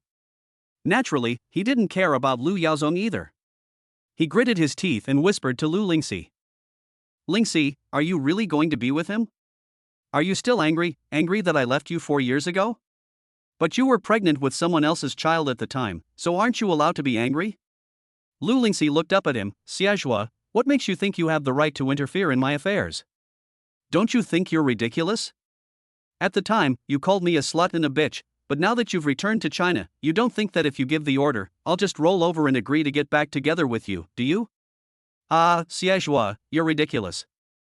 Lu Lingxi's laughter was deafening.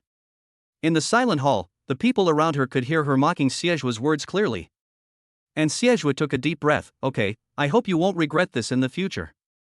After saying that, he turned around and left. Lu Mingyan was stunned, not expecting that his birthday party, which he had invited family and friends to, would turn into a battlefield between his sister's current and former boyfriends. And his sister had even announced Shinu as her boyfriend. It really came as a surprise to him. He thought that since his sister's ex-boyfriend was a man of Xiaozhua's status, it would be difficult for her to fall for another man. Shinu. Shinu was a nice guy, but after all, his family background was not good. Compared to Xiaozhua, they are really from different worlds. What are you doing just standing there? Go and get Xiaozhua back. Lu Yaozong, who was standing next to him, touched Lu Mingyan's arm. Lu Mingyan came back to his senses and thought about the status of the Xia family, which was not something the Lu family could easily offend.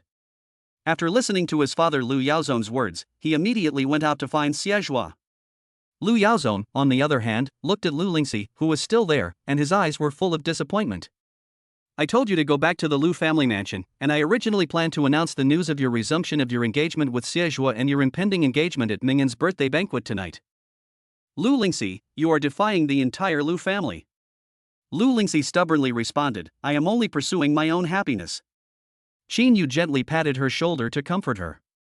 The guests were all talking, some optimistic about the young couple, while others shook their heads, thinking that Lu Lingxi was trading one good for two bads and that she didn't know any better. But at that moment, all Lu Lingxi could think about was that no matter what, she would never let anyone interfere with her life again. She would never again experience being abandoned and belittled at will. After the storm of this farce died down, Lu Yaozong told the band to continue playing, and the atmosphere in the hall became lively, with singing and dancing. However, most of those who had just watched the show were political celebrities and business celebrities. People in the same entertainment circle as Shinu. On the contrary, many people felt that Shinu was exceptionally capable. He had even won Lu Lingxi in one fell swoop. Even if they were just boyfriend and girlfriend now, in case they became the son-in-law of the Lu family in the future. Shinu can be described as a man who rises to the occasion.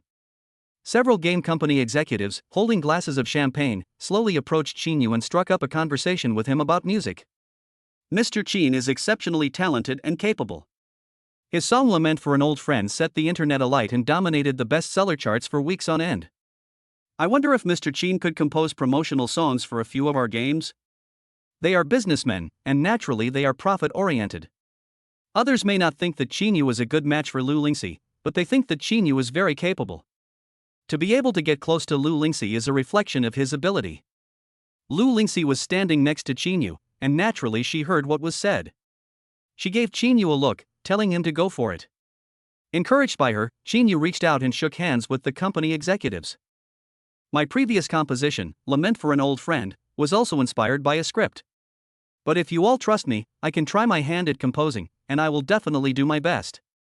The game company executives all beamed with satisfaction, and one of them said, Mr. Chin is straightforward, and we believe in your talent.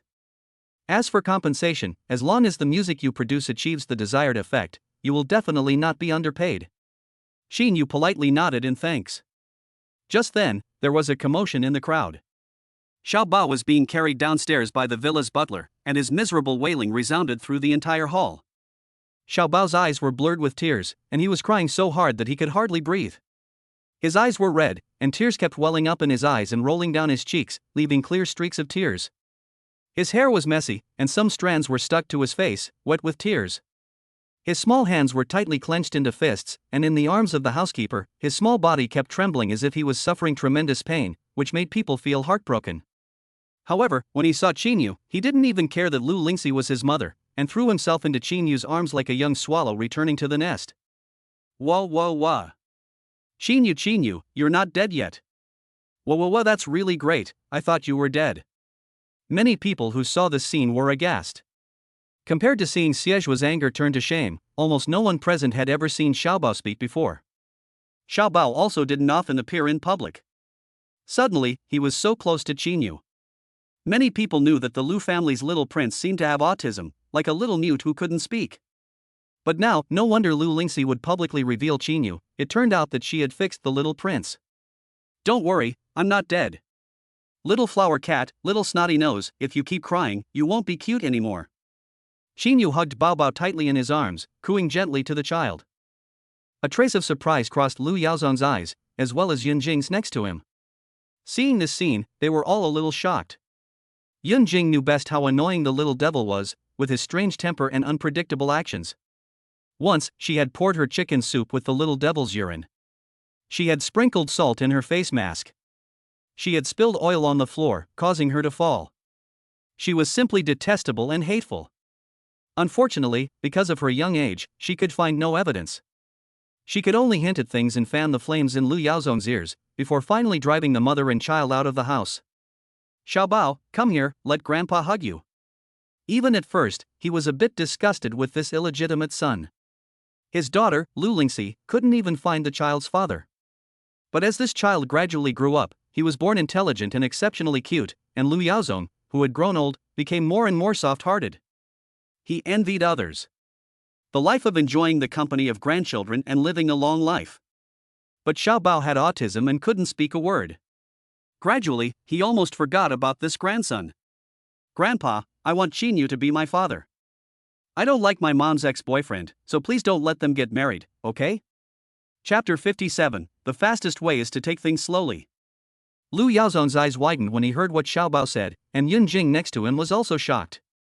They had only known each other for a few days, and the young man named Shinu was really something. He had even managed to win over Xiaobao. Xiaobao, why do you think that? Lu Yaozong asked. Xiaobao lifted his clear, dark, grape-like eyes and looked at his grandfather earnestly. Shinu is very nice to me, he plays with me and cooks for me. I really like him and want him to be my father. Lu Yaozong was silent. Ever since he learned that Xiejua had returned to the country, he had met with him in advance and indeed planned to matchmake Lu Lingxi with Xiejua. He wanted to rekindle the broken marriage of that year for the sake of the family's interests. After all, the Xie family's status and reputation could no longer be underestimated. But now, Xiaobao's words had silenced him. Lu Lingxi, on the other hand, gripped Qinyu's hand tightly. She didn't care whether her father agreed to her being with Qinyu or not. This was her life, and as long as she was willing, nothing would stand in her way. Lu Mingyan chased after Xiejua and went outside. Shengshi Villa was a vast place, and for a while, he didn't know which direction to go in to find Xiejua. He asked the bodyguards guarding the area and found out that Xiejua had not left the villa. As they walked, they came near the pool. Lu Mingyan saw a figure, and when he took another step forward, he heard the other person talking on the phone. It was obviously Xiejua. His ex-girlfriend is Sudo? Is she the Sudo who recently appeared in the new short drama Duku's Working Years? Xiejua held the phone and sent 2 questions in a row. At the other end of the phone, it seemed that his words were confirmed, and Lu Mingyan heard Xiejua give orders. Find out everything about his past with Sudoku, in great detail. I don't believe that he isn't a phoenix man climbing high branches. He left Sudoku, and now he has Lu Lingxi. It's obvious that he wants to climb the social ladder, and he's not doing it for a simple reason. From Xiejua's voice and the content of his words, Lu Mingyan roughly guessed that Xiejua should be calling a private detective, or else it would be the phone number of someone investigating Xinu for him. It seems that from the beginning of his return to China, Xiejua should have found out everything about his sister Lu Lingxi. And Xinu is a male artist that the company is pushing hard. And is close to his sister. Xiejua is afraid that this time, he will find out where Qinyu's ancestors are buried. Xia-san, since my sister doesn't want to be with you, what's the point of you pestering her? Besides, you did do the wrong thing in the first place. At the Xia and Lu family banquet, in front of so many people, including the elders of both families, you called my sister a flighty woman, a woman of loose morals, and a cheap whore. Where does that leave my sister's face? If you restore the alliance with her this time, how will the elders of your family treat her? Have you considered any of this for her? It seems to me that you have never truly liked my sister. Lu Mingyan stepped out from behind Xiejua. Xiejua heard his voice and his heart tightened. When he realized it was Lu Mingyan, he immediately let out a sigh of relief. I may not like your sister enough, but I have given your sister all the respect and dignity she deserves. But what has she done? She has completely ruined the reputation of our Xia family. 4 years ago, when I was going to propose to her, she got pregnant with someone else's child. 4 years later, I planned to reconcile with her. She had caught a lowly poor boy and so humiliated me. I can't possibly swallow this humiliation. Xiejua let loose a fierce threat and turned away. Lu Mingyan stood behind him, feeling a little headache and confusion. When will the cycle of revenge end? His sister and Xiejua really have a cursed relationship. At this birthday banquet for Lu Mingyan, even though the protagonist was him, in the end, the focus of the crowd was on Xinu. After the birthday party, the Lu Group's official Weibo account, which is rare, posted a Weibo. At first, it didn't attract much attention. But when the picture was released, many people felt more and more familiar with it, and when they zoomed in, they realized that the person in the picture was actually Xinu. At Mr. Today, Lu Real Estate Group officially announced that Mr. Qin will become the new spokesperson for Lu Real Estate. Mr. Qin, as a bright new star in the entertainment industry, this collaboration with Lu Real Estate Group will be a model of a strong alliance. Mr. Qin's endorsement will inject new vitality and charm into Lu Real Estate Group, further enhancing the brand image and awareness. Hashtag Xinu endorses Lu Group Real Estate hashtag. Hashtag spokesperson hashtag. Hashtag Lu Group hashtag. That night, Weibo searches almost exploded, filled with all kinds of news about Xinu. The name Xinu was closely linked to the Lu Group. Countless netizens in the comment section were in an uproar. What exactly was Qinyu's background? That was the Lu Group's real estate, developing villas that cost an arm and a leg. What was his merit that the Lu Group would protect him? Could it be that he was Lu Dong Lu Yaozong's illegitimate son who had been left out? Just as public opinion was intensifying, Xinu updated his Weibo with a concise message. At Lu's Group official Weibo, thank you Lu's Group for your trust, those who have not seen the light will finally see the dawn. This Weibo did not calm the storm, but instead triggered even more speculation. However, everyone's speculation has not yet been verified. Xinyu's sound symbol released a new song, Flower Rain. I just want to be with you, in the flower rain, holding each other. If only we could be together on this day, connected to your heart.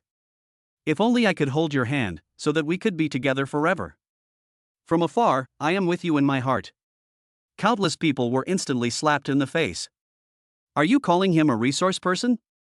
There are no resource people like him, he's so talented.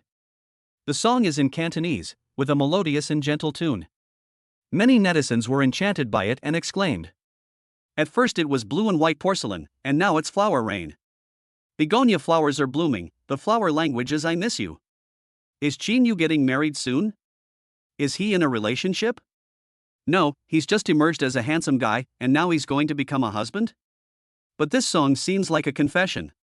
No way, I don't believe it, career fans are shouting here, Xinu, focus on your career, don't mess with women.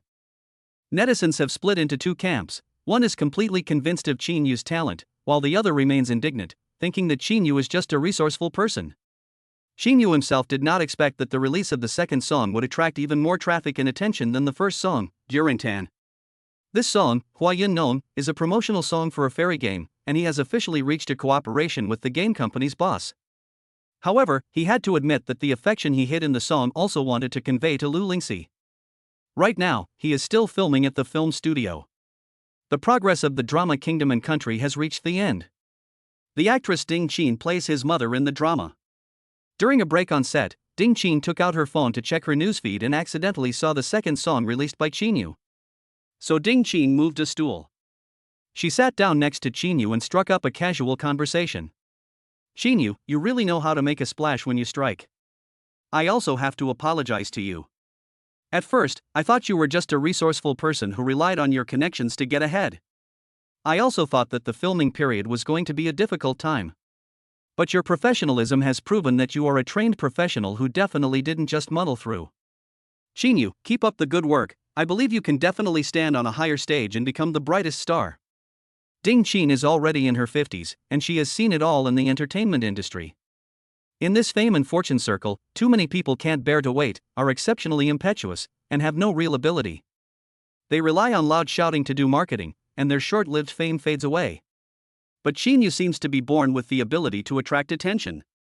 He can attract attention, act, and compose songs, which is enough to have the potential to become a big star. Sister Ding, actually, I didn't expect that the songs I composed would be popular. I just concentrated on doing a good job at what I was doing. Ding Qin nodded, her eyes full of appreciation for him. That's enough. Take your time, that's the fastest way. Chapter 58, He Came to Celebrate. On the day it snowed, Sudoku threw a victory party at the villa in the south of the city to celebrate the great success of the short film Duku's working years. Everyone in the villa was laughing and the atmosphere was exceptionally lively. In the cold winter, the villa was warm as spring. Shen's mother was busy serving wine and food, and her face was also full of smiles. After working as a nanny for half a year, she finally understands why one nanny after another has left. This Miss Su has such a bad temper. Before the short drama My Teenage Job was broadcast, Miss Su often got drunk and lost her temper. She would either stay up all night or sleep all day, and Shen Ma would have to clean up after her. Now, Shen Ma is finally relieved. Miss Su also promised her a big red envelope at the end of the year as a year-end bonus. The sound of cheerful music from the stereo in the lobby made everyone feel even better. The actors from the short film Duku's working years sat around chatting, and the sound of their laughter and conversation blended together to form a harmonious melody. This celebration was like a warm ray of sunshine, illuminating everyone's heart. In particular, it warmed the heart of Sudo, which had been frozen for a long time. She held a cup of hot milk in her hands and sipped it slowly. Recently, she had also started to give up drinking. It seemed that everything was heading in a good direction.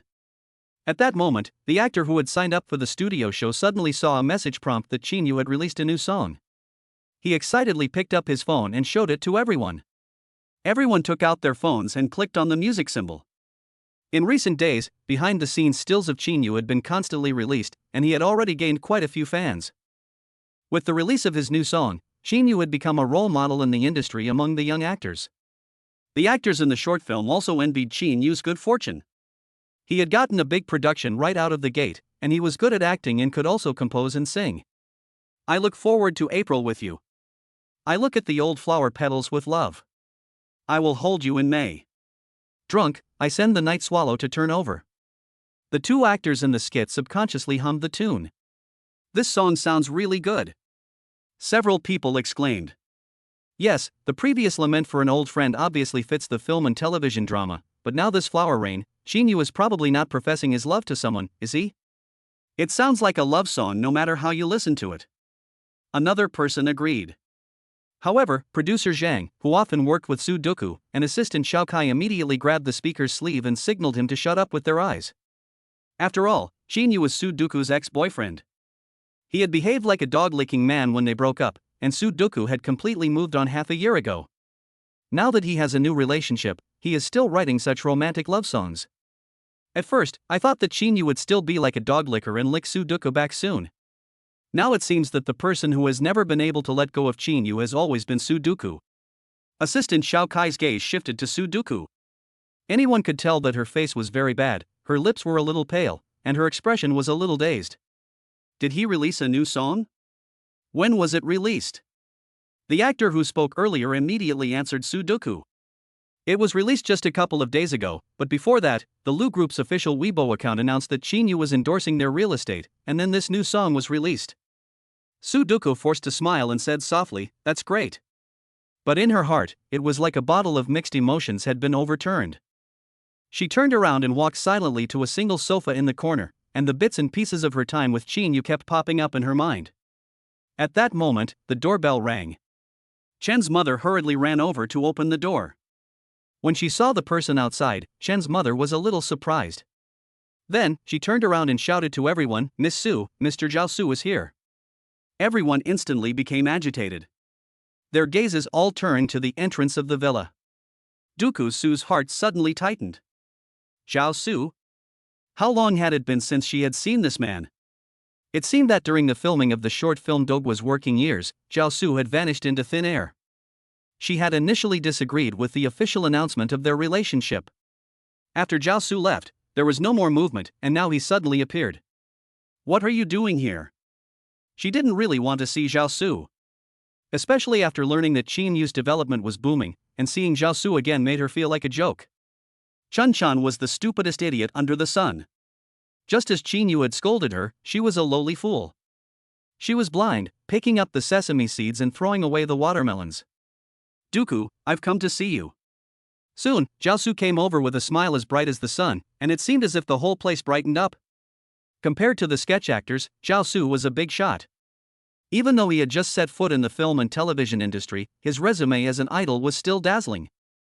He politely greeted everyone, and they all relaxed, eating, drinking, and playing, not paying much attention to me. Zhao Su's words fell, and the short film actors present finally let go and enjoyed themselves. Not afraid of offending him, a few male actors, who were amateurs transitioning to short films, were very curious about Zhao Su's relationship with Sudoku, and asked openly, "Teacher Zhao, what is your relationship with director Su? Are you going to be in the next film directed by Sudoku, or are you going to be the lead actor?"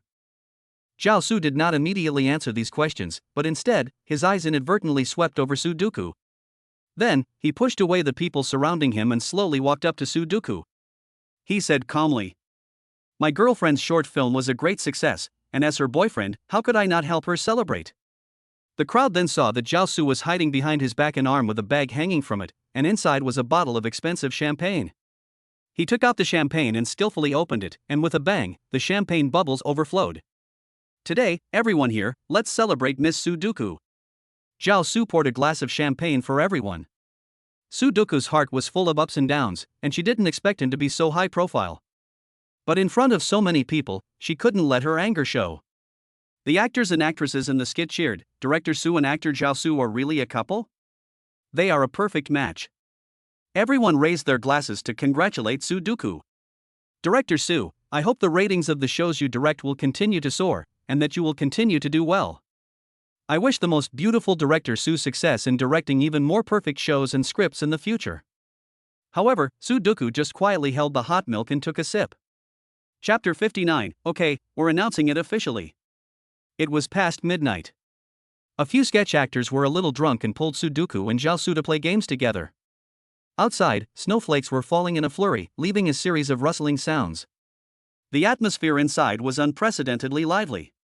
The losers had to play a game of truth or dare, or else drink a penalty shot. Rock, paper, scissors. Oh, it's a tie. Again. Rock, paper, scissors. This time, the winner was finally decided, and one of the actors in the skit lost. Truth or dare? The crowd clamored. Dare. The loser grinned. Then go out and yell, "I'm an idiot," 3 times. Someone suggested. Without a second thought, the man rushed out, shouting in the snow before running back, causing everyone to laugh. The game continued, and after a few rounds, Sudoku unfortunately lost once. Director Su, truth or dare? Truth, I guess. Sudoku was a little nervous. Then tell us about your love life with Zhao. Director Su, you're an idol and he's busy writing screenplays. How did you two meet? How did she meet Zhao Su? The first time she met Zhao Su was a long time ago. Sudoku didn't hide it either.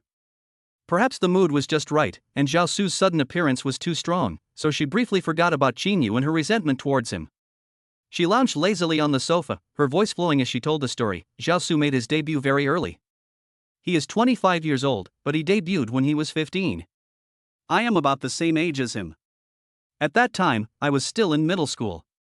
As the youngest member of a boy group, he is the face of the group. His youthful face still shows how handsome he will be when he grows up. I have been following him for many years, and all my classmates like him too. His fans have changed from middle school students my age to new generations of middle school students. What has remained unchanged is that I am getting older, no longer a middle school student, but I still follow him. Zhao Su was a little moved by these words. He had always thought that Sudo had never let go of Shinu. He had used him as a form of distraction. It turns out that she is his fan. Zhao Su is glad that he came on this trip. In fact, it was also because, when he saw the new song posted by Shinu at home, many netizens commented that Shinu should have a lover and was confessing his love to someone. During the time they were filming together, he rarely saw any strange women around Shinu. Only Lu Lingxi was the one who got close to Shinu. Plus, after seeing the official Weibo account of Lu's group, Zhao Su had a hunch in his heart that Shinu must have fallen for Lu Lingxi. For some reason, he thought of Sudo. Afterwards, everyone played for a while longer, the alcohol getting stronger, and the snow outside the window getting heavier, as if it wanted to wrap the whole world up. Inside the house, the laughter and joy continued to echo, and the party continued in this happy atmosphere. Later, the people in the hall gradually became drowsy. The villa had a heating system, and some people lying on the carpet didn't feel cold. In the haze, Sudo realized that she was in a warm embrace. She heard Zhao Su whisper in her ear, "Sudo, I'll ask you again, will we make it official?" He kissed her earlobe gently. A dense series of kisses landed on her neck. The mood in the bedroom gradually rose, and the aura of intimacy spread in the air. "Okay, we'll make it official." Sudo opened her hazy eyes. Her fingers gently stroked Zhao Su's eyebrows. She thought she should say goodbye to the past. But her eyes were filled with tears. Big teardrops fell. No one can stand comparison. As it turned out, Shinu was her lapdog, but she just thought so. For the past 2 years, she didn't know everything about Shinu, and Shinu didn't share anything with her. Not to mention, Shinu would never write a love song for her. The person in front of her. She grabbed Zhao Su. This first snowfall of winter instantly turned the whole world white. It snowed for 7 days. The crew worked for 3 days and rested for 4. Zhao Su and Sudo spent the winter together, and many inspirations flashed through his mind. He finally wrote a song, which was released on the day the snow stopped. Internet users who had always paid attention to the entertainment industry almost exploded. Originally, Shinu's new song, which endorses Lu's group real estate, dominated the hot search list for several days, but this morning, a sudden Weibo post pushed Shinu's search down. At Nicholas Zhao Su, under the setting sun, I will write you a lifetime of wandering, holding your hand and being carefree and dashing. We will live in peace and seclusion, away from the world, and enjoy the beauty of the peach blossoms together. We will not be swayed by the red dust of the world, and the rest of our lives will be flawless because of you. Holy cow, are Zhao Su and Sudo officially in a relationship? Holy cow, how did they get together? What's going on? What's going on? Zhao Su has transformed into an actor. The drama hasn't even been broadcast yet, and he's already pulled a big one, abandoning his career to chase women? Bullshit. You didn't read the lyrics. Zhao Su has released a new song called Cinnabar, and the words he and Sudo used to announce their relationship are all lyrics from the new song. What do you mean officially announced? What if the two of them are just partners? There's not even a clue, so what's really going on between them? Netizens kept commenting on Zhao Su and Sudo's Weibo, and many people even went through their Weibo from top to bottom. However, they didn't find any clues that they were together. Then, a second Weibo appeared, which completely blew up the internet. The picture showed a pair of large, knobby hands holding a small, delicate hand. The text read, "At Sudo, I've been planning this for a long time, and I've got what I want. At Nicholas Zhao Su, take the hand of the one you love and grow old with her." After the heavy snowfall, Shinu returned to the family compound on his day off. Lu Lingxi and Bao Bao also returned to their normal lives. The mother and son did not live in Shangshi Villa. They also returned to the family compound. He held the copyright to the 2 songs, and Shinu had a lot of savings. On the day the snow stopped, Shinu and Lu Lingxi took Bao Bao to the ski resort to ski. "Daddy, Daddy, Daddy." Xiao Bao was in Qin Yu's arms, a small person wearing a thick cotton padded jacket, looking like a glutinous rice dumpling. His clear voice kept coming out. He kept saying dada and calling Qin Yu daddy. Lu Lingxi really couldn't bear to look at this silly son. Why did he like Qin Yu so much when he could still not speak? She warned Xiao Bao from the side. Call him uncle, this is Qin Yu's uncle. But Xiao Bao shook his head, defying Lu Lingxi. I don't want to. Dad. This is my dad. Not an uncle. Qin Yu was also a little helpless. Ever since Lu Mingyan's birthday banquet, when Lu Lingxi announced that he was her boyfriend, Xiao Bao had been extra serious. His address to him had changed from the private Qin Yu, to dad. Xiao Bao, listen to your mother and I are not yet married, you can't call me dad yet. Chapter 60, It really is my intention. This time, Xiao Bao didn't listen to Qin Yu. Holding a sled in his hands, he took a short step with his short legs and the whole person slipped away. For Qin Yu, this was the first time in his life that he had come to a ski resort. He was not skilled at skiing. Even Xiao Bao is more familiar with it than he is. Lu Lingxi helps out by putting on his ski gear and then acts as his instructor, taking him out on the snow to enjoy the ride. Lu Lingxi holds his hand firmly and patiently teaches him how to maintain his balance and control his speed. Qin Yu, I thought you were a genius and could do anything. You're so dumb, how come you still can't learn? Qin Yu is not good at dancing. He is even worse at skiing and other activities, and he has never even tried them. Stepping on the skateboard, he loses control and skids uncontrollably, so Lu Lingxi has to hold onto him the whole time. Lingxi, I'm not a genius. Maybe you think I've released 2 new songs, but in fact, in college, all the students around me are better than me, I just work harder than they do. He can compose, arrange, and sing. Because a few seniors he met in college can play the piano and guitar. Qin Yu has learned a lot from them. In order to earn more money, he has also audited classes in the music department, taught himself music arrangement and composition, and tutored some music students. This is how the 2 songs that have been released came about. Qin Yu, tell me, is the song Flower Rain a declaration of love to me? Qin Yu's ears instantly turned red, his thin lips tightened, and he couldn't say a word. He was so nervous that he didn't even dare to look at Lu Lingxi. I just want to be with you, in the flower rain, holding each other. To be able to be with you on this day, to connect with your heart. I just want to hold your hand, so that we can be together forever. From afar, 1,000 miles away, I will always be with you in my heart. Lu Lingxi sang in a standard Cantonese tone, with a pleasing and melodious voice. It was evident that she had listened to this song many times in private before, so that she was so familiar with the tune and sang it perfectly. However, she looked at Qin Yu's awkward appearance and ultimately stopped singing, unable to stop laughing. Idiot, aren't all those words in the song full of love? Netizens all say that you're in love, Qin Yu, isn't that so? Qin Yu's eyelashes trembled, and then he looked up, his lips curling up into a gentle smile. Well, this song really is from the bottom of my heart. Just then, Xiao Bao's shouts came from afar. The 2 turned their heads and saw Xiao Bao waving his chubby little hands excitedly. He had successfully completed a downhill glide. Look, Xiao Bao is only 3 years old, and he's braver than you. Lu Lingxi teased. Qin Yu grunted in disbelief and said, I'll try again. This time, under Lu Lingxi's guidance, he slowly found his groove and was able to slowly glide a short distance on his own. Lu Lingxi applauded and cheered from the side, not bad, you've really picked it up this time. After Qin Yu came to a stop, he said with a gasp, thanks to Miss Lu for teaching me well. At this moment, the clouds slowly let through a few rays of sunshine, which shone on them. The surrounding snowy landscape seemed to become more warm and romantic. The 2 smiled at each other, and their feelings quietly grew at this moment. Lu Lingxi went into the restroom to rest halfway through. Qin Yu stayed with Xiao Bao and continued to play. Lu Lingxi took off her skiing gear and grabbed a bottle of water to drink. Through the restroom window, she saw the big and the small getting along harmoniously and happily. Xiao Bao extended his arms and surprisingly started to slide forward with Qin Yu. This scene was even a little comical. Because Qin Yu was really slow on the skis. Oh, I'm so sad. Why is it that all the idols I like have suddenly announced their relationships? Oops, I saw that too. He's already made the transition to being an actor, so if he's not filming properly, why has he suddenly announced his relationship? But Zhao Xuxin has released a new song, Zhu Sha, which sounds even better than Qin Yu's Huayan Nong. No way. I still think Shinu's Huayan is better. Humph, I told you you were a traitor. Are you a Shinu fan now?